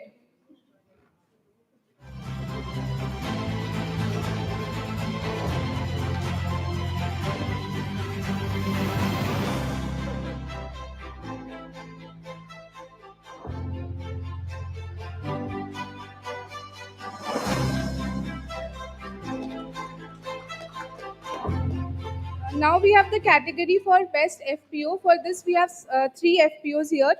First is Hungunda Horticulture Farmers Producer Company Limited.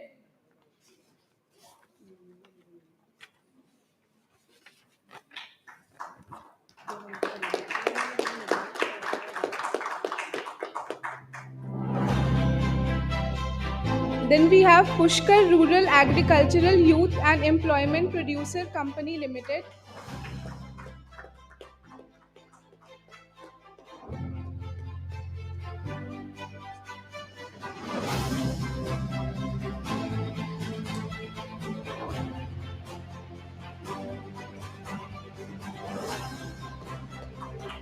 And then we have Atrolia Farmers Producer Company Limited.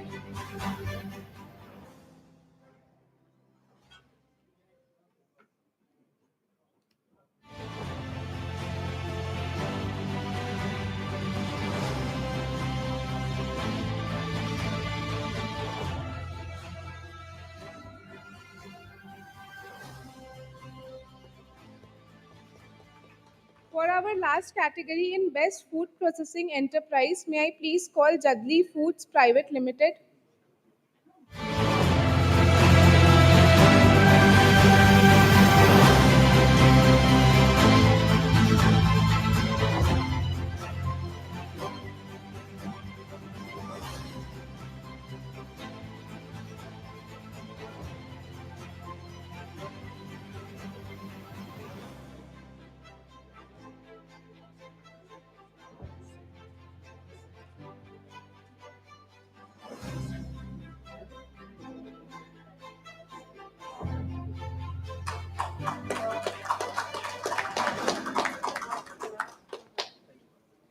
May I please call Dr. Atanu Pure Kaista to give a little speech?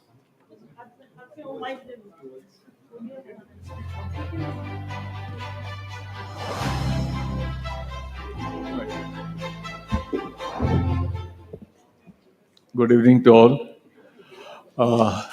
It's after quite some time that I'm participating in such kind of occasion.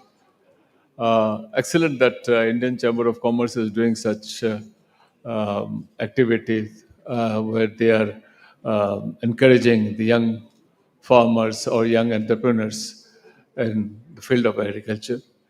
I hope this will be enthusing others who are watching this or will be watching this program to do much better in their own field of activities in agriculture.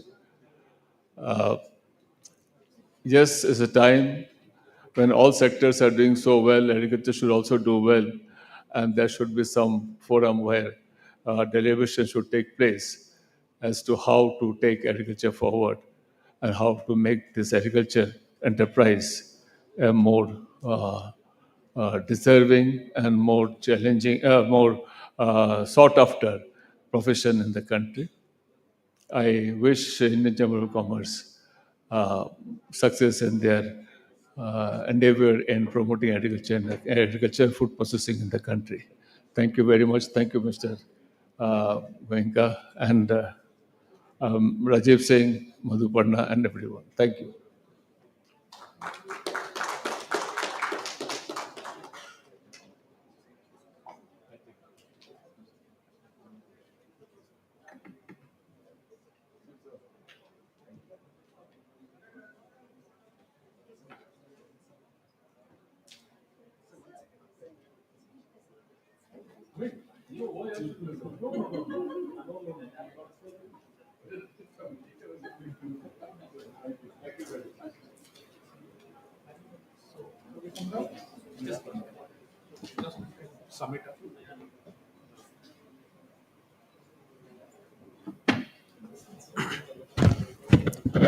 So, on behalf of ICC and EY, I once more congratulate all the awardees. It's a recognition for their innovation and the difference that they have made. I think it's a guiding light for all of us who are working in the sector. Uh, just to reflect back a little bit on the day's session, the one thing that was coming out was the requirement of various sector stakeholders, ecosystem players, etc., to work together in this entire transformation journey. And this journey is going to be very exciting, uh, full of challenges, but at the same time, I think we can see the intellectual diversity and the capacity and the ideas and insights that people have across the sector. So it's truly inspiring. So we thank all the awardees and all the speakers who have contributed their experiences and knowledge throughout the day.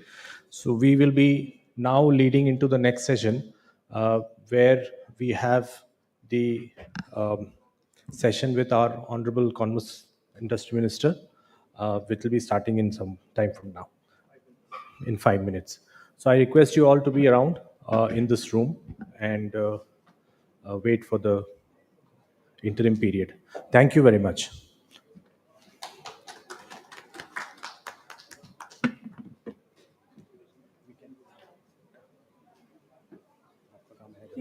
Thank you. Thank you so much, our amazing panelists. Thanks a lot. Can I have a round of applause? And I request everyone to please stay back. It will be nice to listen to Mr. Piyush Goyal, our minister. And and everybody who's sitting in the back, feel free to come in the front.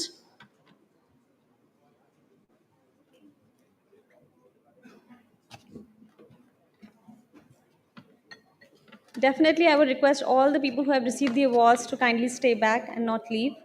I would also request everybody who's standing to kindly sit down.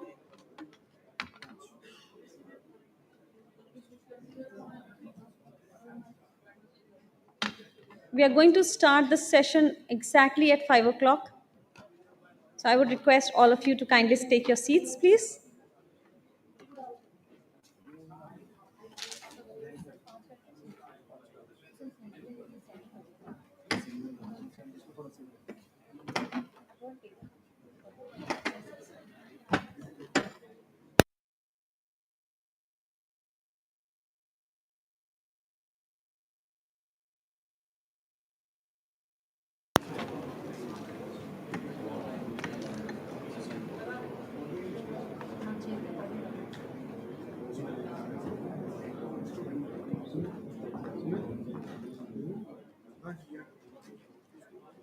I would request all those standing, please take seats.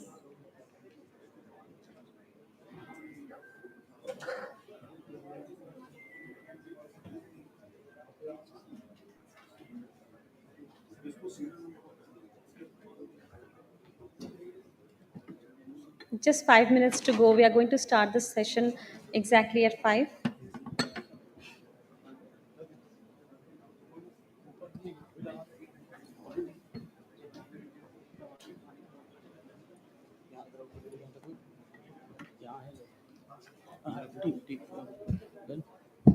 But यहाँ तो फिर वो direct कैमरे में आएगा तभी तो यहाँ पे एक अलग से यहाँ पे सब इतनी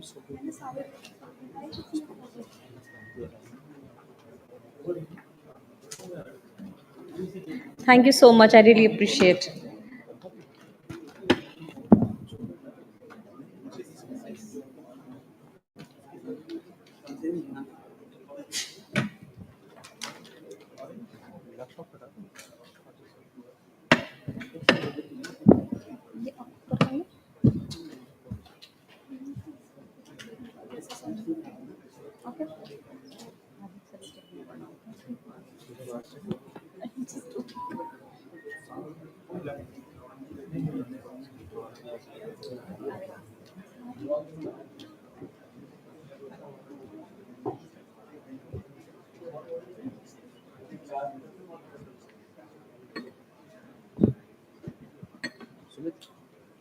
गिलास कवर दियो गिलास कवर एक यहाँ पानी बोतल रखिए मिनिस्टर आएगा ना बोलना यहाँ रखते हैं क्या बोलना उन्होंने यहाँ ऊपर नहीं रखना ऊपर देखिए नीचे कहाँ रखेगा यहाँ रखेंगे लैपटॉप फट रहा है गिर जाएगा यार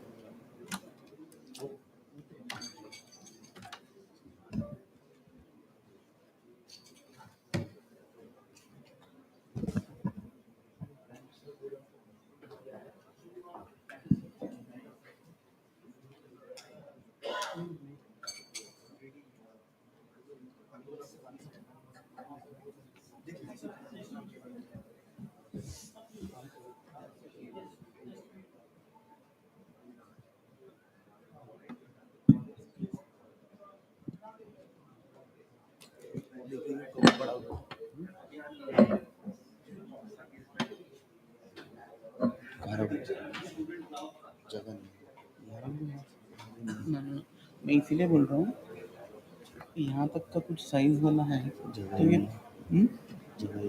ये साइज वाला भी कुछ नहीं होगा इससे। नहीं या तो यहाँ पे रख देना नीचे नीचे रख देना। जब मिनिस्टर आएगा बात करने के लिए तब एक बंदा आके पानी पोर करके दे देना तो फिर सर पिएंगे। ठीक कहाँ रखेंगे पानी कहाँ से सर्व करके कहाँ डाल के यहाँ रखिए थोड़ा रखिए गिरने के चांस गिरने के चांस सही कह रहे हो आप। ऊपर रख दो कोई दिक्कत नहीं सर ऊपर तो डायरेक्ट ग्लास ही दिख जाएगा ना लेवल लगा रहा था हमने पीछे तो मना कर रहा पीछे वो पीछे मुड़ के बता चलेंगे साइड रख दूँ तो फिर यहाँ रख दूँ नहीं हमेशा जहाँ भी नहीं जब यहाँ पे रहेंगे ना इधर राइट से जाए तो फिर बात करते तो पानी से पीना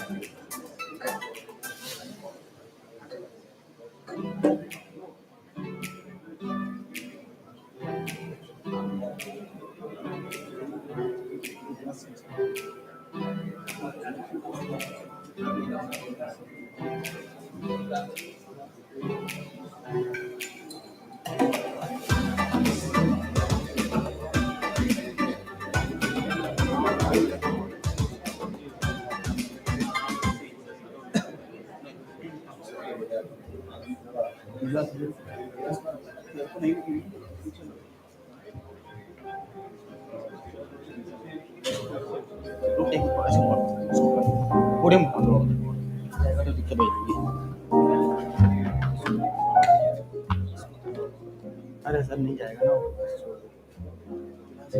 ना कपड़ा पानी से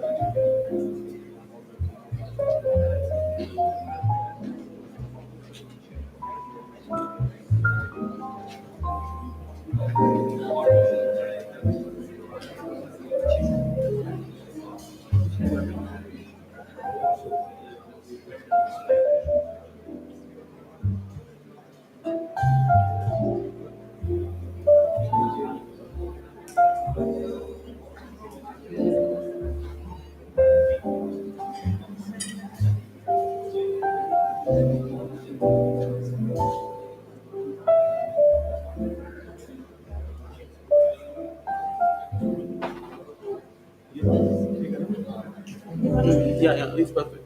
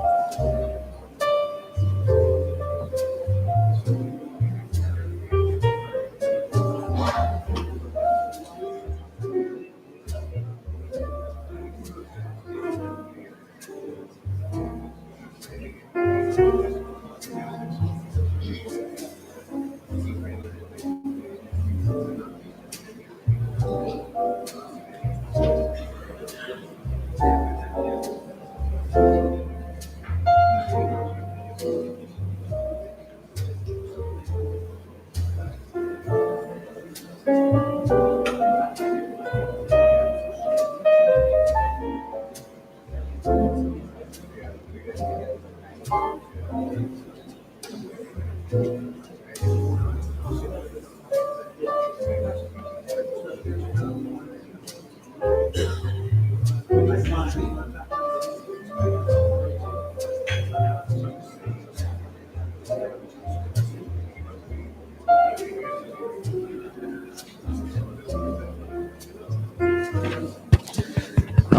evening, friends. We are just waiting for the arrival of Shri Piyush Goyal ji, with whose very inspiring words we intend to conclude today's amazing day.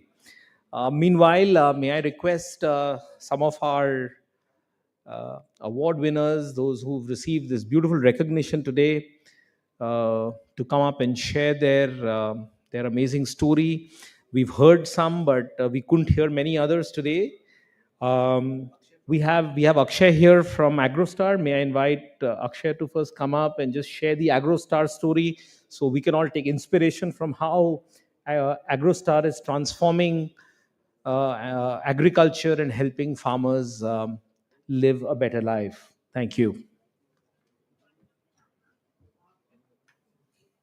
Good evening, everyone. We at AgroStar, we have been in the agribusiness for the last 13 odd years. Primarily, agri input was the core business area for us, initially for the first, say, 6 to 8 years. But in the last 3-4 years, I guess, like after hearing the entire panel also throughout the day, like we have heard that a lot of development is happening across all the areas in agri business, or maybe the entire value chain of farming. That is what was the core for AgroStar as well. And in the last, say, 3-4 years, we have started developing our post-harvest or maybe market linkages business as well, primarily into exports and maybe somewhat sense into the domestic market as well. So again, like what we do is we are like the full stack, uh, maybe agribusiness platform for farmers, wherein they can get the help of maybe get the help of AgroStar in terms of understanding the farming needs, understanding the exact issue they are facing in their farms.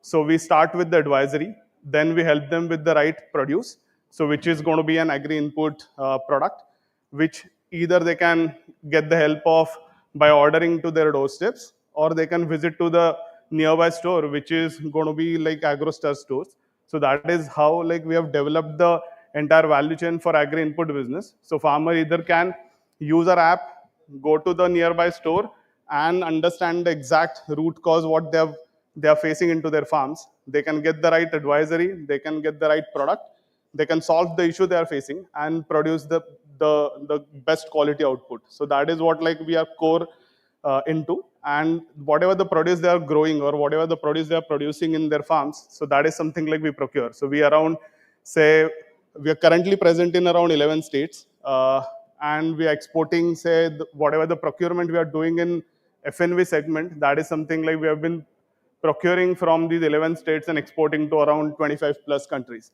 So that is what is the business AgroStar is into. If you talk about the overall transactions, close to 1 million farmers is something like we are interacting and we are helping grow a better quality output every year for the last 13 odd years. So that is the kind of impact like we have been doing over the years in the overall agri value chain. Thank you.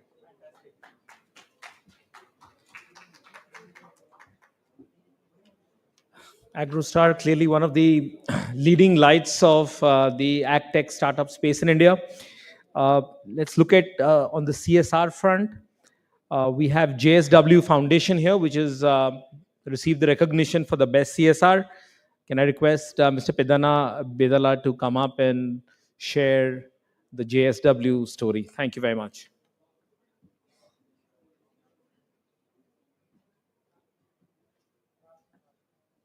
Yes, good evening to all. So myself, Pedana Bidala, I am came from the South India JSW Foundation. In fact, JSW Foundation working to enhance the farmers' income in South India by promoting the CBOs, community-based organizations like FIGs, farmer interested groups. Then in turn, the farmer interested groups converted into the FEOs. As on today, we are able to form 29 FEOs, 17,000 shareholders, And majorly in South India, farmers are facing challenges for the input business and output businesses as well. And they are not upgrading to the latest technology farming. So that's why we supported them to the input businesses and as well as output business for their producers. And also we linked with the KVK, Krishi Vignana Kendras and agriculture universities to encourage the farmers on integrated farming mechanism and also non-fishery management. So with this, we are able to reach with our all input and output businesses, 65,000 farmers has been supported through our JSW Foundation. And last financial year, we are able to turnover in 29 FPOs, 22 crores of the business. So in fact, E&Y also is supporting us to framing the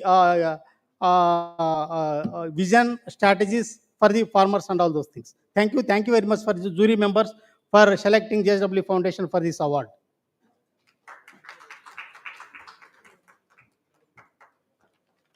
JSW Foundation doing a phenomenal work with CSR. We have another organization which is also doing great work with CSR, and we were very privileged to honor them today, and that is Rallies India. We have Mr. Vibhakar here. May I request Mr. Vibhakar to come and share the Rallies India story, please. Thank you very much.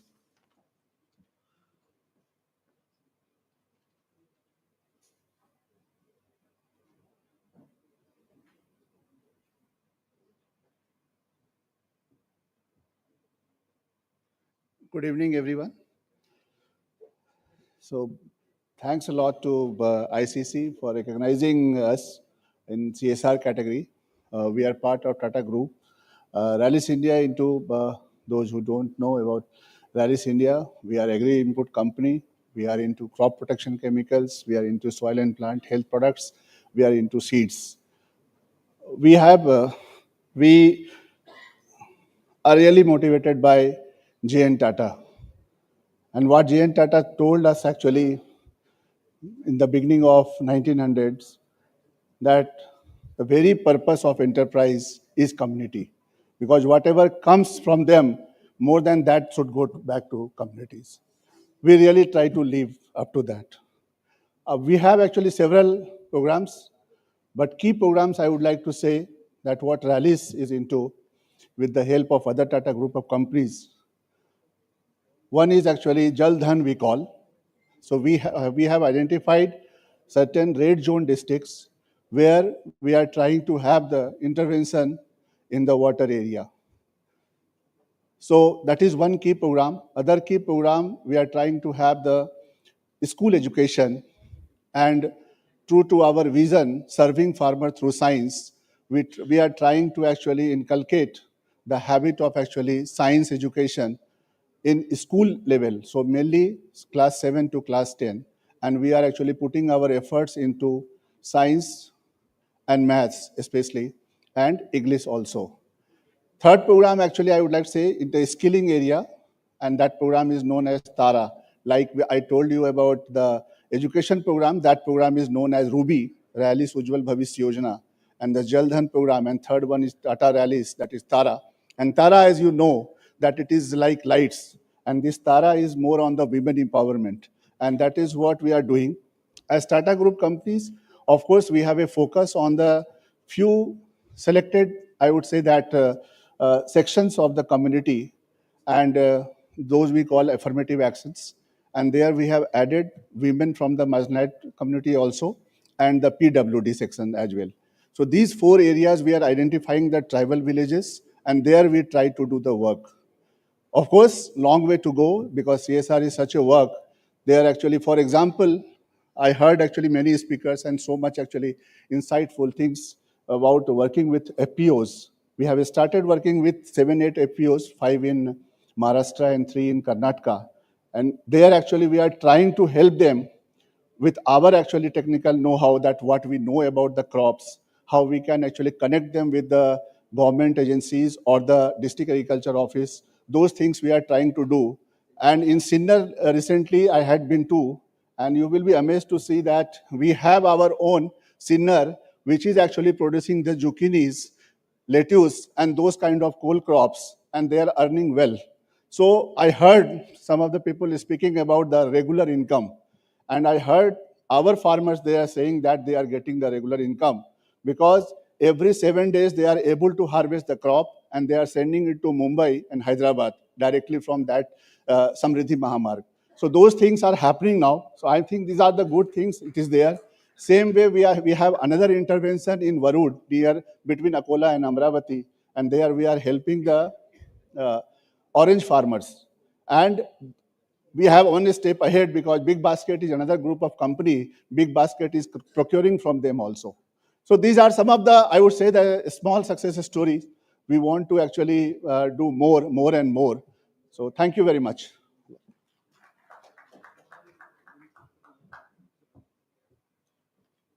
Coming to this kind of a conference really makes you reimagine what one had earlier thought that is impossible. Everything seems possible and is actually happening around us. Ladies and gentlemen, I want you to welcome FPO that is here all the way from Karnataka. We have the Hungunda Horticulture Farmers FPO and their MD, Mr. Ravi, who's just been received a recognition. Mr. Ravi, we are honored to have you here. Please come and share the phenomenal story of your FPO. Thank you, sir. Good evening, all. Myself, Ravi Sajanar. I am a farmer.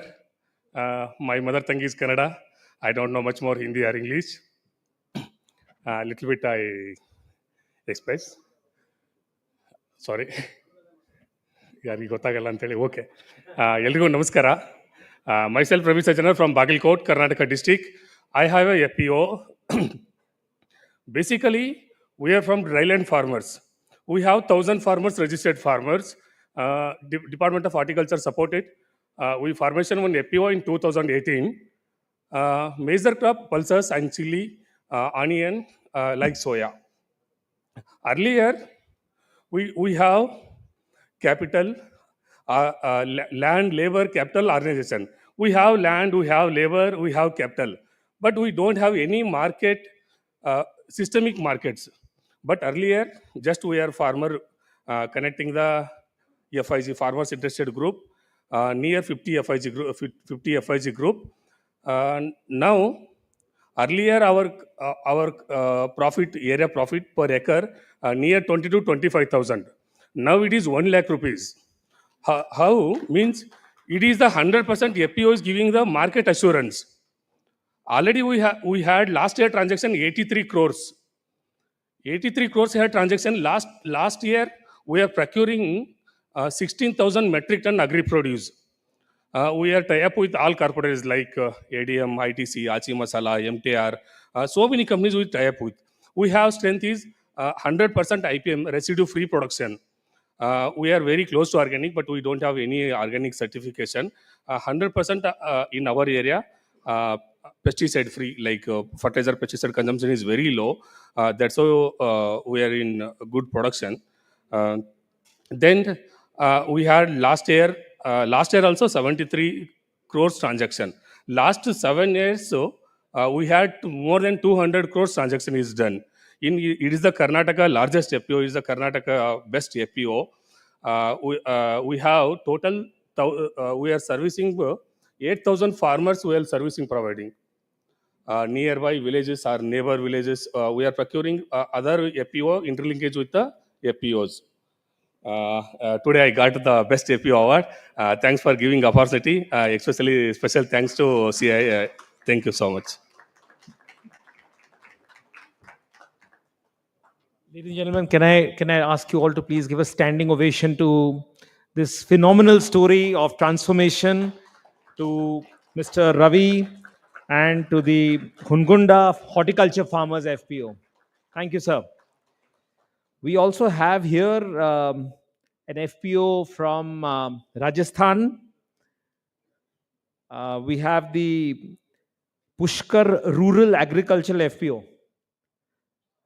Nandram ji, are you around? आप हैं वहाँ? आइए, तो हम लोग को अपनी पुष्कर की कहानी बताइए.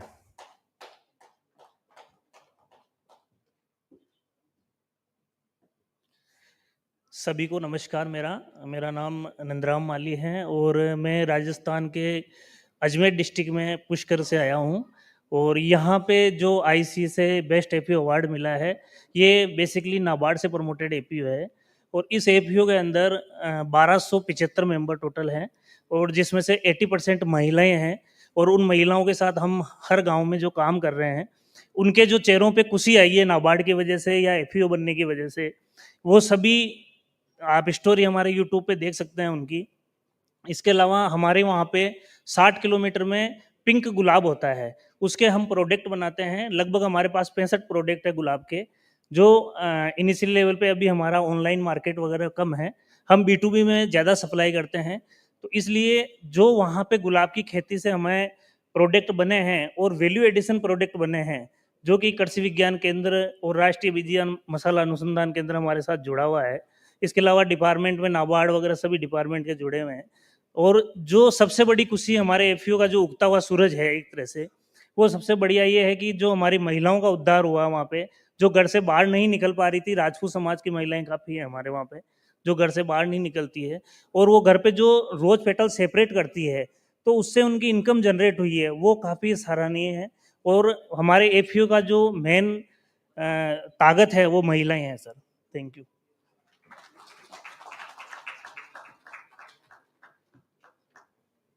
नंदराम जी को पुष्कर में जो क्रांति हो रही है उसके लिए बहुत बहुत अभिनंदन। अभी we have also one more FPO today which has come from Uttar Pradesh, the Australia farmer producer company. Rajnikant Pandey ji आए हुए हैं। पांडे जी आप थोड़ा यहाँ आए और अपने कार्यक्रम के बारे सबको अवगत करें।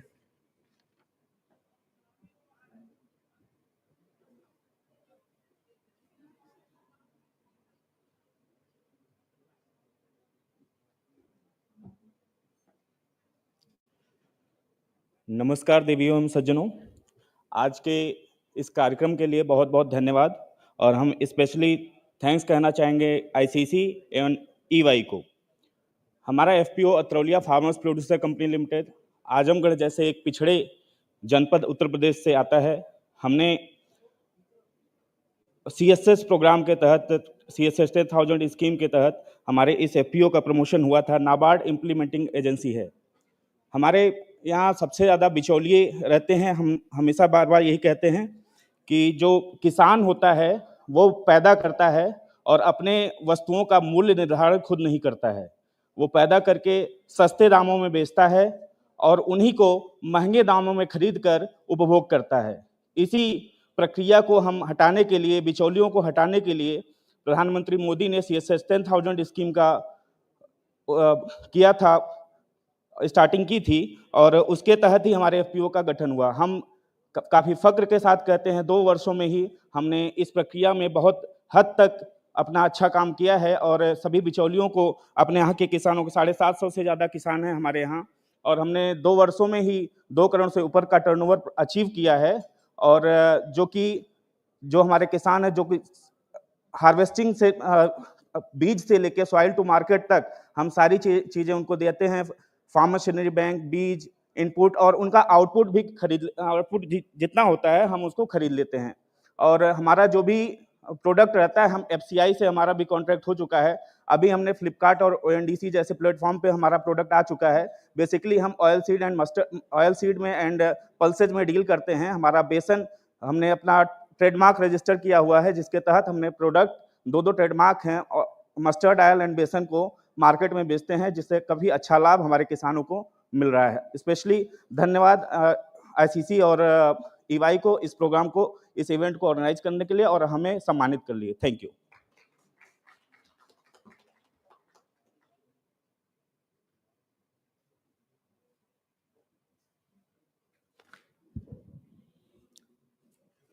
Honorable Minister will be with us in another 2-3 minutes or so, and as soon as he arrives, we'll start.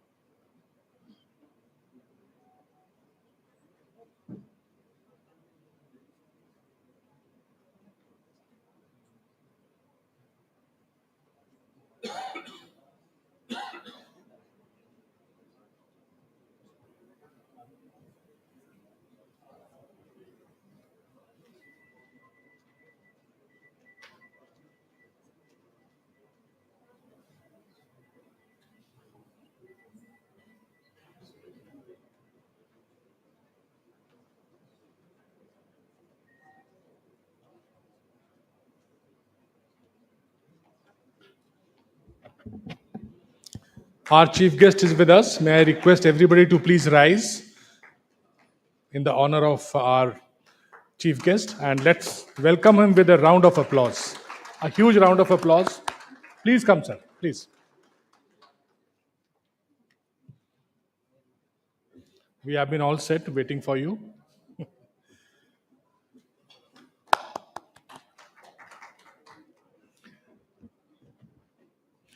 So, may I request everybody at the back to kindly take their respective seats as we would like to start now. Uh,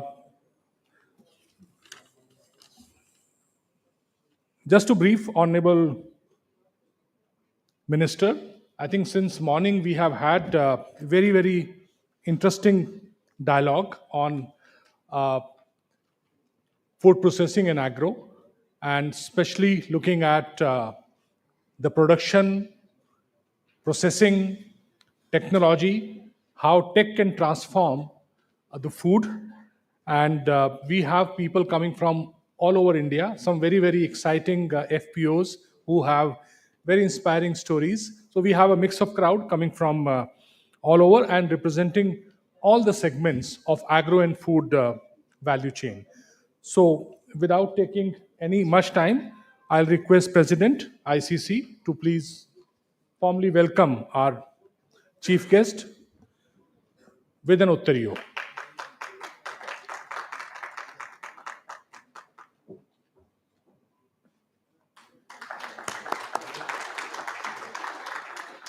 With this, I request President ICC for his welcome address.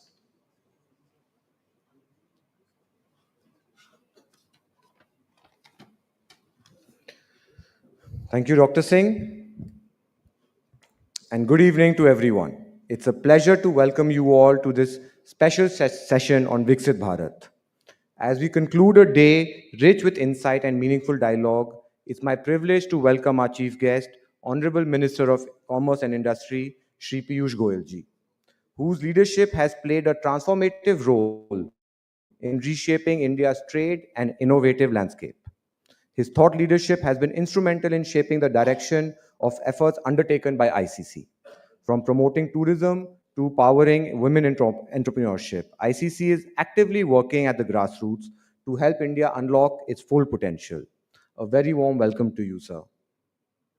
Throughout the day, we have heard from experts, change makers, and entrepreneurs about the many dimensions of agricultural growth and transformation, whether through technology, sustainability, or empowerment at the grassroots. For this transformation to deliver long-term value for India, it must be matched by strong market access, an enabling export environment, and globally integrated commerce. India is, as we all know, is on track to become a $5 trillion economy and world's third largest economy by 2027. This ambition will be realized not just by producing for India, but by building for the world. Through competitive manufacturing, resilient supply chains, and globally relevant products, that's how we will realize the vision of an Atmanirbhar and Viksit Bharat in its truest sense. And obviously, in this journey, agriculture will be a key driver. It has the potential not only to ensure food security in India, but to position our nation as a trusted provider of high quality, sustainable produce for global markets. India's total export value of organic farming has the potential to reach 20,000 crore rupees in the next 3 years. Commerce is a crucial enabler that takes the collective efforts of everyone involved in the agriculture value chain to the world. From agri-tech startups to food processors, from MSMEs to even mandis, each link in the value chain thrives when backed by forward-looking trade policies and logistic infrastructure. Under your leadership, sir, we've seen decisive steps towards building this ecosystem, from streamlining free trade agreements and advancing PM Gati Shakti, an Indian mega project to provide competitive advantage for manufacturing in India, to championing ease of doing business and nurturing India's startup and innovation economy. You've consistently placed innovation and entrepreneurship at the heart of India's economic agenda. And these reforms are making Indian agriculture more globally competitive than ever before.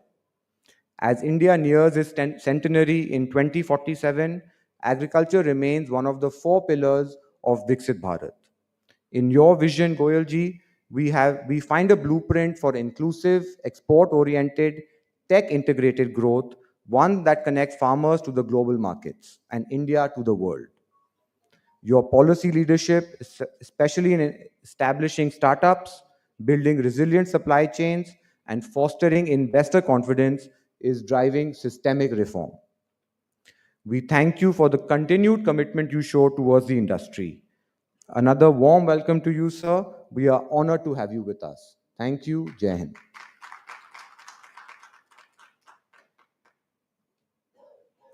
Thank you, President. As you all know, our chief guest, who we all have been waiting to hear his thoughts, he's truly a visionary leader. He is a friend of industry, and he has championed several initiatives, reforms in the interest of industry and larger growth. So it's truly an honor to welcome our chief guest, Shri Piyush Goyal ji, to please address us. Let's welcome him with a round of applause. Thank you very much, Mr. Rajiv Singh. Shri Abhyuday Jindal, President, Indian Chamber of Commerce and Managing Director, Jindal Stainless.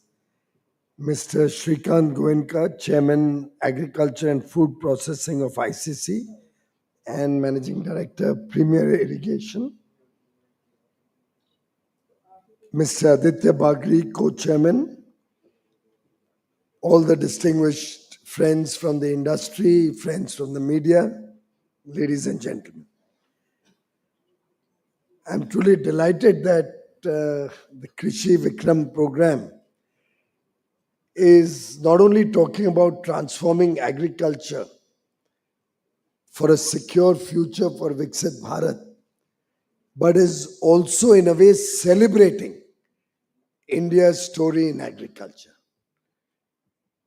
जो भारत में तरक्की हुई है कृषि के क्षेत्र में वो वास्तव में अद्भुत है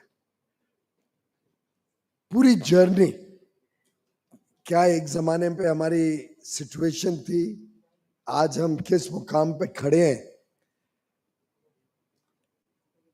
काफी इंस्पिरेशनल जर्नी थी कठिन भी थी लेकिन हमारे अन्नदाता हमारे किसानों ने जिस प्रकार से भारत को आत्मनिर्भर बनाने में मेहनत की जिस प्रकार से सरकार का बहुत बड़ा योगदान रहा और जिस प्रकार से मां भारत की धरती में जो ताकत है जब ये तीनों चीजें एक साथ आई तब जाके भारत का कृषि क्षेत्र इतनी तेजी से प्रगति कर पाया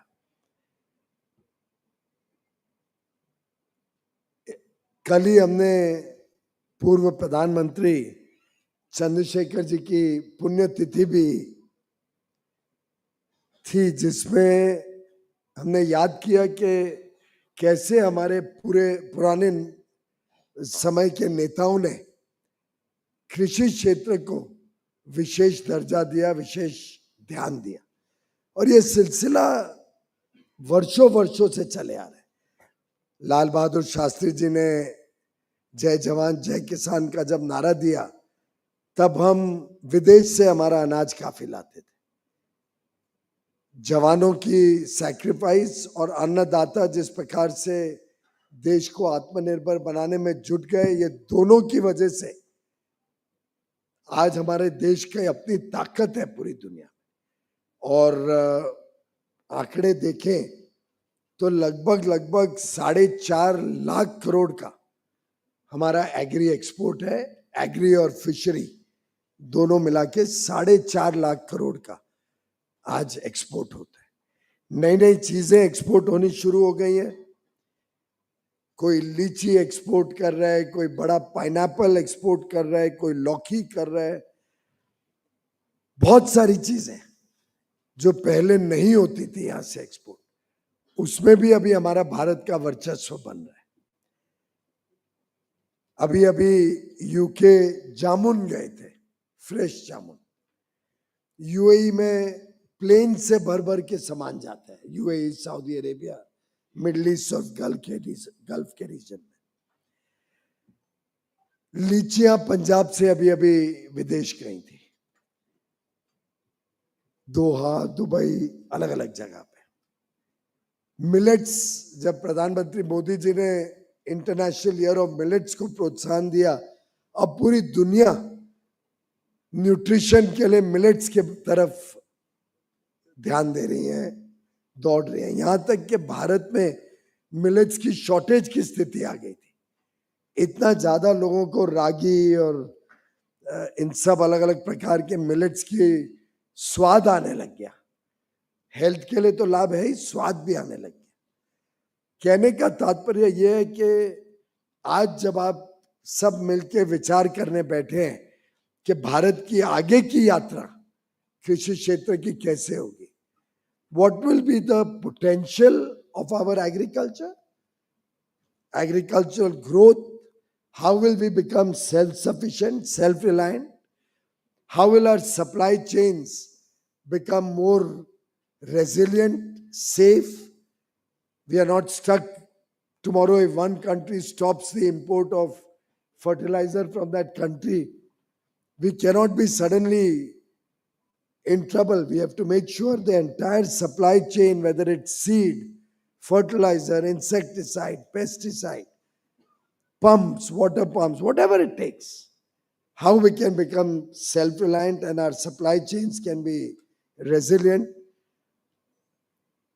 This holistic vision is what we are all assembled here to discuss. I believe there have been some very interesting sessions during the course of the day, but I would like to focus on a few elements which I think if all of us were to work together as a team, if ICC takes the lead and engages with more and more farmer organizations, gets other industry bodies also engaged, and how can we make 4 or 5 items a national movement? And what are those 4 or 5 items? One, India is still a rain-fed agrarian economy. We are still not sure what the impact of climate change will be, how agricultural production varies. We have some good years, we have some difficult years. Depending on the climate, depending on rainfall, our production varies. Can we as a movement, and while irrigation is being supported, the Modi government has also spent 93,000 crores towards Krishi Sinchai, irrigation projects. States are spending almost lakhs of crores on irrigation projects. But they will always have a command area, a certain area they can cover. Drip irrigation has the potential to make Indian agriculture self-sufficient. It reduces the requirement of water by leaps and bounds significantly. And if we can make a mass movement not dependent on government subsidies, because government subsidies very often become a detriment to the faster rollout of a project. I have very often spoken about this in the context of the LED bulbs program.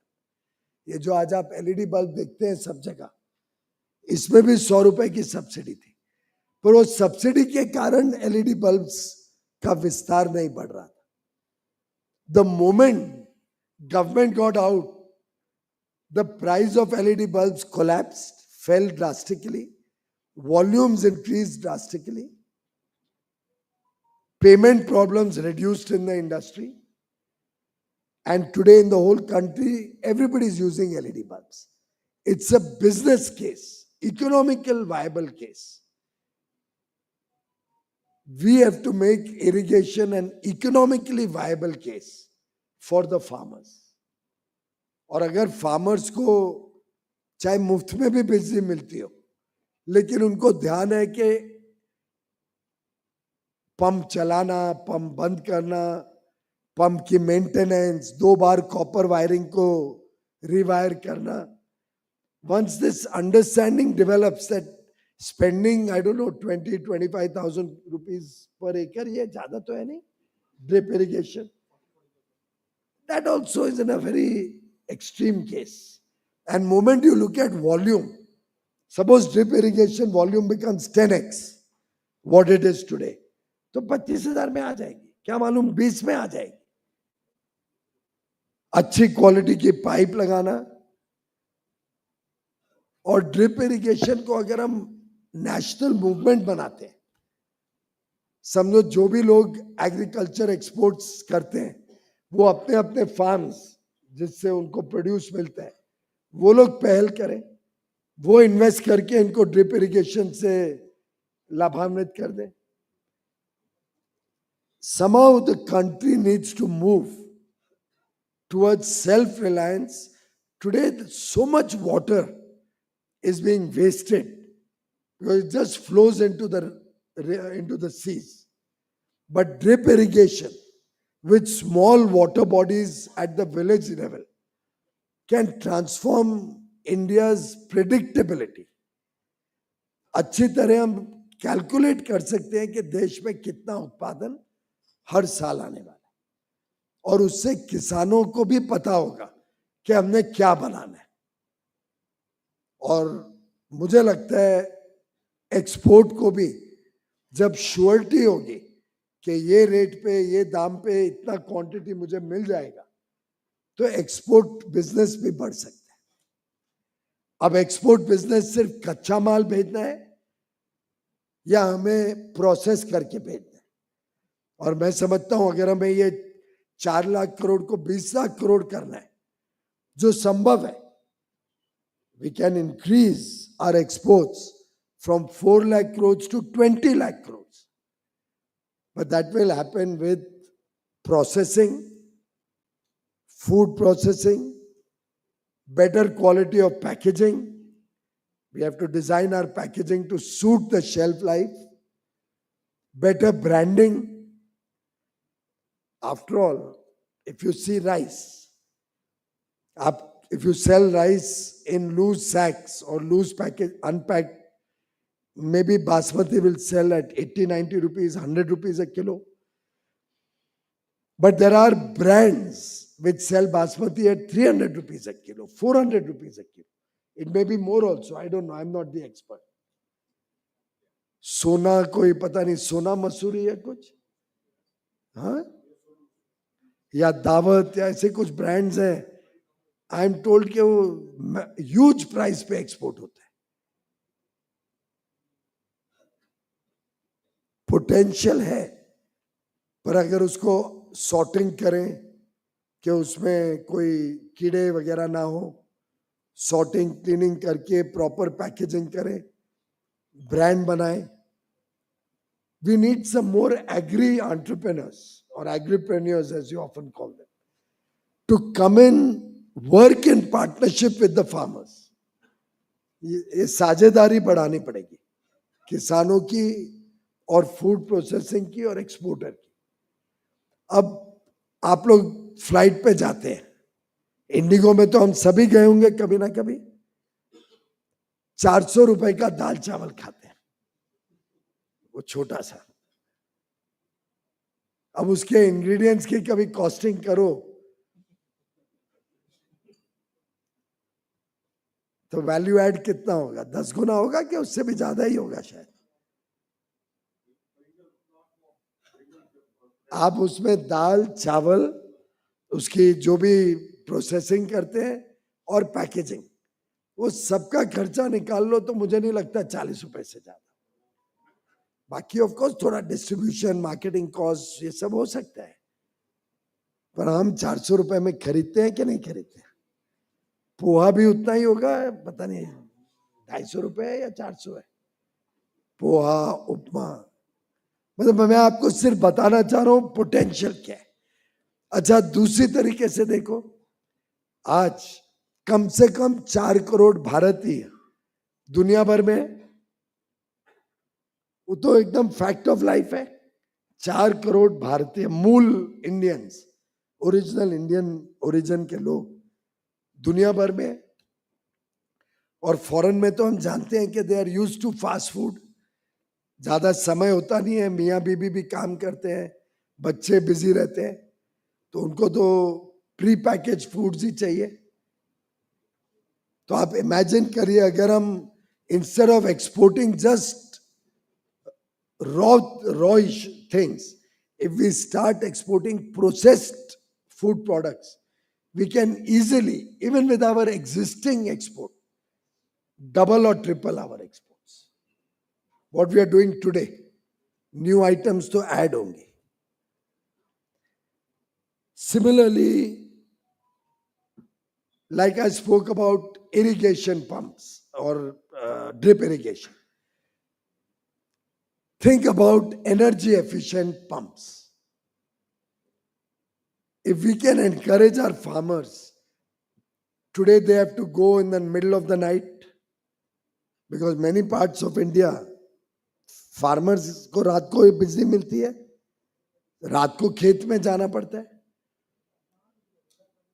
Free power जरूरी नहीं है कि समय पे मिलेगी, दिन में तो पॉजिटिवली फ्री पावर नहीं मिलती है, वो तो रात को ही मिलती है। अब एक एनर्जी एफिशिएंट पंप लगा दिया अगर फार्मर ने, तो बिजली तो कम होगी सो होगी, 4-5 साल तक देखना नहीं पड़ेगा कॉपर वायरिंग, हर बार कॉपर वायरिंग 2-2.5 हजार रुपए लग जाते हैं। नया पंप होगा, जहां 10 किलोवाट का पंप है वो 4-5 किलोवाट में काम चल जाएगा, 3 किलोवाट में काम चल जाएगा, क्योंकि सब बाबा आदम के जमाने के पंप्स हैं। You can easily replace them with modern energy efficient half size or 1/3 size pump. They will have a chip connected to the mobile phone. You can switch on and off from home. It'll tell you how much water has been pumped out. If you combine that with drip irrigation, excess water is also damaging agriculture. I think we all know that. Am I right? मैं तो कोई किसान expert नहीं हूं कृषि क्षेत्र का, पर एक्सेस वाटर भी डैमेज करते हैं। Do you agree with me? आप लोग एक्सपर्ट है ना? एक्सेस वाटर हेल्प करता है या डैमेज करता है? आप किसान है, डैमेज करता है। तो आपको अगर पंप अच्छा हो तो वो बता देगा कि कितना पानी निकाल के उसको फिर ऑटोमेटिकली आप प्रोग्राम भी कर सकते हो कि वो बंद हो जाएगा। और कंबाइन करोगे ड्रिप इरिगेशन से तो परफेक्ट उतना पानी आपके खेत में लगेगा, तो आस्ते आस्ते ग्राउंड वाटर भी ऊपर आएगा। आज पंजाब जैसी जगह में ग्राउंड वाटर कितना नीचे चला गया। तमिलनाडु में भी प्रॉब्लम है ना पानी की, है ना? तो ये प्रॉब्लम्स को सॉल्व करने के लिए सॉल्यूशंस भी है। हर एक चीज के लिए दूसरे की तरफ देखना नहीं चाहिए। हमको मिलके इंडस्ट्री, किसान और एक्सपोर्टर्स अगर मिलके करेंगे तो ये फास्टर रिजॉल्व होंगी प्रॉब्लम्स। हमारी तरफ से हम पैकेजिंग, डिजाइनिंग, उसमें हम भी हेल्प कर सकते हैं। समझो आप लोग ने बोला कि लीची में बहुत स्कोप है, इंडिया ब्रांड की लीची हम अच्छी बना के अच्छी पैकेजिंग करके भेजना चाहते, तो हम सरकार की तरफ से we can try to run an international campaign. हम सब एम्बेसीज को बोलेंगे कि आप लोकेट करके हमको दो, लीची कौन खरीदता है विदेश से?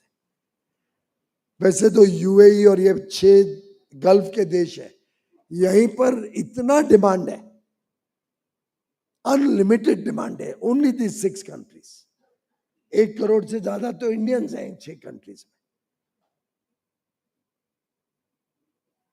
तो यू कैन जस्ट इमेजिन और वहां पे एक एक चीज भारत के 5 गुना 7 गुना ज्यादा दाम पे बिकती है।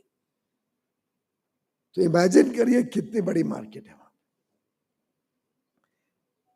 स्पाइसेस, अभी अभी टर्मरिक बोर्ड भी हमने शुरू किया है निजामाबाद में।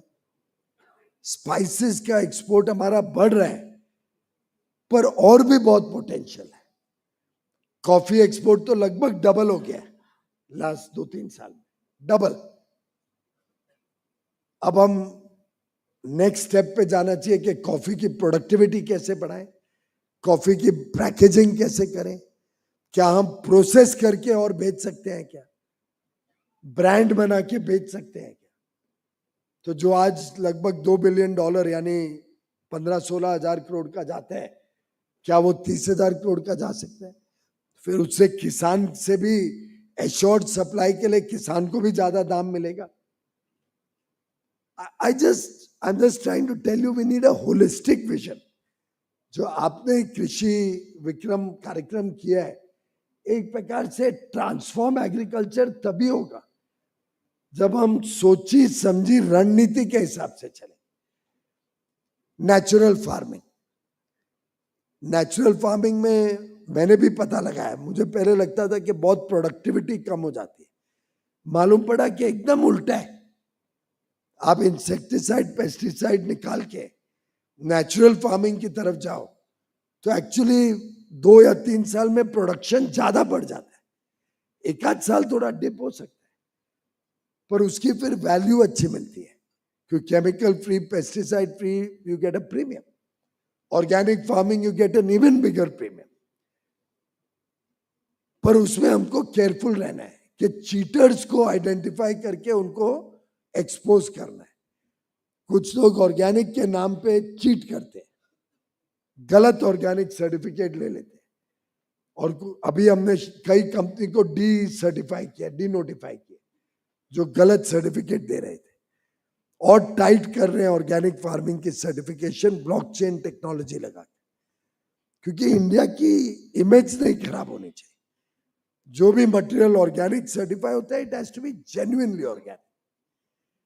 अगर हम रियली भारत का कृषि क्षेत्र को ट्रांसफॉर्म करना चाहते हैं, सरकार की तरफ से तो देखिए पीएम किसान योजना में हर एक किसान को 6,000 रुपए मिलता है, लगभग 80,000 करोड़ रुपए उसमें खर्च होता है।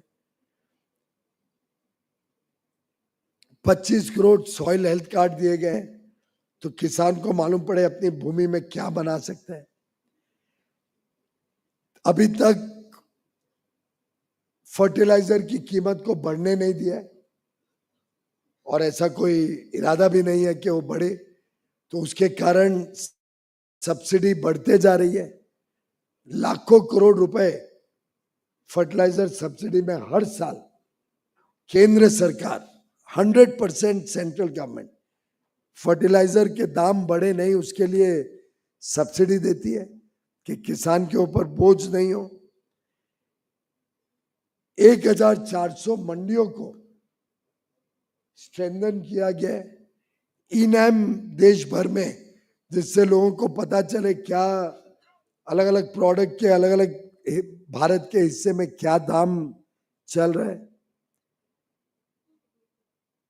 जैसे प्रधानमंत्री जी ने कहा, प्रधानमंत्री मोदी जी ने, और मैं कोट करता हूं, हमने कृषि को विकास का पहला इंजन माना है। कृषि को विकास का पहला इंजन माना है, किसानों को गौरव का स्थान देने का काम किया। और मैं समझता हूं कि चाहे वो 1400 मंडी जहां पे ई-नैम के माध्यम से प्राइस डिस्कवरी हो सकती है, चाहे वो अभी तक लगभग 4 लाख करोड़ पीएम किसान के माध्यम से जो किसानों को दिया गया है, चाहे वो हर वर्ष की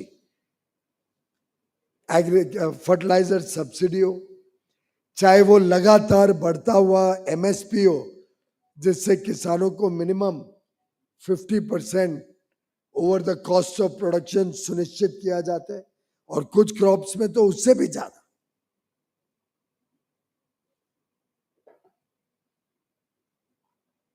अलग अलग स्टेप्स लेके कृषि क्षेत्र को मजबूत बनाने का काम किया है। 15,000 हमारी बहनों को ड्रोन दीदी की ट्रेनिंग देके ड्रोन से अच्छी तरीके से इक्वल मेजर में फर्टिलाइजर वगैरह स्प्रे हो सके, वो व्यवस्था को आगे बढ़ाया जा रहा है।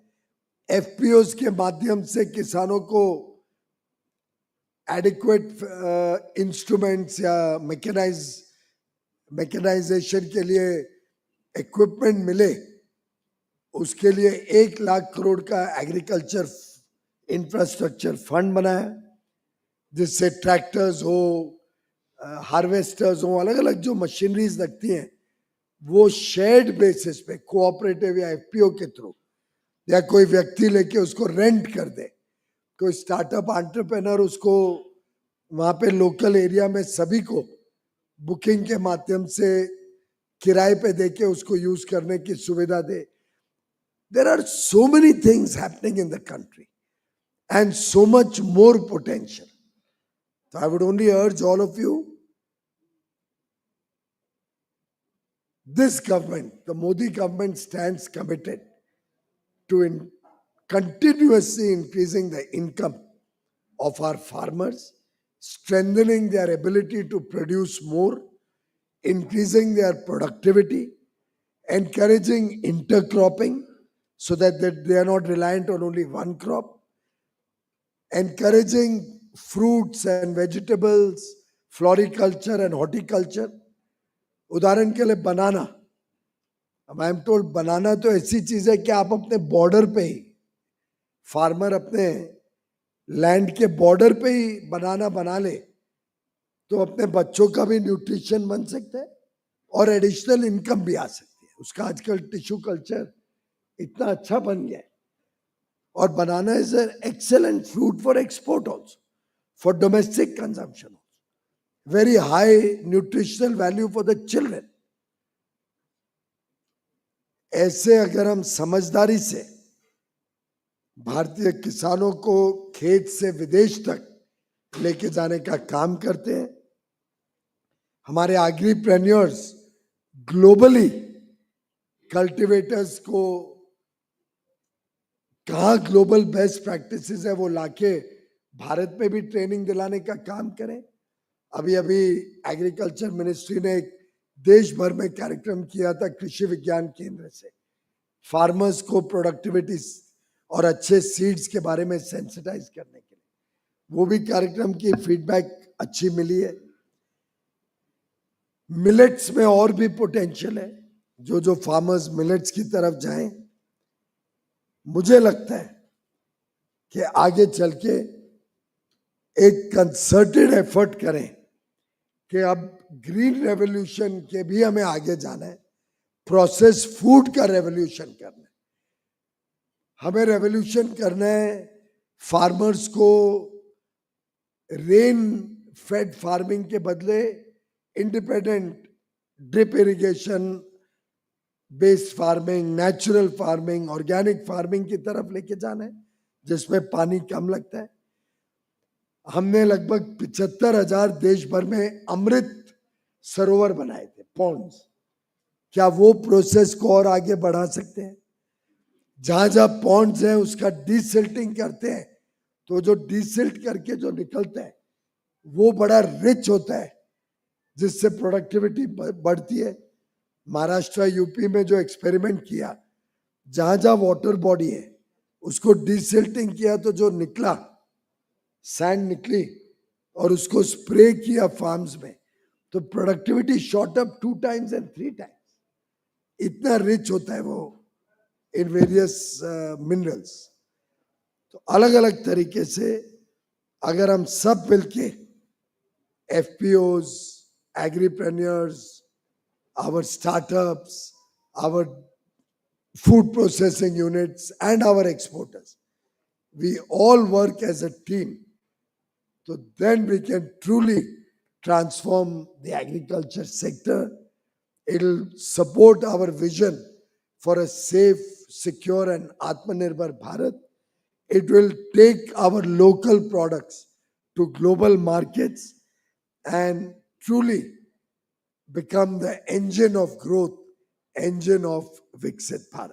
Thank you very much.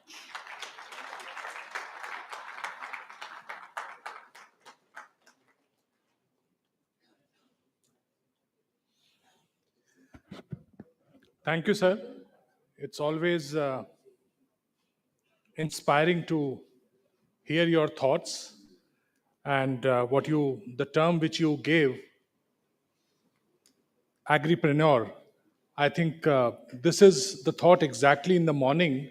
Somebody said that the industrial growth will happen, but the capacity to employ with the AI and the automation is going down. But if agri is taken as business and if farmer is empowered with the market linkage and the technology, I think what PM Modi said that agri is the priority number one, I think that can really transform.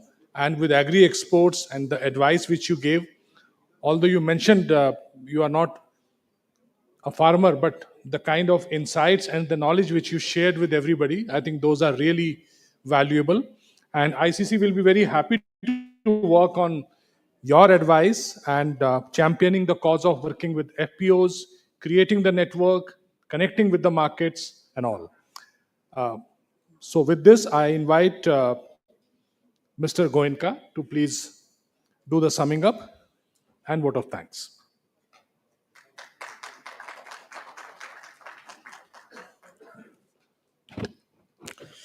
Honorable Minister Shri Piyush Goyal ji, Shri Abhyuday Jindal, President, Indian Chamber of Commerce, distinguished guests, good evening.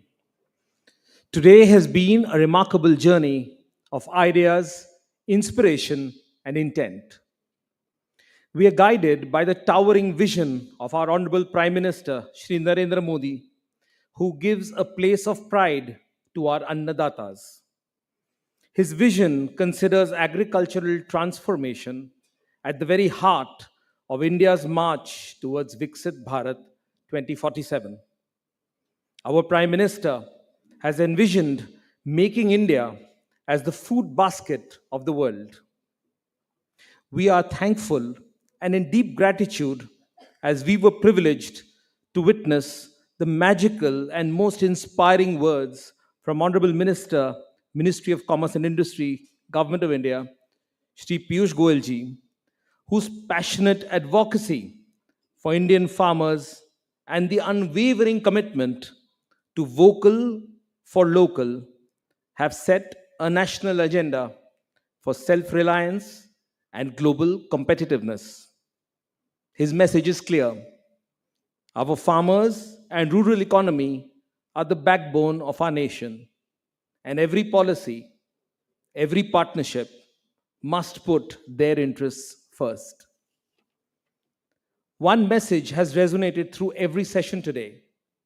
Partnership is power.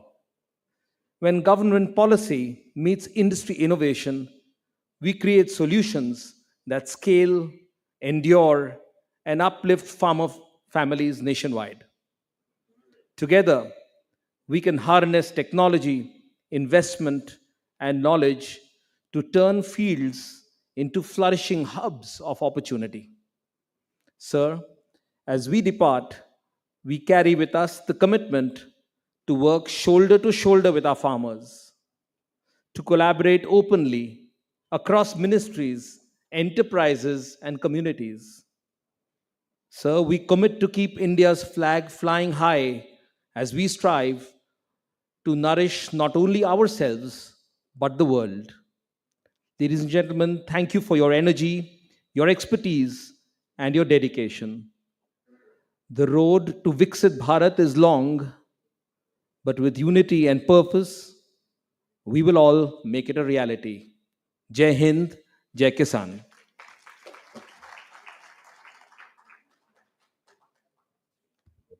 Mr. Goenka, thank you. I now request Mr. Aditya Bagri to kindly present the memento to our chief guest.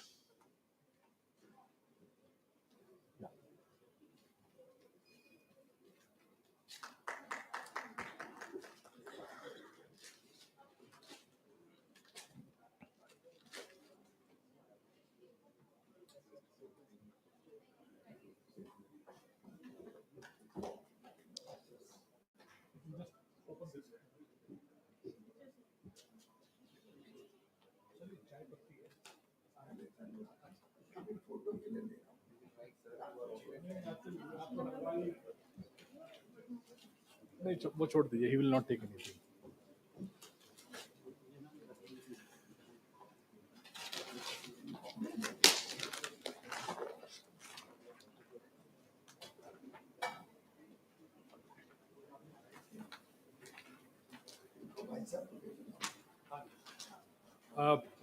Honorable Minister has agreed to click photo with the FPOs. So some of our FPOs, awardees, farmers, please come. Yeah. Come.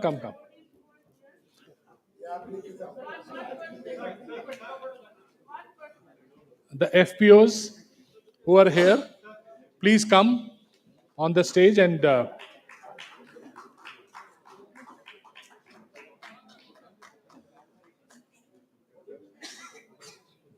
FPOs and the awardees who are here, who are working with growers.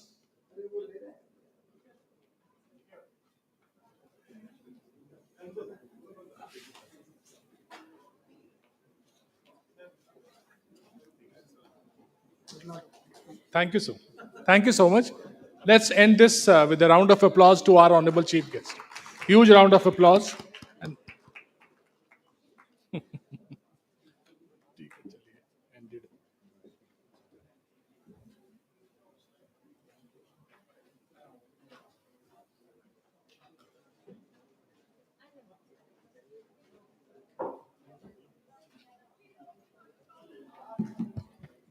What an amazing session. Thank you so much, everyone. And there is high tea here. So, yeah, let's just chill and relax.